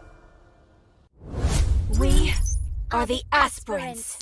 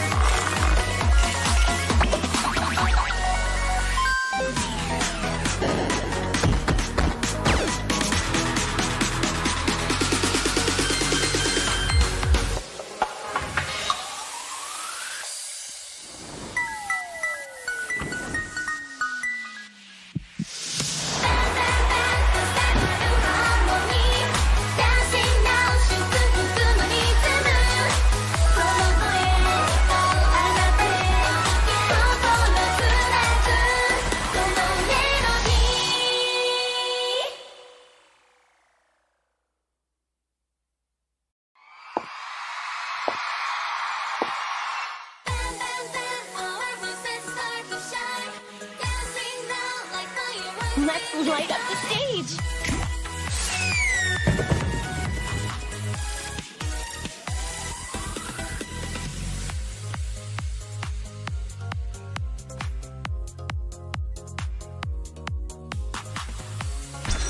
Every cheer fuels us to burn even brighter. Time for my solo. I spot a super fan out there. Eyes on me! Let our bonds clear away all of your doubts. Bonds like starlit vows. Our connection spans the stars. Follow my rhythm.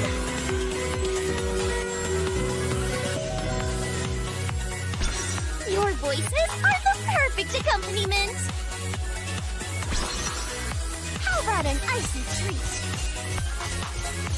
Catch this frosty rhythm. Glisten like fresh snow.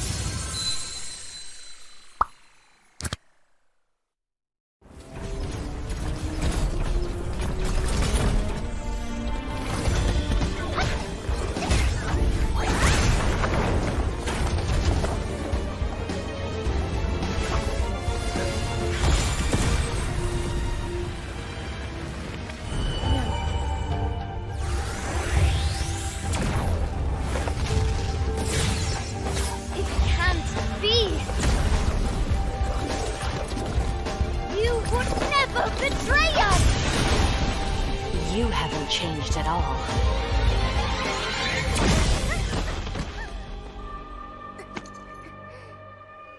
Have you really forgotten everything, Vexana? We made a promise to protect this world. Yeah, I made it myself, you know. Look, we light up when our powers are in sync. You were always there to pick me up. Stay with me, Guinevere. The one I could always count on. Enough! Why, Vexana, your emblem is still...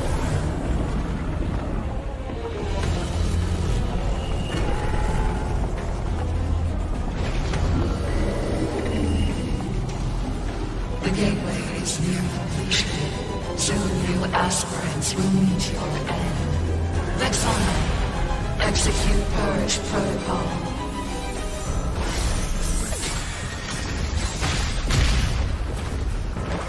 You...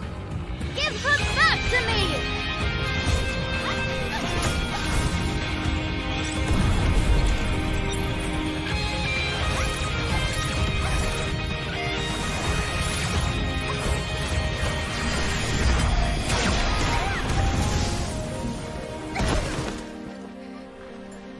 Give up, Guinevere. Hope is an illusion. Its will is absolute.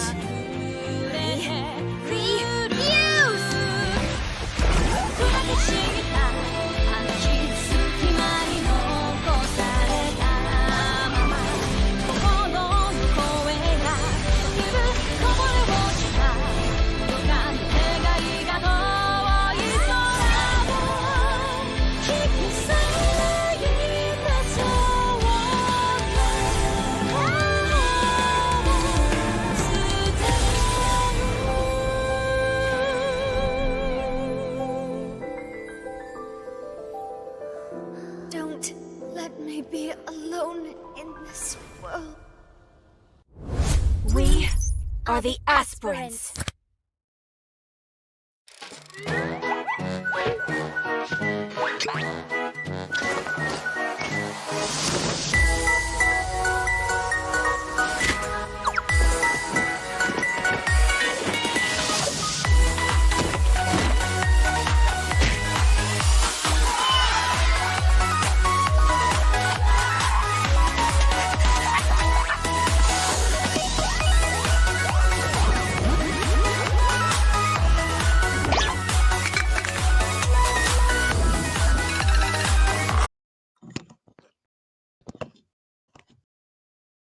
As you can see on the screen, ladies and gentlemen, we are back for another banger of a match, another best of three, mind you, because this time around it's gonna be the lower brackets yet again. The two teams who are gonna be fighting for their slot onto the main part, onto their main zone as well. Always a lot more closer to the LAN event. But yeah, let me introduce you to the teams. It's gonna be Armageddon Esports.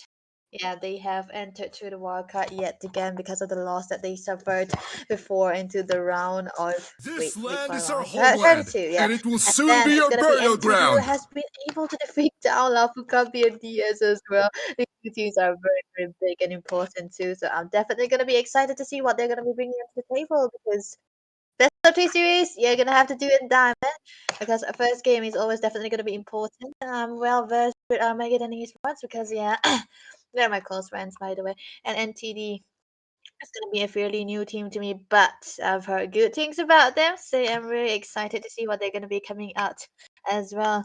But if you wanna see a recap of what was happening before, this was the draft, what it looked like for C3 Meraki and Arunadaya. Yet again, I think these two teams are also very familiar. The draft was absolutely weird, but a winnable draft most of the time. And the car, come on, man. But yeah, the thing is, we gotta see what Armageddon will be trying to do here because they have been into the mythical leaderboards. Yeah, lead leaderboards alongside IZN. Yeah, they have been rising to the top. So, mm, NTS, NTD is also an underdog team. The Armageddon, I hope they are gonna be ready to try to face them too.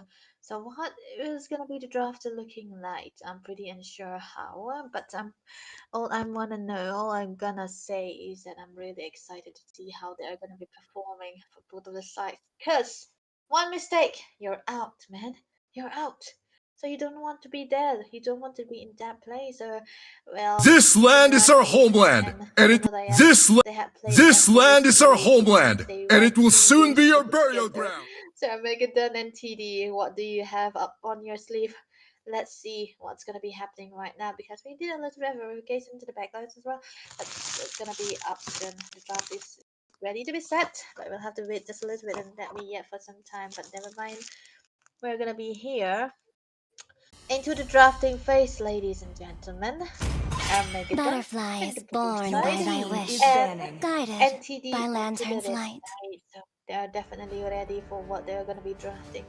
Yet again, from what I know about Armageddon, they are more well versed onto the bit of a fighter utility kind of jungle, but I'm pretty sure they'll be able to pull out the landslide and the Hayabusa. So I'm really excited if NTD are able to do that and try to read it out and try to draft around that too because I'm pretty sure if they were able to beat big teams, especially Jojo, yeah, you're someone who's very likely to be good. Oh wait, never mind. I know this Your is team but is banning. Pastel and Monsolan event. Blinded by rates as well. So the bans are set in. Angela Jushin taken away. 1-1 glue gone. Very good. This draft coming Make some through with the noise for side of yours truly! NTD. You got to remove the glue, man, when you're playing against Armageddon because SLS he's so good onto the glue and he was able to play so well on that hero as well, so you don't want him to be picking up that too. So nonchalantly knowing what they're gonna be doing, NTD with the bans, very perfect. But also we have to talk about the bans coming through for the side of Armageddon, man. Angela, CC, Jushin, these three, it's definitely got to go. No matter what the situation is gonna be, you can trade out your jungles, but you cannot really trade out your mates, man. My tail's been itching for a real Your team fight! is picking. What's next though? Arlot Lapu Lapu. Wait, this is not the draft. But anyway, if we talk about Arlot Lapu Lapu, it's also a very valid band, solid too. But onto the side of NTD though, they pick away the Kalea. So first pick, Lancelot. Wait, Gatot? No, Gatot. First pick a bull. What? Alucard? Are you sure, Josie? Are you sure, Charlie Brown? Do you want the Alucard, man? Come on. What is good? What is good? Where the light shines, Your flowers team will is bloom. So, we're gonna play the Lancelot here. Very safe choice. The Yi Shun is available. It's still not the safest choice to go for the Yi Shun as early as the first phase of far against the what was that? Lancelot, but Grok solid. Even the Maybe strongest Luther of is nerds good. fail to claim me. Oh my goodness. That's the Bane coming through. It can be a Ghoul Bane, a Jungle Bane, a Mid Bane, but I'm highly banking onto the Ghoul Bane. Let's go Ghoul Bane. But onto the other side though, the Elise was teased upon from SLS. That's the experience for the side of Armageddon. So if you pick up this hero, it's still gonna be okay because this hero, I think, unlike the previous, the pre-revamped Alice, she isn't that much of a tanky hero into the start, but it's after this revamp, she is also tanky into the early phases as well. This land is our It's kind of a homeland, combination and that it they will want to soon go be for, our but burial never ground. mind. Go for the safer route. Why not? Pick up the Lapu Lapu as early as possible and summon. Experience Wait, the Ito euphony of is gonna be suffering. using his signature hero. That is the Granger, of course. Granger against the Bane. I would side with the with the Bane here at this point. I'm so sorry because Bane magic damage dealing potential so good, man. He cannot really win out against Bane who have that much of magic damage too, and pair it up with the Grok. So talking about pairing up with the Grok, I think it's safe to say that they can pick up their mates right now. What is a good mate? If they go for the jungle, it's gonna be a little bit too early, but it's gonna be banned out too. They call me a Taken away hero Firestyle because I also. saved my nation from falling apart. Also, Yishun Bane Grok. Solid. Because when you play a Yishun, you kind of want the magic damage into the gold lane side too, even in the Already got him mid lane lined as up well. in my But I kind of sights. thought that maybe there's a possibility that a NTD could want that Kimi for their mid lane instead. But they are the one betting it out when they pick up the Yishun I am not already. the only one Because bound they are by trying these to chains. predict that maybe Armageddon might ban out the Yushin too. So definitely a good choice that they did right now. What else can they remove here? Mage. Another mage. Another mage? What is good? Wait, they cannot, even the tank is still out there. Gatot, man! Remove the Gatot, right? Because Gatot is a very good hero against the Yishin. Muscle of iron. Yeah, there we go. Bones of I knew steel. it, man. I knew they were banned. Okay, now face I will choose my own path. Arlott, I think Lapu Lapu does really well against the Arlott though, so never mind. Nevertheless, it's kind of them trying to stop our Lord for a possibility that they can be a ways for um them to come through the setups with the Grok and the Arlott in combination. Now the choices is for the side of Team NTD now. What do they go for here? The mates should be coming through. Going for the Versa against the Lancer is not a good option, but it's also good. Oh, Kadita? Do they want the Kadita here? If they don't go for the Kadita right now, The I think night sky Ryota tells might choose all. to go for the Kadita. Okay, Esmeralda is what they want to go for. Esmeralda is a good and solid choice to pick Among the because when planes we talk about exists the Esmeralda and Lapu Lapu equilibrium, lane, which I was made Esmeralda kind for. of wins out, man. So that is what you should Muscle do. of iron. Bones of steel. Another choices, Esmeralda. Wait a second. Esmeralda and if they have an Esmeralda. Lunox? Is Lunox good here? Kadita is the option, but the only way you'll be able to burst someone is if you burst down the mage or the Yishun Shinto. Ryota, what can he go for here? I already saw the Esmeralda, so I wasn't worried about the picks. On the side of NTD though. The night sky tells all. I'm gonna be going for the side of Armageddon. Yeah, I already said about Esmeralda. Rocks. need no protection from. Among the planes exists the equilibrium, which I was made for. Firefly should be good here already against the Yi because you have Payback there time. we go. First pick for NTD. The drafter set in. Both of the teams are looking very strong. Ryota this time around have to be very careful onto that Eve. A blind barrage though, he's very comfortable onto that first, so it's gonna be okay with whatever he's gonna be doing right there. But then again, the landslide is going to be a big problem for the first side. So let's see what there's going to be lineup is going to be looking like. Because Fami onto the room on Baxia means that the early game is what they want. There's no big setups coming through for the side of Armageddon. Meanwhile, NTD do have that good setup. So it's going to be a little bit they have to be a little bit spicy with how they're going to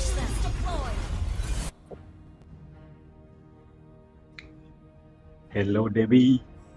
Yep, I think I got my co-caster back. It's Mr. Fredo, of course. So let's head into the Land of Dawn alongside Fredo. We have Team Armageddon going against NTD in the best of 3 series. So the sets are in. The mid lane is already brewing with Brawl. So Fredo, who do you think have the better draft? Well, taking a look at the picks that these guys have made, it just seems like it's pretty even. I would say it will come down to execution. We do know Charlie Brown, really good guy, right? And on the other side as well, NTD though, kind of underdogs coming into the match. The draft is looking good. Bane pick, that is a very nice pick. I'm really excited to see what NTD has for us, guys. Bane plus Gismison, that's already a no-brainer to know that that combination is definitely gonna be over the top notes here. And the fact that it's always gonna be the Bane into the gold lane, this is something that I like. Even though it's kind of open to the flexing, it's still gonna be definitely there. But also one thing I want to mention is that 239 onto this Grog is able to zone away the pass. Amy has to be really careful. Look at that. Oh, seems like an engage has come in, and they could have had some casualty there, but yeah, they'll be safe for now, it seems.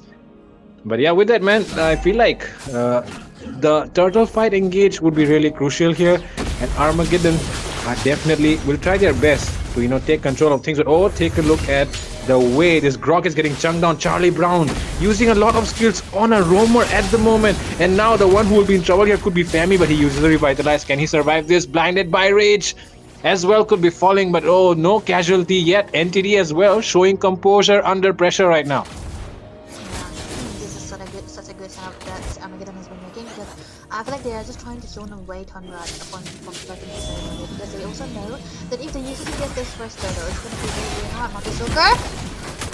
Oh my god, Mountain Shocker lands, and so does the Feather Airstrike. First blood comes in for Ito, but double kill picked up here by Yi Fen. And with that, there comes the Rolling Tires. 2 members really low right now, and so is the Lancelot. Triple kill coming up for a Bane. That is chaos right there. But look at Fami, he's trying his best to throw away the Ethan Shield, but he could be the one getting taken down instead of, yes, he will fall. Tonrad takes down Fami as well. My goodness, this is not what was expected. This is not what anyone thought of, but now it's coming true. And once again, SLS coming in with that clutch play right there. Perverted Goblin will get taken down, but man, I did not expect things to turn around that way, especially a triple kill on a Bane. And not to mention, it was so early. It was 2:30 minutes when he got that triple kill, but oh my goodness, I think there was actually a good rotation coming in. That's one of the most advantageous thing when you have a fighter into the gold lane, right? You are ready to rotate whenever the timing is gonna be there. But yeah, onto that turtle as well. Ryota? Oh my god, Ryota. What was that? But now Tonrad could be in trouble. Charlie Brown comes in, but oh, one more Feather Airstrike could take Charlie Brown down, but oh, he will survive that. Meanwhile, Fami arrives to the back lines, and he will be the one taking down Perverted Goblin. The coming in from Bane, the ults coming in from Bane as well. It'll be able to knock them up, but yeah, for now only. But yeah, that will not be able to help, Perverted Goblin survive. And feels like, in these team fights, Ryota and Perverted Goblin are the ones getting targeted a lot. So the one, if any of them can just clutch out surviving that team fight, I feel like the team fight should turn in the favor of the team. that survives, the mid laner which survives. But yeah, with that, the next turtle coming up and enemies already taking position as well. Let's see who get the advantage. Oh, ult already used here by SLS. I think he's just trying to go for her, but there's going to be a second advantage for Garrett on the move. Does not really have it. Rasan trying to get trouble, getting knocked away. Charlie Brown trying to enter into the vicinity here. He's got the Swan Rose, but not much of a damage that he can do. Lot of HP being burned down, but meanwhile, Nonchalant even taking down a lot of XPs, but the man, he does have the gear in his hands, right? He's going to be able to survive with that much of an XP. Yep. He always has that beer in his hands. Charlie Brown gets knocked up. He was completely aware of the presence of those 3 members right there. And man, NTD will catch them off guard. And man, how is this thing turning out to be? Oh, look at SLS into the backlines. He wants to go in for that. Oh, look at Tondra. Look at SLS is going all in for the jungler. Ito could be getting taken down, but it's perfect that one getting taken down instead. Ito will fall as well. But that's a trade right there. Who gets the turtle though? Turtle might be getting reset instead. Yes, it does. Still low on HP though. Do they want to continue it? Seems like it's not a good idea because the junglers are not alive. But early rotation happening as well. Take a look at that instant replay coming up. Man, I did not expect Charlie Brown to be getting caught like that. But okay, SLS could be getting caught as well because there's Esmeralda too much shield on her hands. She can definitely make use of that. She's piercing through the shield and doing damage. Femi as well might be getting taken down. Feather Day Strike lands first, but they might be able to survive this. Ooh, 1 HP once again. Man, this Bane pick is working wonders for them right now. The heal had done it. The shots is definitely out of there, and they know that the XP side is the winning lane that they have, but they are actually B-side, so blinded by rage, he's definitely blinded to get those still onto SLS. On the sound, by the way, he got to give away the turret. Brave fighters, just for a defensive maneuver, but they do have 7 to the turtle. Maybe not much of a set that he can do right now. Oh my god, Charlie Brown getting zoned away, blinded by rage is definitely causing havoc in the backside.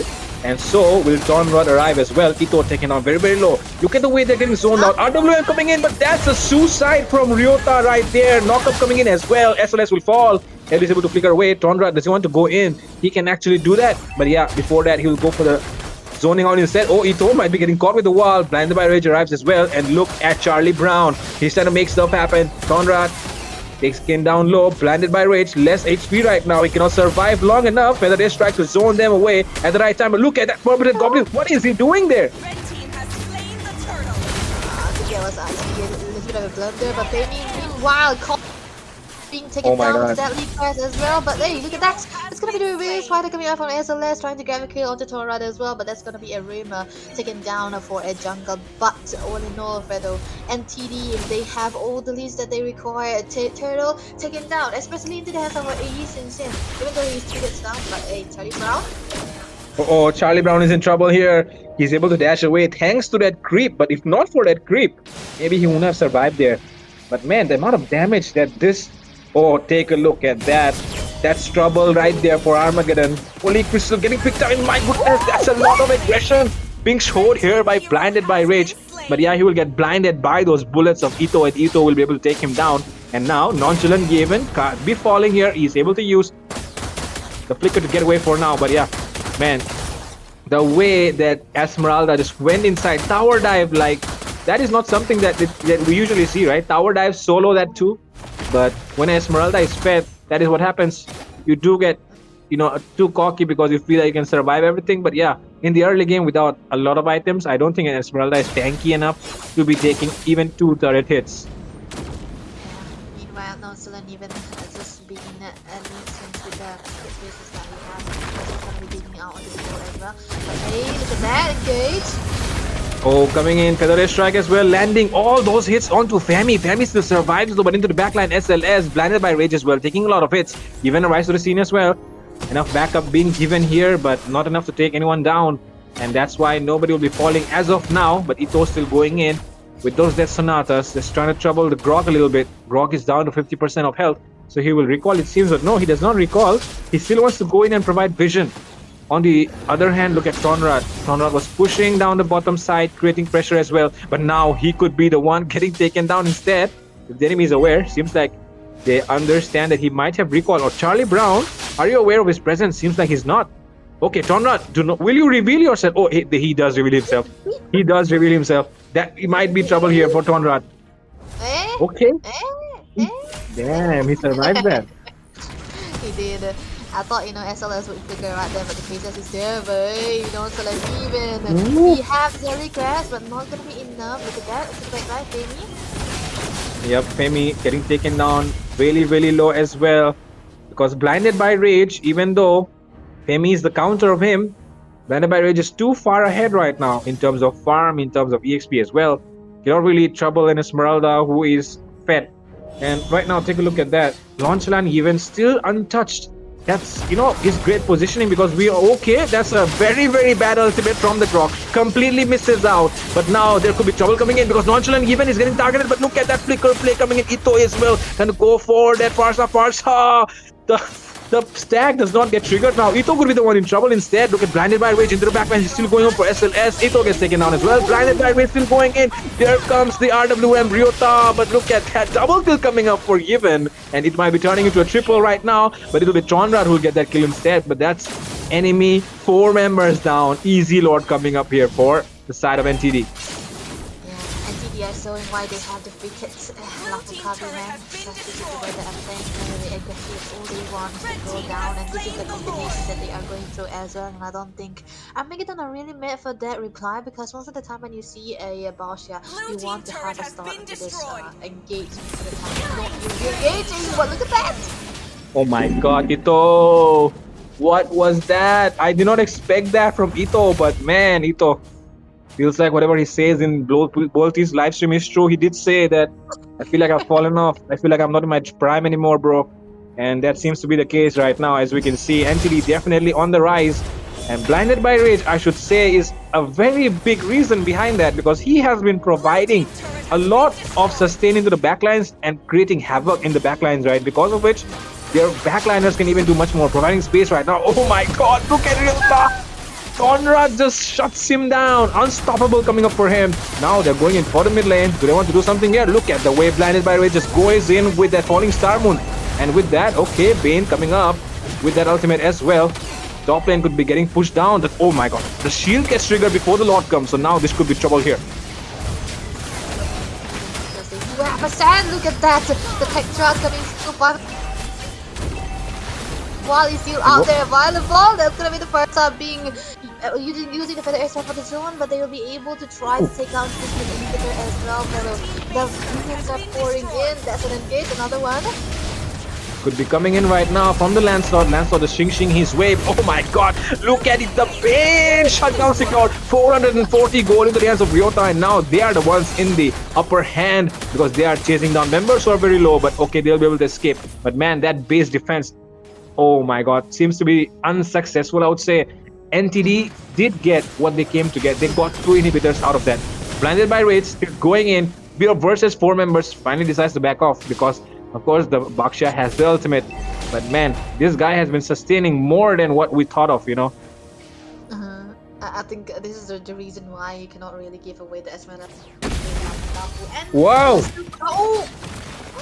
What? Ito could be getting burned down, but he survives still. And take a look at the way blinded by rage is still maneuvering through behind those enemy backlines. He's not troubled by the presence of a Bakshia, nor by the presence of a Lapu Lapu. He seems to be using the bravest fighter right now. SLS will be able to back off. Knockup could be coming in right now, but does not really commit yet. Does not have it. Does not have the wild charge yet. But yeah, I think the amount of pressure, the lane pressure that is being put here by Armageddon is just way. The side of NTD is just way too much for Armageddon to handle. First game is not really looking like a game that Armageddon can win, but man, they are Armageddon. They are one of the teams on the leaderboards, right? The mythic leaderboards. So I think it's not a good thing to underestimate them. But the way they stand right now, Debbie, I do not think they have a chance. That's what I'm actually worried about. But hey, Panda Man to watch the feather airstrike because Monster Kill is being grabbed upon by Tony. That's another one. Fabi is put down. SLS is the one in trouble though, but does have to see a little bit walk away with that one. They have to carry it out. And I'm not Blinded by rage. Is definitely blinded at the moment. Shutdown secured here. And with that, the Bane coming in with the ultimate. Ito gets taken down. What? He got deleted just like that. Double kill coming up for Nonchalant. Even triple kill coming up. He did not even need a minion to do that. Man, the amount of damage that a Bane deals is just way too much. If you do not know how to handle it, do not let it go into the hands of your enemies. Especially in the gold lane, where he can get farmed a lot. And okay, that might be Ryota going down. Ryota, no, it does not land, but oh my god, shutdown secured there, probably. But Ryota might fall as well. Base will fall first, and Entity secure the first win versus Armageddon Esports. Definitely, Armageddon with an upset victory will be able to grab that first victory. Mind you, this is a best of 3 series, and look at the highlight. Man, what is that damage from a vein? That's just an octopus with a beer in his hand. We're talking about with the sucks that he's gonna be losing away. And he was able to one shot most of the time, and Ryota hasn't been able to have that sustain too. And there's always gonna be blinded by rage onto him that's just trying to take him down most of the time. And you know, for Eve, you have a seal. And look at this engage from the grot to the tech charge. Definitely one of the most important factors for the side of NTD as well. The early game, yeah, it was down a little bit for the side of Armageddon. They did have that good rotation, but then giving 3 kills as early as 30 minutes of the game, you can't really do that on a Bane when you are on the Granger. It's really unnerving to see this kind of happening because it's really hard to have a comeback from there. So I think Armageddon, they got outraged too. The Eve against the Forza, nah, not the best choice. So NTD, I think they'll be able to do it yet again. So let's see what the draft is going to be looking like into game number 2 this time around. NTD will be having the first pick. Definitely. Let's see how the draft will be looking around. Because NTD are, of course, ahead right now. Armageddon are behind. Momentum does play a big role in crucial games, and NTD have that. Armageddon have been denied of the momentum that they needed. But right now, with the help of course, Mr. Ito, I hope things might turn around because, man, in clutch moments where Armageddon really needs a win, Ito has always been the guy to step up. So, I mean, if not Ito, then who, right? That's the moment. This is the moment that Ito needs to prove himself as the redeemer of Armageddon Esports because he has always been the person that they can count on. So yeah, let's see if Ito can make it happen. And of course, the other rest of the members, man, Ryota, Femi, SLS, Charlie Brown, all of them need to back him up as well. Charlie Brown kind of underperforming, I would say, because with the Lancelot, I think you can make a lot of stuff happen, even if you do not get enough zone. I mean, we have seen the best Lancelot players in the world; they can make stuff happen. Charlie Brown might not be the best, but man, he is something. So I guess I'll be counting on Armageddon to make a comeback because I do want to see a best of 3. Definitely. As you know, for Armageddon though, I think it's very important that they are, able they are able to secure that jungle for themselves because I think I always joke to Joji most of the time, but it's kind of true. When he don't get his comfort, he kind of don't perform well. So I think maybe there's a reason that the Lancer was down, but it was also the draft coming through for the side of Armageddon, I would say, because the boss roam is good, fine, but it is better onto the jungle, man. You want a setup, you want to have a good setup into the room, but because the thing is, they don't really have the crowd control. They cannot really depend on the Lapu Lapu himself when he was in a losing lane. Nonetheless, it's kind of highly dependent on the draft and the execution as well, and they eventually let go of Bane too, but never mind, Armageddon, even though they are in the elite, it's NTD we are talking about. They are the real and they have defeated Dakusena. Butterflies born by thy wish, guided by lantern's light. Best mates player that we have seen, so it's kind of commendable. Yep, kind of commendable, man. Honestly speaking, NTD as well, Mo. I'm not really underestimating them. tail's been itching know for a that real they have fight. made, they have made really. I should say they have made statements, right? Because defeating Dakusena, defeating Lafukabi is not an easy job, especially when you are an underdog that nobody talks about. But after making these bold moves, they're definitely something that cannot be taken lightly. And Armageddon definitely cannot be taken lightly as well. But man, NTD have just proven that Armageddon, even if you are on the mythic leaderboard, I think we deserve to be there as well. And right now, with their performance, they've definitely shown that they deserve to be there. But of course, you do not get on the mythic leaderboard in just 1 or 2 days, right? It's a whole process.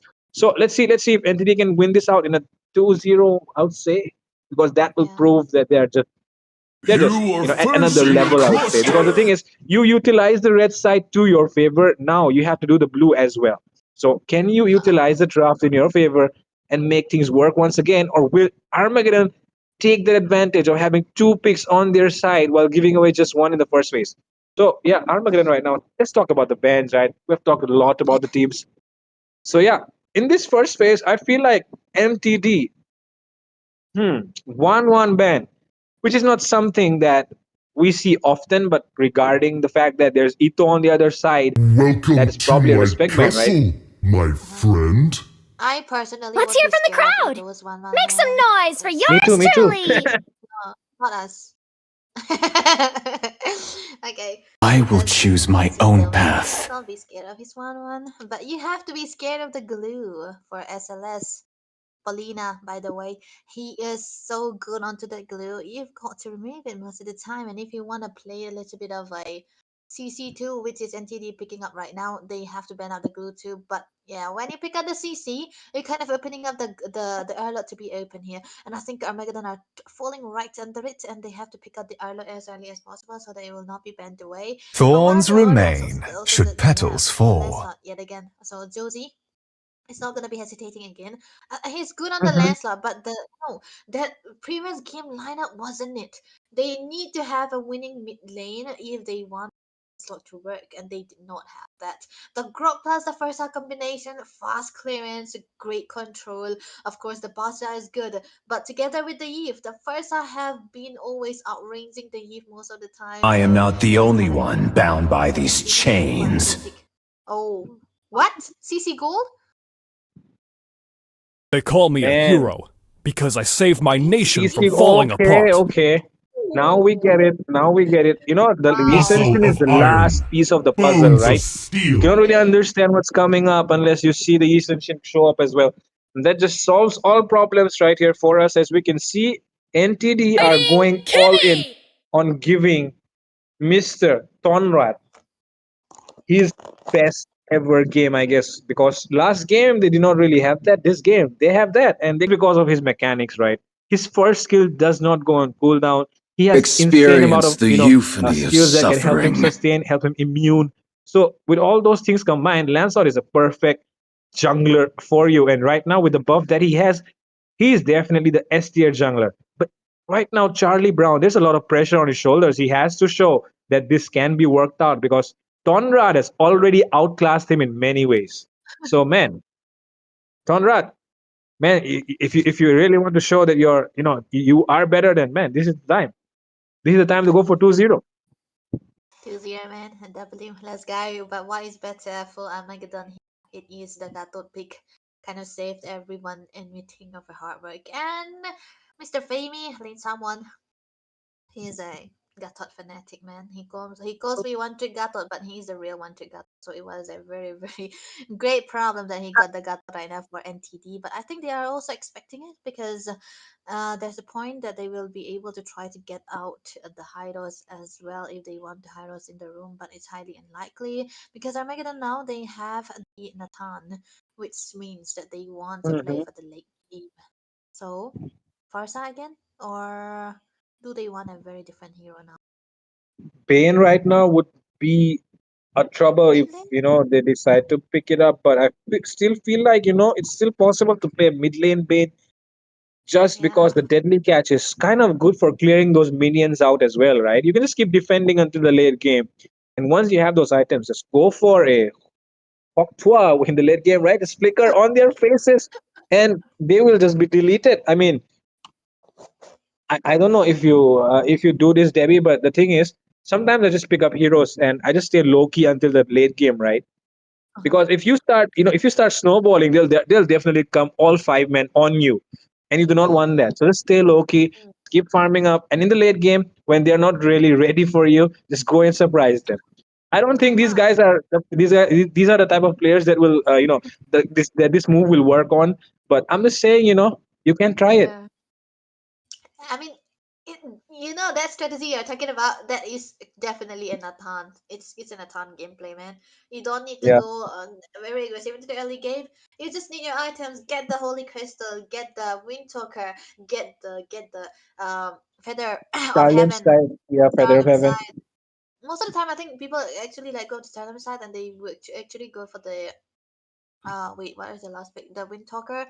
But I kinda wanna know the Qualifiers side was good, so we will go into the game, and nevertheless, great combination. The first time I liked it because of the Natan, just because it's good against the Natan. So let's see what the lineup rating is gonna be looking like. Last pick, Louis, huh? Okay, dangerous glass, so understandable.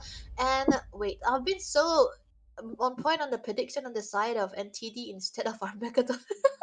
I mean, I've talked about that. Armageddon is the team I know. NTD is a new team for me, but I've been able to predict NTD more than Armageddon. Well, I mean, you're a good analyst, Debbie. You know Oh my what should gosh. come next. So I think NTD are definitely better right now because they can match your thoughts at least. I So guess. yeah, gotta give credit to NTD man for understanding the way analyst Debbie thinks. But with that, we are here to witness what could be the end of tonight's, of course, match day with Armageddon getting defeated by NTD. But if you do not want that to happen, then of course Armageddon have to pull off an impossible comeback. Okay, Yevin just moves too fast. He probably bought the boots first or something. I probably did. But the thing is, when you have a Louis into the mid side, the bullying is definitely out there, but Ito went to the top lane. I don't think he's gonna be having a really good time with CC. Because, mind you, every time there is a CC, it's a winning lane for a CC into the goal. And no matter who you are bringing out, it's always gonna be a winning lane. And so that just automatically means that both of the lanes for the side of Armageddon is a losing lane, because SLS is on the Arlot, right? Against the Fulvius, the Arlot, because of the dashers, he is always going to be healing up and always going to be jumping out here and there. And of course, the CC is always going to be able to bully out an attack. So it's going to be important for the mid to figure it out. Our Lord could be in trouble here, getting first blooded here by Pervert Goblin. SLS will fall. And with that, Revitalize being forced out though from their Hylos, which is of course an important resource burn. They get the grab as well. So this time around, like I said, they do focus on the micro, and this time it's NTD who focus on the micro. Take a look at that. Lot of HP being burned down. Tonrad gets a kill on Ryota, just like the previous game. Now though, he has to escape, but he won't because Charlie Brown takes him down before he can escape. That is Charlie Brown taking down enemy jungler, which is something that was very, very necessary.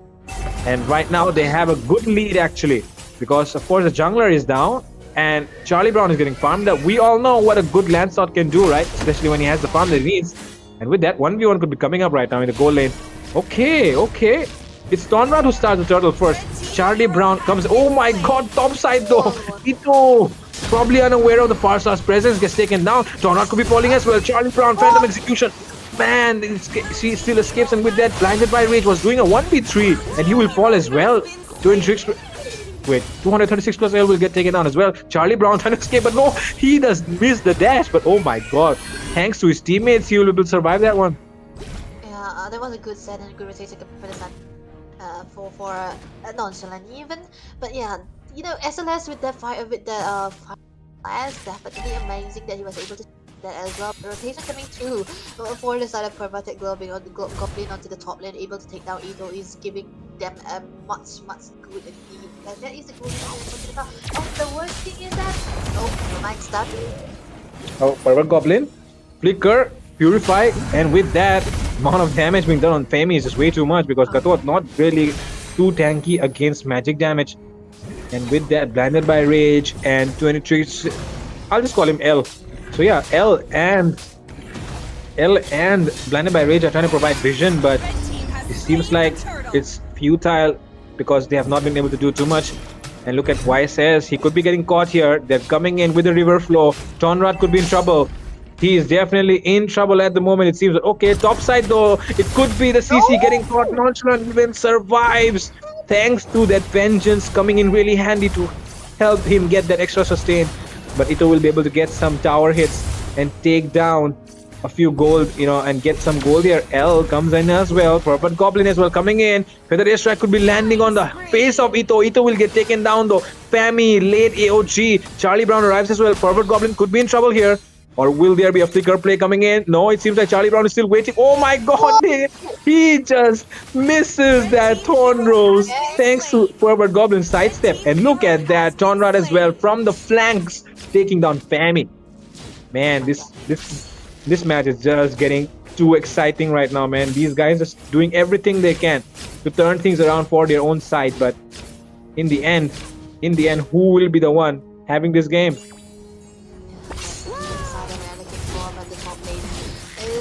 Ito, man, he's just gonna continue golden down, but does have the enemy. You can find it if any just a little bit, but whoa. Oh, wait, never mind. It's gonna be a up on top. There's not gonna be an engage though. So it's gonna be a okay, but Lane L was able to grab that kill too, says Celeste. So Lane Sang, man, not having the best time of his life against the. I think it's just NTD playing with the mind of Armageddon there into the draft, right? They pick out the CC, they forced the early, and then they pick out the Focus. That was already a goner, and then they pick out the Hylos because. No matter what we say, oh my god, look at the amount of stuns. He could not immune all of those himself. L as well, trying to provide a lot of zoning right now. Tornado coming, my god, 5v3.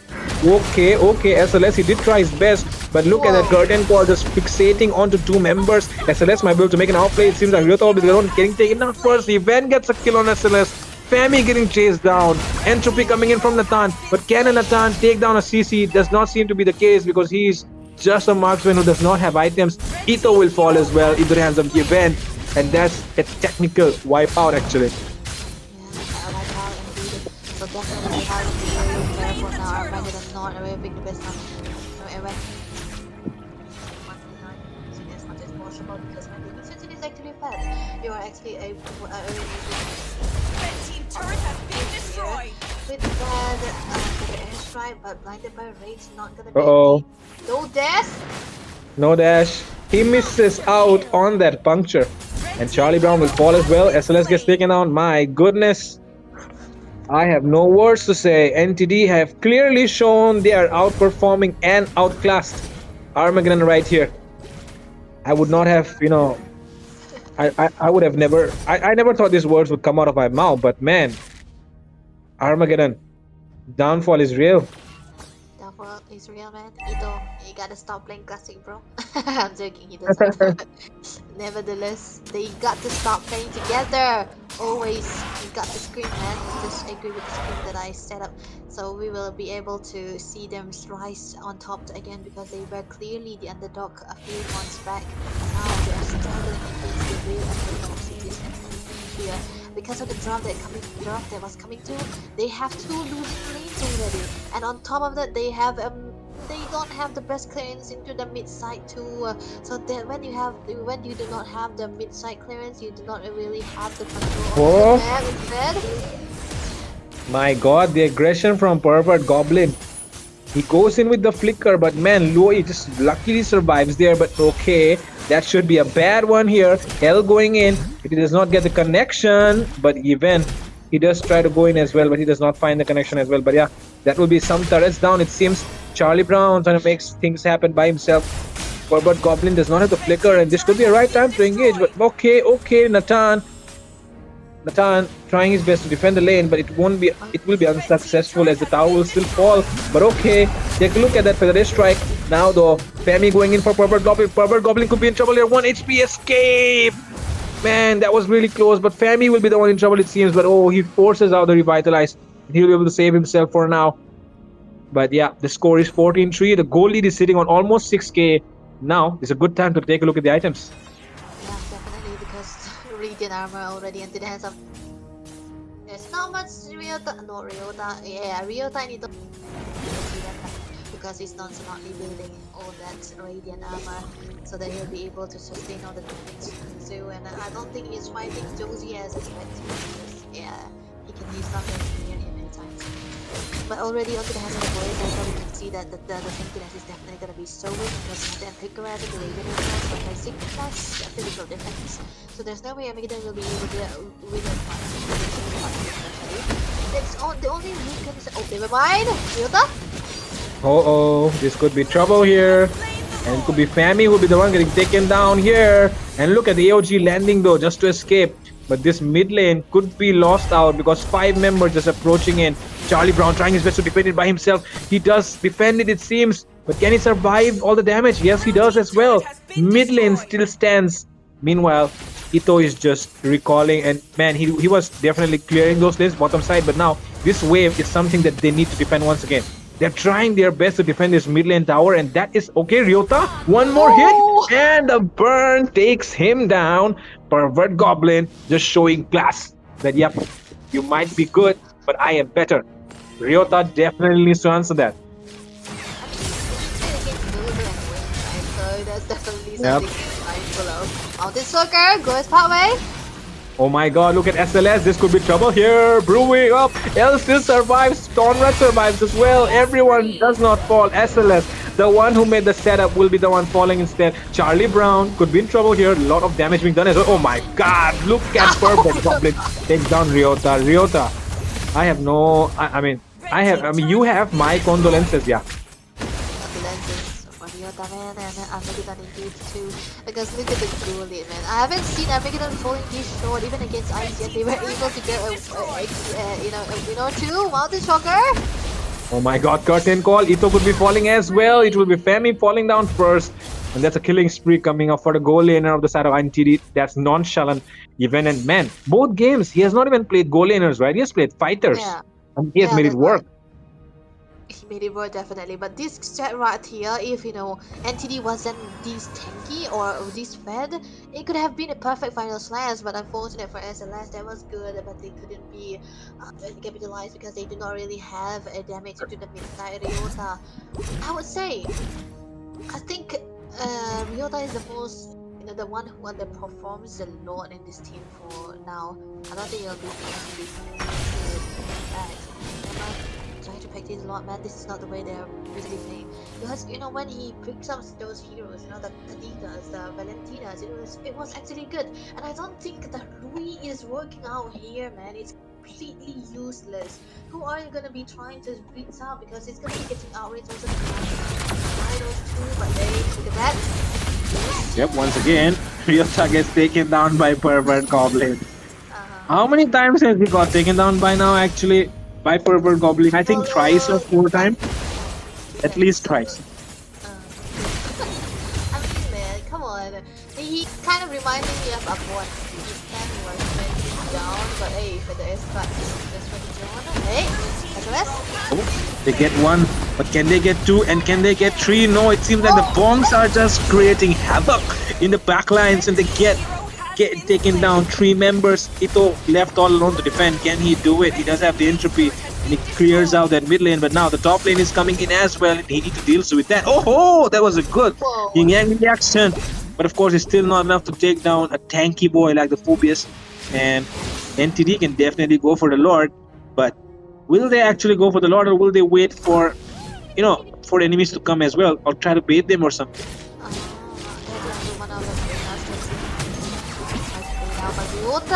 Questionable?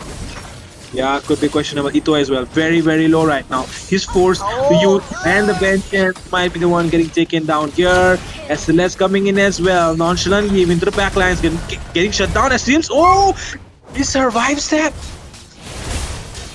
Oh, did he survive that? But now they are in trouble. The knock coming in for Rage. And with that, Hylos could be falling down once again. But that's a good setup that they have provided here. Unstoppable coming up from Tonrad. They can go in for the end. They have a lot of minions to work with. But the minions coming in as well from the enemy side. They're bonking all around. Look at Grinded Rage. And yeah, they're able to clear out the minions for now. But another lane coming up top. Another lane coming up mid. Seems like plans have changed. They have decided to go for the Lord instead of going for the end. Yeah, I think they didn't really end for the clear. But I don't think Armageddon should have been able to meet that mistake because this is not the Armageddon style. Of course, they usually throw when they are the lead, but they don't usually go out when they are behind. But hey, Ryota is throwing us at this point, man. This guy, I don't know what he's doing though. It's a very questionable place that he's been making. Is completely out of character. He doesn't get solo kill alone. 161 is the score, and he don't play the Louis like this, not at all. And why is he even playing Louis in the first place though? Because if we see the graph, right? The Aegis in the first it's very easy Kadita game. Kadita would have been working a lot, and he's so comfortable to Kadita, man. You kind of want to enable your jungle from the mid lane, the lead is but looking at the girls, they are very, very lacking. Ito doesn't really have the Holy Crystal, not yet. And onto the other side though, 10k already onto the hands of Nansalan even, and he's gonna be ready to try to dive in because he is the kind of Wow. Look at the lane sync coming in. They're going all in for Ito, but Ito is able to position himself very well. And now they have to defend this Lord. Very, very healthy. EOG popping in as well. And with that, Godlike coming in for nonchalant give. Look at Conrad. He cracks down the bottom, going in for the flank. They're locking down the base, and this should be the end. 2-0. Armageddon get outclassed tonight at the Autumn Land Championship by NTD. Victory! To the execution. This was NTD getting the lead, a clean sweep coming through for the lower brackets, so they will be the one moving forward. Armageddon to say sayonara, bro. So definitely a good play that we have seen for the side of NTD underdogs, and now I really want to see them meet the other big teams, man, so that we will be able to see the potential that they can come through with. Definitely a good play that they have been making, and of course we not to forget the solo kills that have been onto the hands of Perverted Goblin onto Ryota right there, and yeah, onto the draft as well. They have a lot of winning lanes too, the range, the setups, the decision making. When they have two winning lanes, it's very easy to try to secure all those objectives, and this is exactly what they do. Yep, definitely, man. They still have a lot of work to do. Bring that old Armageddon back. Bring those guys there, those Itos, those. I mean, yeah, all I can say is Ito is someone that I actually miss. The prime of Ito's Nathan, the prime of Ito's Brunos and all that shit. So yeah, with that, even look at Charlie Brown, man. He has that Lancelot India number 22 title, but man, if you cannot win, what is the use?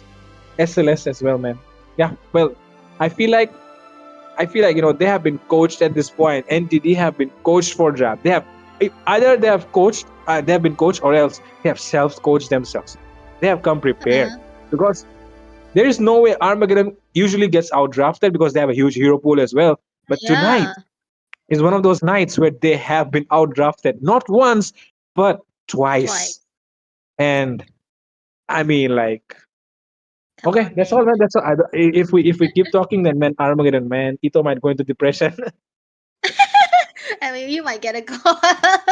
So we don't want that. So I think this is definitely going to be it. But NTD, this is not over yet. We have a few more rounds to play because it is the lower bracket we were talking about.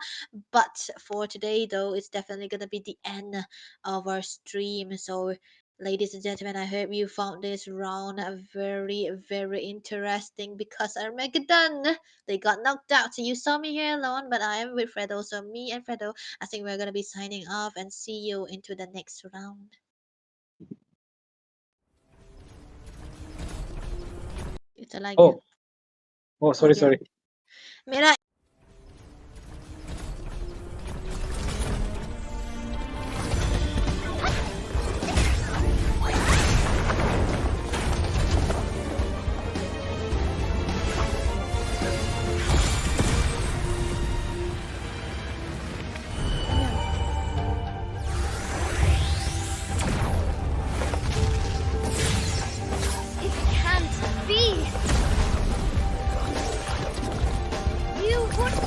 betray us!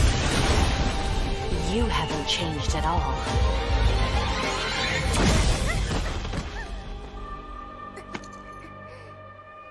Have you really forgotten everything, Vexana? We made a promise to protect this world. Here, I made it myself, you know. Look, they light up when our powers are in sync. You were always there to pick me up. Stay with me, Guinevere. The one I could always count on. Enough! Why, Rexona, your emblem is still...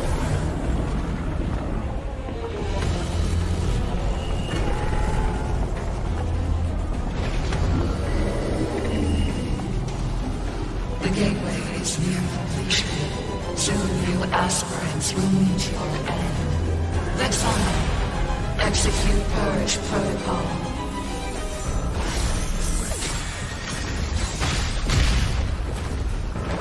You... Give her back to me!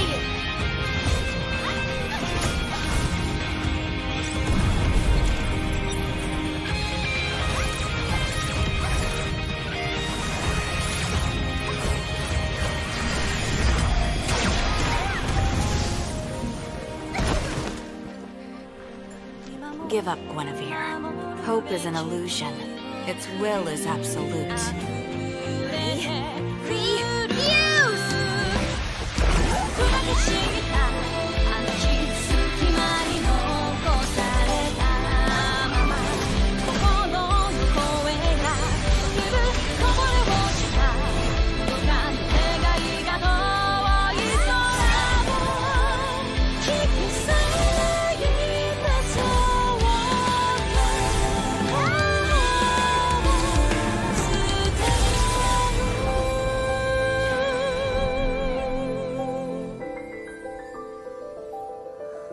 Don't let me be alone in this world.